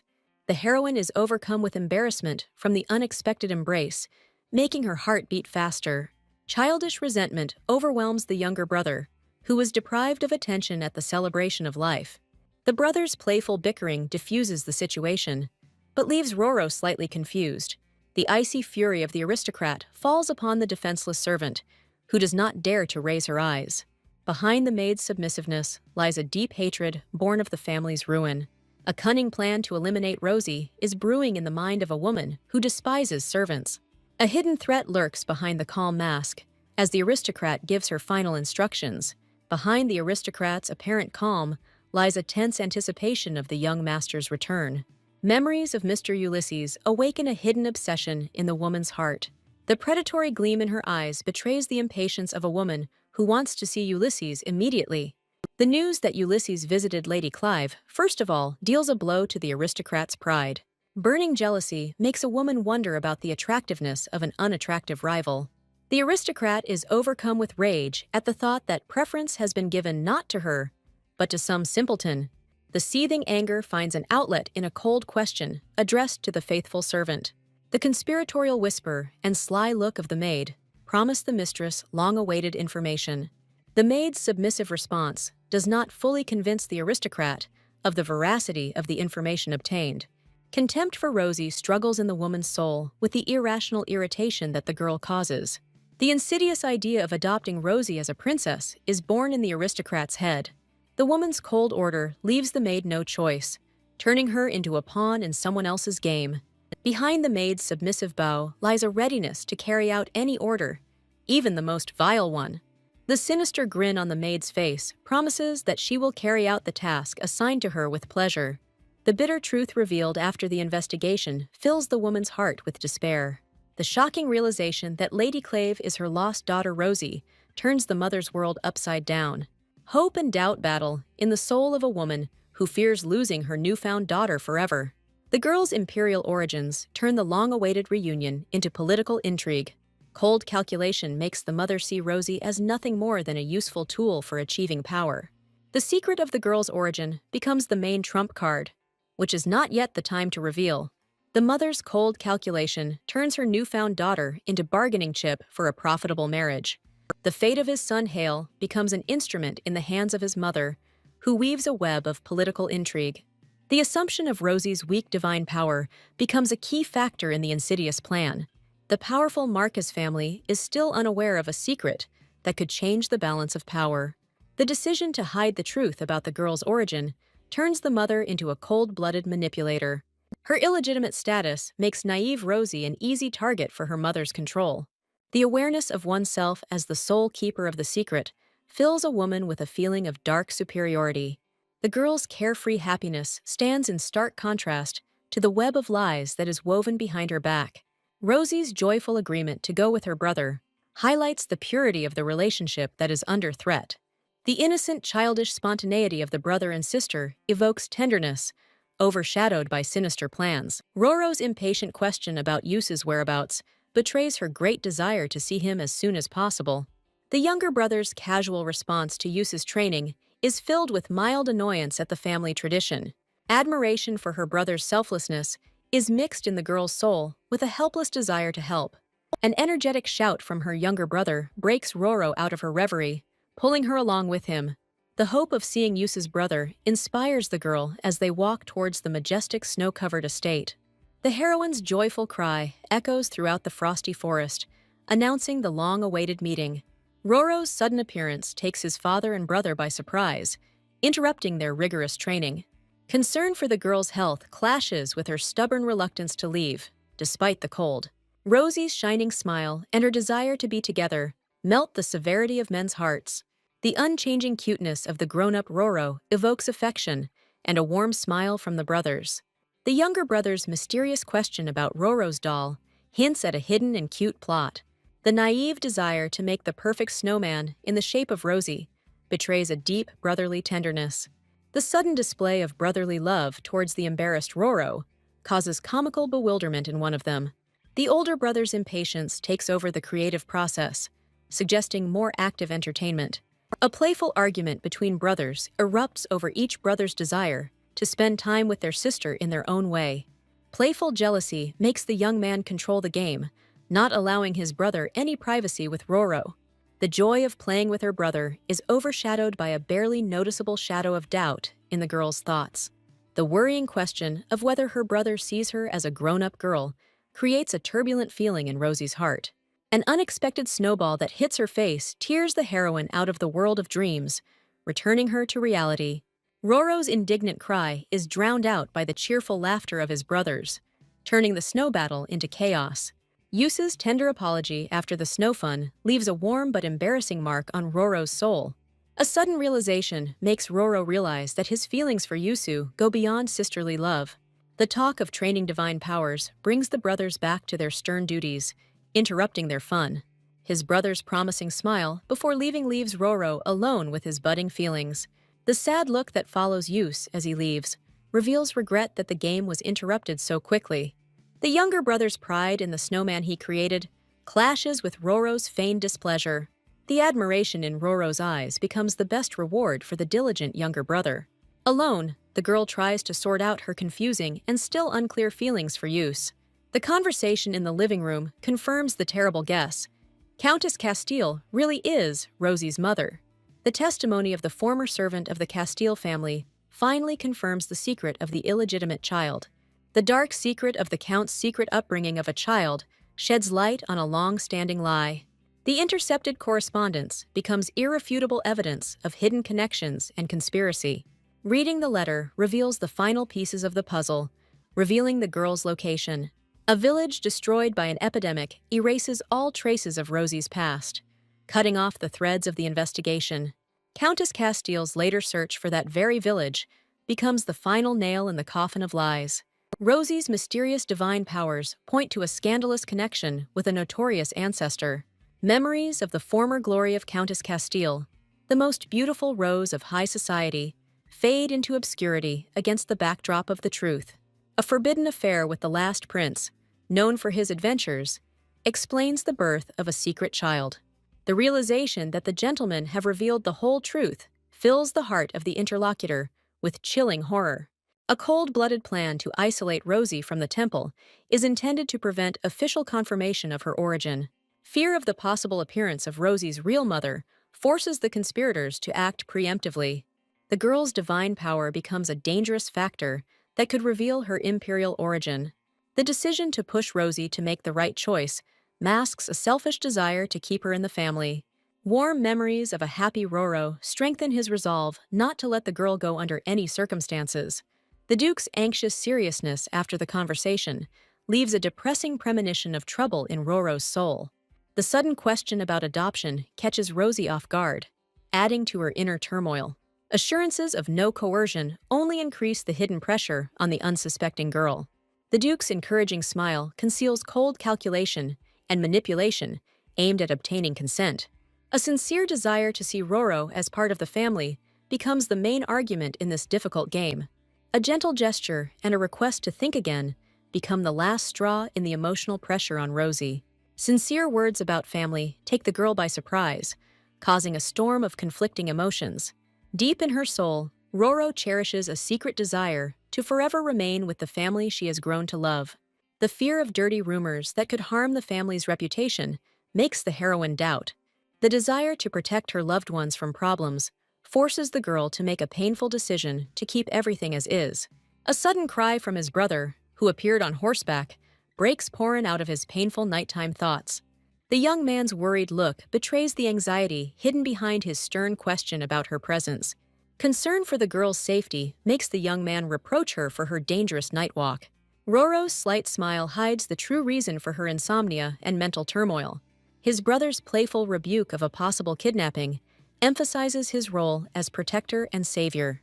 The young man's unexpected statement that he will not let her go makes the girl's heart stop. A charming smile accompanies the young man's offer to go horseback riding, promising an unforgettable ride. The sudden impulse of his brother, who picked up the girl in his arms, makes Roro's heart stop in fear. The close embrace on the horse's back creates an exciting atmosphere, erasing the boundaries between brother and sister. The insistent advice to hold on tight makes the embarrassed girl feel the heat from the touch. The quiet ride through the night forest ends, but the closeness to the young man continues to excite Roro. The dizziness of the trip gives way to shock and delight at the sight of a secret surprise from his brother. The incredible beauty of the view makes Roro forget about everything, completely surrendering to the moment. An ancient legend about wishes coming true fills the magical night with hope for a happy future. The gentle smile of the young man who decided to make a wish first hides deep and sincere feelings. Rosie's cherished desire for eternal happiness with her family becomes a deafening declaration of love. The young man's wish for carefree happiness for Roro becomes the final touch on this magical night. Memories take the girl back to her childhood, when Yusa's masculinity enchanted little Roro. The image of her protective brother, who always saved her from troubles, was firmly ingrained in the heroine's memory. The long-held confession of love finally escapes his lips, filling the air with tension. The realization of his first true love overwhelms Roro, causing him to hide his burning face in embarrassment. A gentle suggestion to return to the mansion ruins the intimate moment, bringing the couple back to reality. Meanwhile, another girl cannot figure out the ducal family's true intentions regarding adoption. The suspicious illogicality in the behavior of a family that treats someone else's child as if it were their own is haunting. A terrifying guess about the imperial divine power flowing through Rosie's veins explains the family's secret. It becomes clear why the adoption has not taken place yet, because divine power would be an insurmountable obstacle. A child with divine powers becomes a valuable political asset to increase the number of supporters. The Countess understands that her daughter's divine gift is capable of erasing the woman's own scandalous past. Having given a short order to the maid, the determined lady prepares to pay a visit. The order to immediately report the visit to the ducal family marks the beginning of decisive action. Memories of Yusa completely take over Roro's thoughts, preventing the girl from concentrating on anything. The sudden realization of love is overshadowed by the bitter thought that for the young man, she is just a younger sister. The kindness of the young man on that magical night finally won the girl's heart, leaving no chance. The servant Anne's alarmed cry rudely interrupts Roro's romantic dreams, foreshadowing bad news. The stunning news of the appearance of a man who calls himself a parent leaves Rosie in complete shock. A call to the mistress to talk about the mysterious guest prepares the ground for a fateful meeting. With a cheerful smile, Roro enters the room, unaware of the seriousness of the upcoming conversation. The maid's anxious words about the new imposter parent echo in the confused Roro's mind. The Duchess's soothing words, asking her not to be afraid, only emphasize the gravity of the threat hanging over Rosie. The fateful news about the guest's connection with the girl's real mother hangs in the air, changing everything. The assistant's report that the guest was sent by Countess Castile confirms the Duke's worst fears. The Countess's desire to check whether Rosie is her long-lost daughter sounds like a formal challenge. An official request from the Castile family leaves no choice, forcing the Duke to act against his will. The family of Count Carton, possessing divine powers, forces them to consider their request until Rosie is adopted. The request to wait a little becomes a desperate attempt by the Duke to buy time before the inevitable meeting. The desire to hear Roro's opinion places the entire burden of future choice on the girl's shoulders. The doubt in the Duchess's voice betrays her concern that the truth has proven too much of a burden for the girl. There is a desperate hope in Roro's question about whether it would be possible to simply ignore the uninvited guests.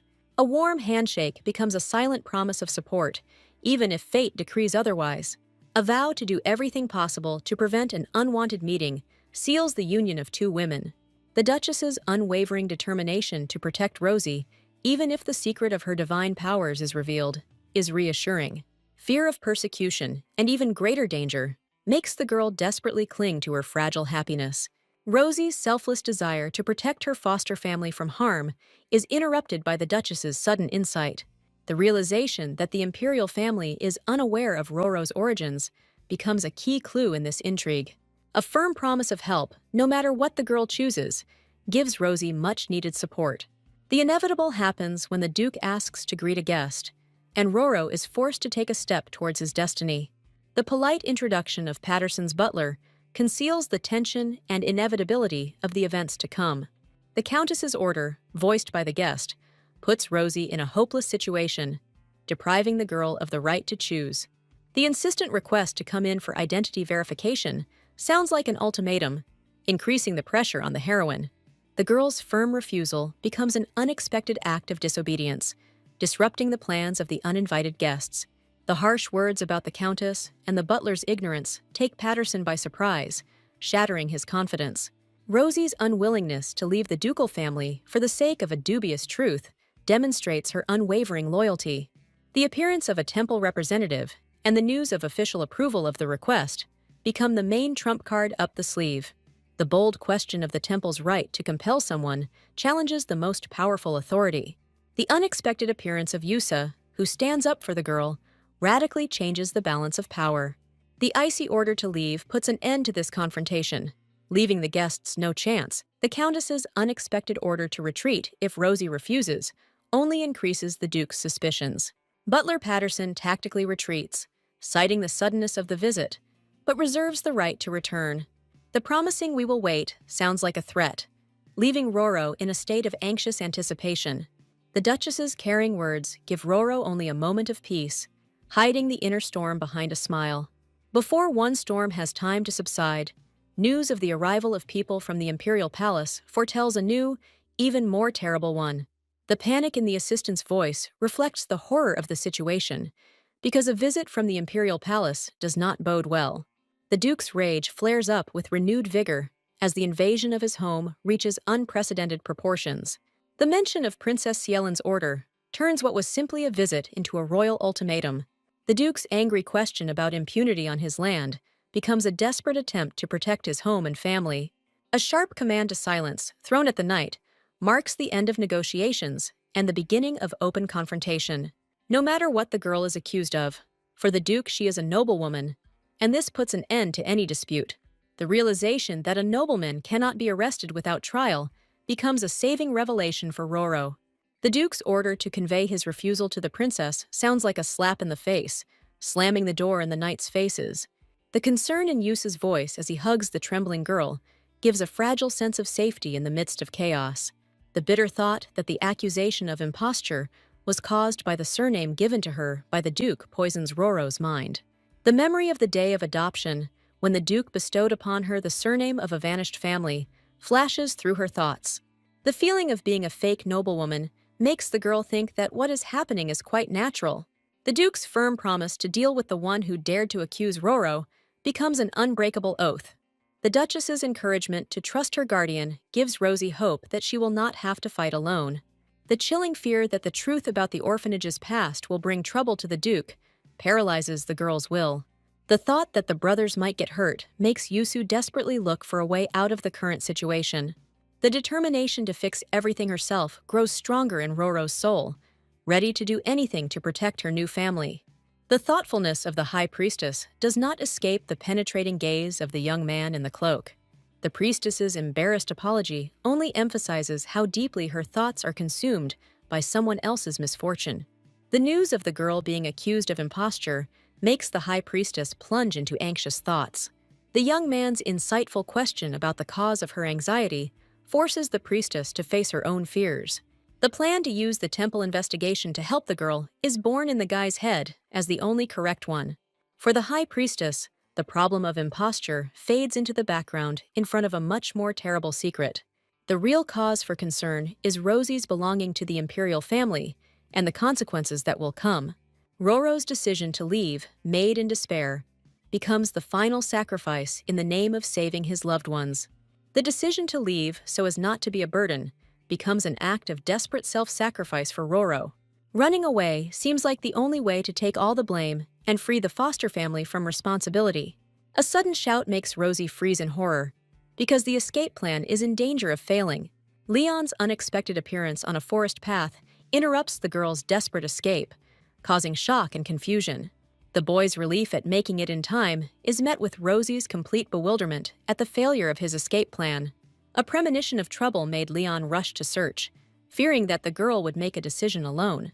The pent-up fear and hopelessness burst forth, and Rosie finds fragile comfort in the boy's sympathetic gaze.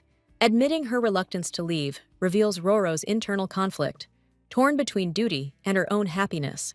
A clumsy attempt to cheer up an embarrassed girl with a sweet compliment momentarily relieves the oppressive atmosphere.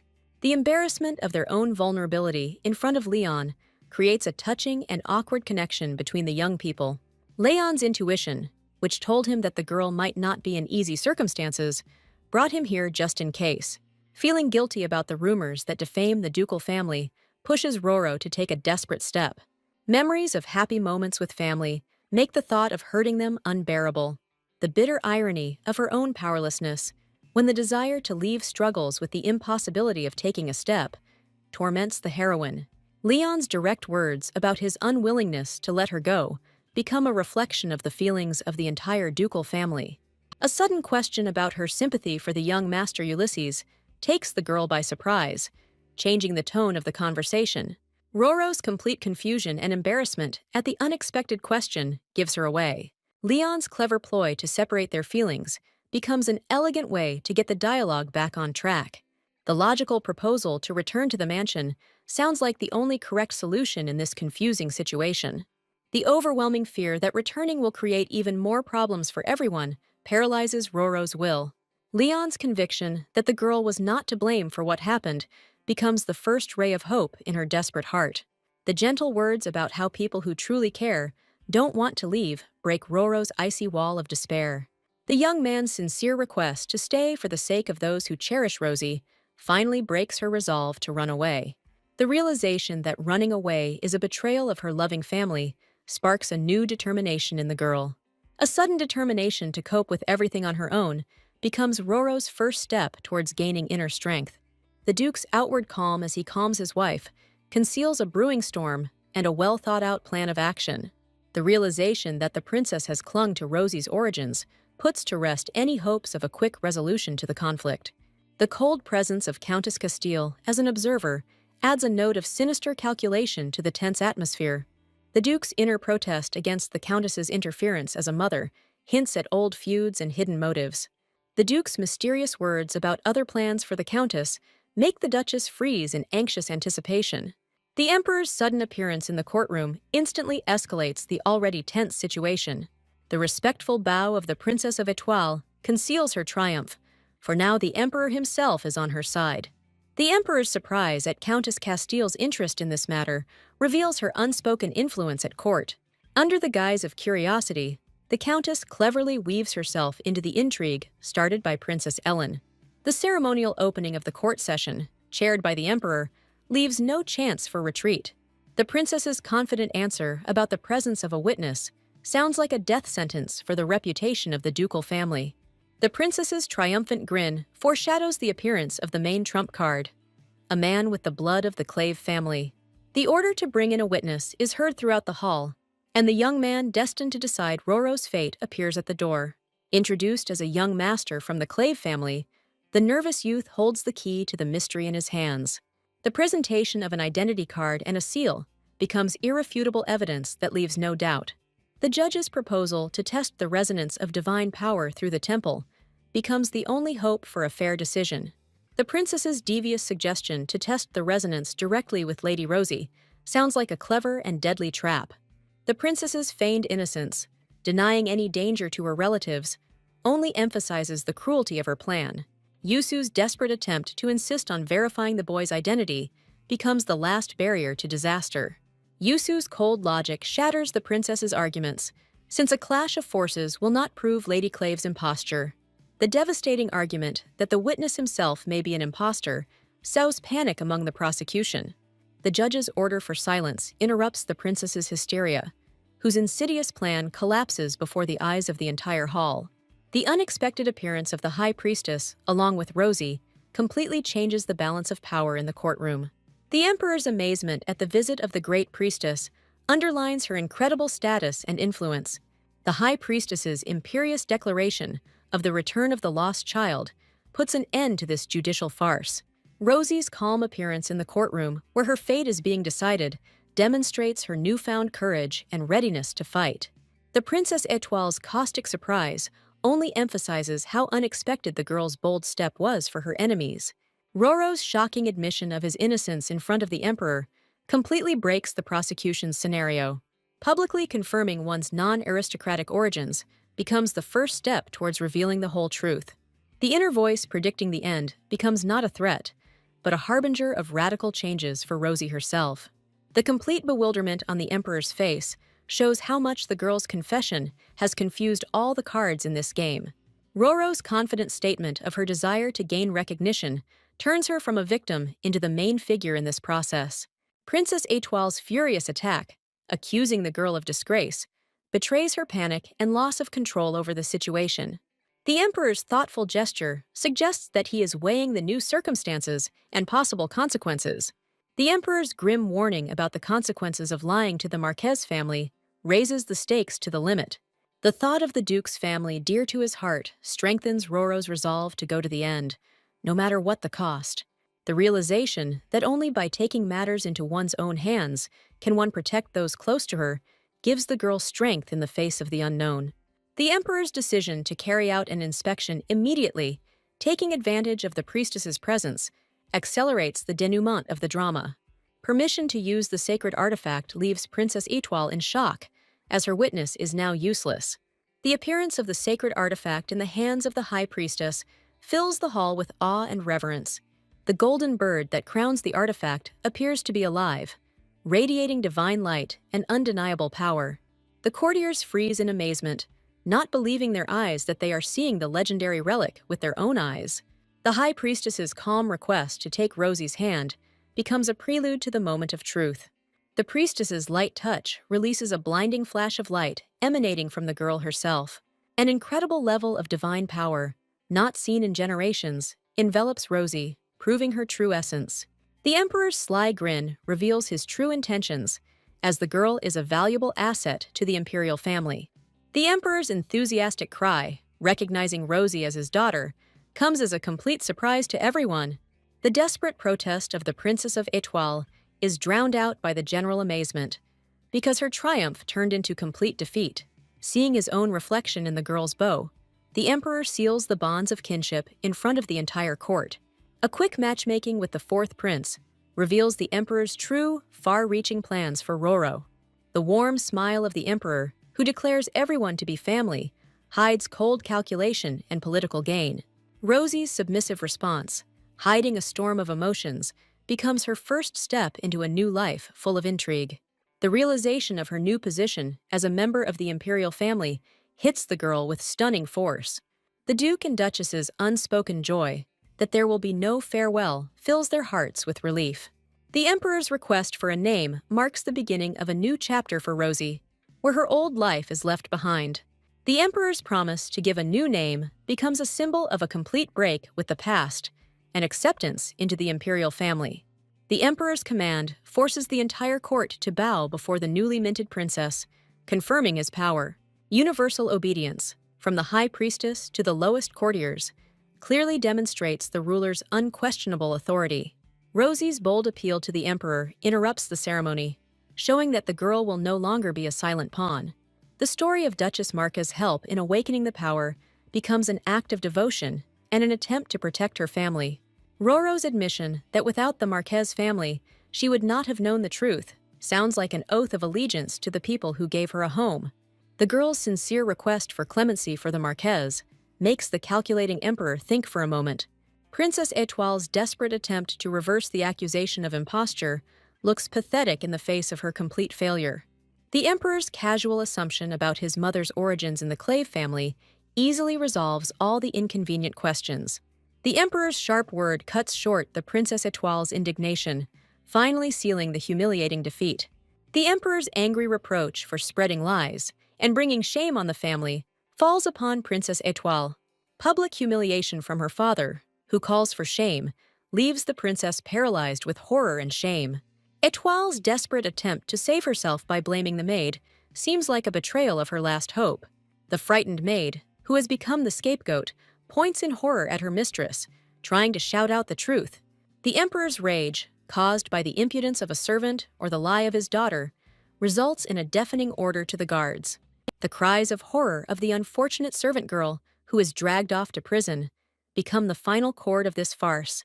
In the silence of her room, Rosie packs her things, finding bitter satisfaction in the fact that it is finally over. The pain of parting with the ducal family is mixed with the joy that she was able to protect them. Her determination not to cry, because it was her choice, was interrupted by a sudden knock on the door, disturbing her privacy. An unexpected visit from a worried ducal family destroys the wall of loneliness that the girl has managed to erect. Rosie's forced smile and words about the inevitability of what is happening only emphasize her desperate attempt to appear strong. The young duke's sudden impulse to stop the girl reveals his unwillingness to accept her departure and loneliness. The young man's passionate promise to protect her becomes a plea not to take everything on her fragile shoulders. Roro's eyes, full of tears, reflect all the pain and gratitude for the offer of help that she must refuse. The firm decision to leave, hidden behind an embrace with her brother, becomes her silent farewell and a vow not to show weakness. A happy smile, full of gratitude for the years in the ducal family, serves as a bright farewell before stepping into the unknown. The formal thanks for the send-off creates an invisible wall between Rosie and the family she loves so much. A graceful curtsy, filled with boundless gratitude, becomes the final gesture of love and farewell. The butler's announcement of the arrival of people from the palace sounds like a gong announcing the beginning of a new, dangerous round. Descending the stairs with a suitcase, the girl leaves behind warm memories, going to meet her destiny. The young duke's sudden embrace becomes a desperate, silent plea not to go and not to leave him. The vow that she will always be part of the Marquez family becomes a lifeline in an ocean of uncertainty. The wall of self-control collapses, and tears reveal the full depth of pain from a farewell that she wanted to greet with a smile. The gratitude in the return hug is mixed with bitterness, because this moment of warmth may be the last. The chilling realization that politics and status will now forever separate her from the heir of Marquez pierces the heart. Even mutual feelings are powerless before the abyss that the imperial court dug between them. The merciless order of the guards, hurrying to the palace, rudely cuts off the precious moments of farewell. Rosie musters up her courage and says goodbye to Ulysses with a beaming smile, hiding her real pain behind it. The short word goodbye sounds like a sentence as the Marquez family leaves, leaving her alone. Left alone in the empty doorway, the young duke cannot hide the despair that is consuming him. The warm welcome of the Emperor and Countess Castile turns out to be only the beginning of a new, much more sophisticated performance. Dressed in a luxurious dress, Roro, greeting her father, feels like an outsider at this celebration of life. Miel's question about her daughter's beauty sounds like an assessment of an expensive product put on display for all to see. The girl's cold calm hides her disappointment, because the meeting with her mother turned out to be completely different from what she had dreamed of. Countess Castile's polite greeting, filled with icy formality, puts an end to any hopes for a warm welcome. Rosie's internal protest, recognizing herself as a child of the Marquez family, becomes her shield against the imposed kinship. The Countess's confusion, interrupted by the Emperor, betrays her unpreparedness for direct disobedience on the part of the girl. Asking him to leave under the pretext of fatigue becomes the only way for Roro to escape the stifling atmosphere of lies. Miel's thoughts, unwilling to acknowledge or use Rosie, reveal the true purpose of her return to the palace. The cold calculation of the Countess, who is trying to get rid of her debts at the expense of her daughter's status, turns the family reunion into a farce. The Emperor's question about his impressions of his daughter sounds like a buyer's assessment of an expensive product, and not the words of a father. Miel's cold smile, recognizing Rosie's beauty, betrays her calculating mind, already calculating the benefits. Countess Castile's polite departure is merely a tactical move to quietly consider how best to use the pawn she has found.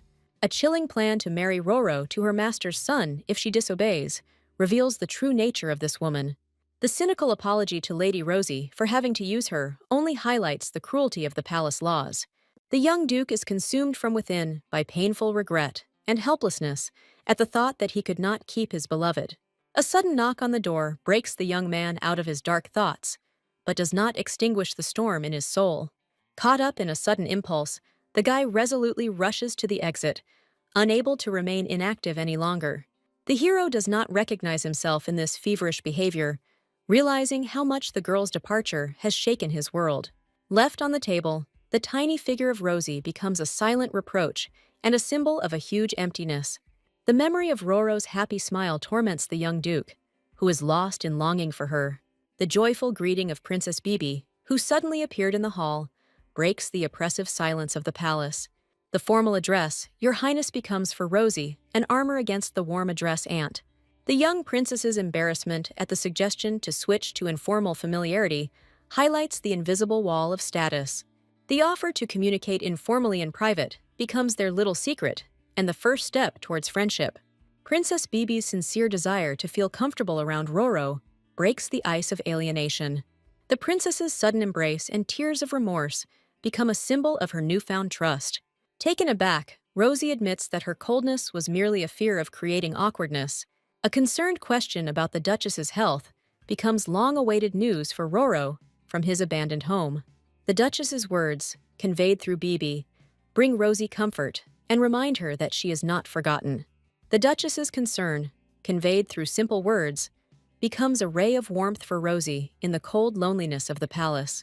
Princess Bibi's sincere wish to enjoy life here sounds like a promise of long-awaited support. The young princess and duchess's unanimous desire to see Roro happy strengthens her spirit and gives her hope. The presence of Bibi and her brother turns the alien and cold imperial palace into a place where it becomes easier to breathe. The suddenly remembered gift that the princess hands to Rosie brings a note of intrigue and anticipation into the conversation. The letter passed on from her brother becomes an invisible bridge for the girl, connecting her with her abandoned family.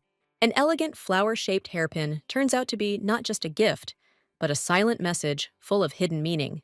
The realization that this gift is from use takes the heroine by surprise, awakening a storm of emotions in her soul. Bibi's words about how much the young duke misses her, even though he hides it, shed light on his true feelings. Shocked and embarrassed, Roro cannot hide her excitement at this unexpected and touching confession. Princess Bibi's childish spontaneity, noticing the blush on Roro's cheeks, takes the girl by surprise. Clutching Yusa's gift to her heart, Rosie mentally says his name, and this simple act fills her with warmth. Even in her sleep in the cold palace bedroom, the girl's subconscious finds no peace, carrying her far away from here. In the magical garden of dreams, the image of a young duke appears before Roro, calling her by name. The guy's gentle touch on her face in her dream seems so real that the girl, in shock, wonders about his presence. The fact that she wears Yusa's gift, even in her sleep, becomes a silent confession of her feelings for him. A light hug and a compliment from a young man in the flower paradise of sleep envelop the heroine in tenderness. A sharp awakening from her own scream tears Rosie from her sweet captivity, returning her to harsh reality.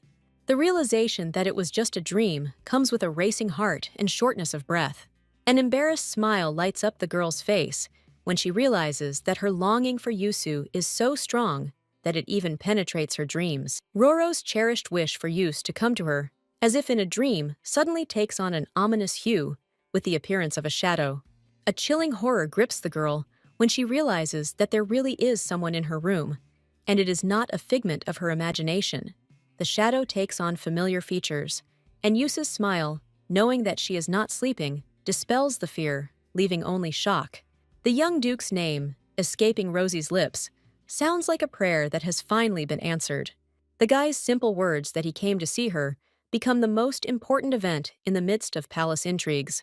The realization that Yus had secretly entered the palace, risking everything, only underscores the depth of his desperate determination.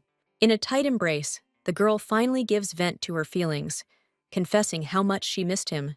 The young man's admission that he sees her in reality, as in his dreams, erases the line between sleep and reality.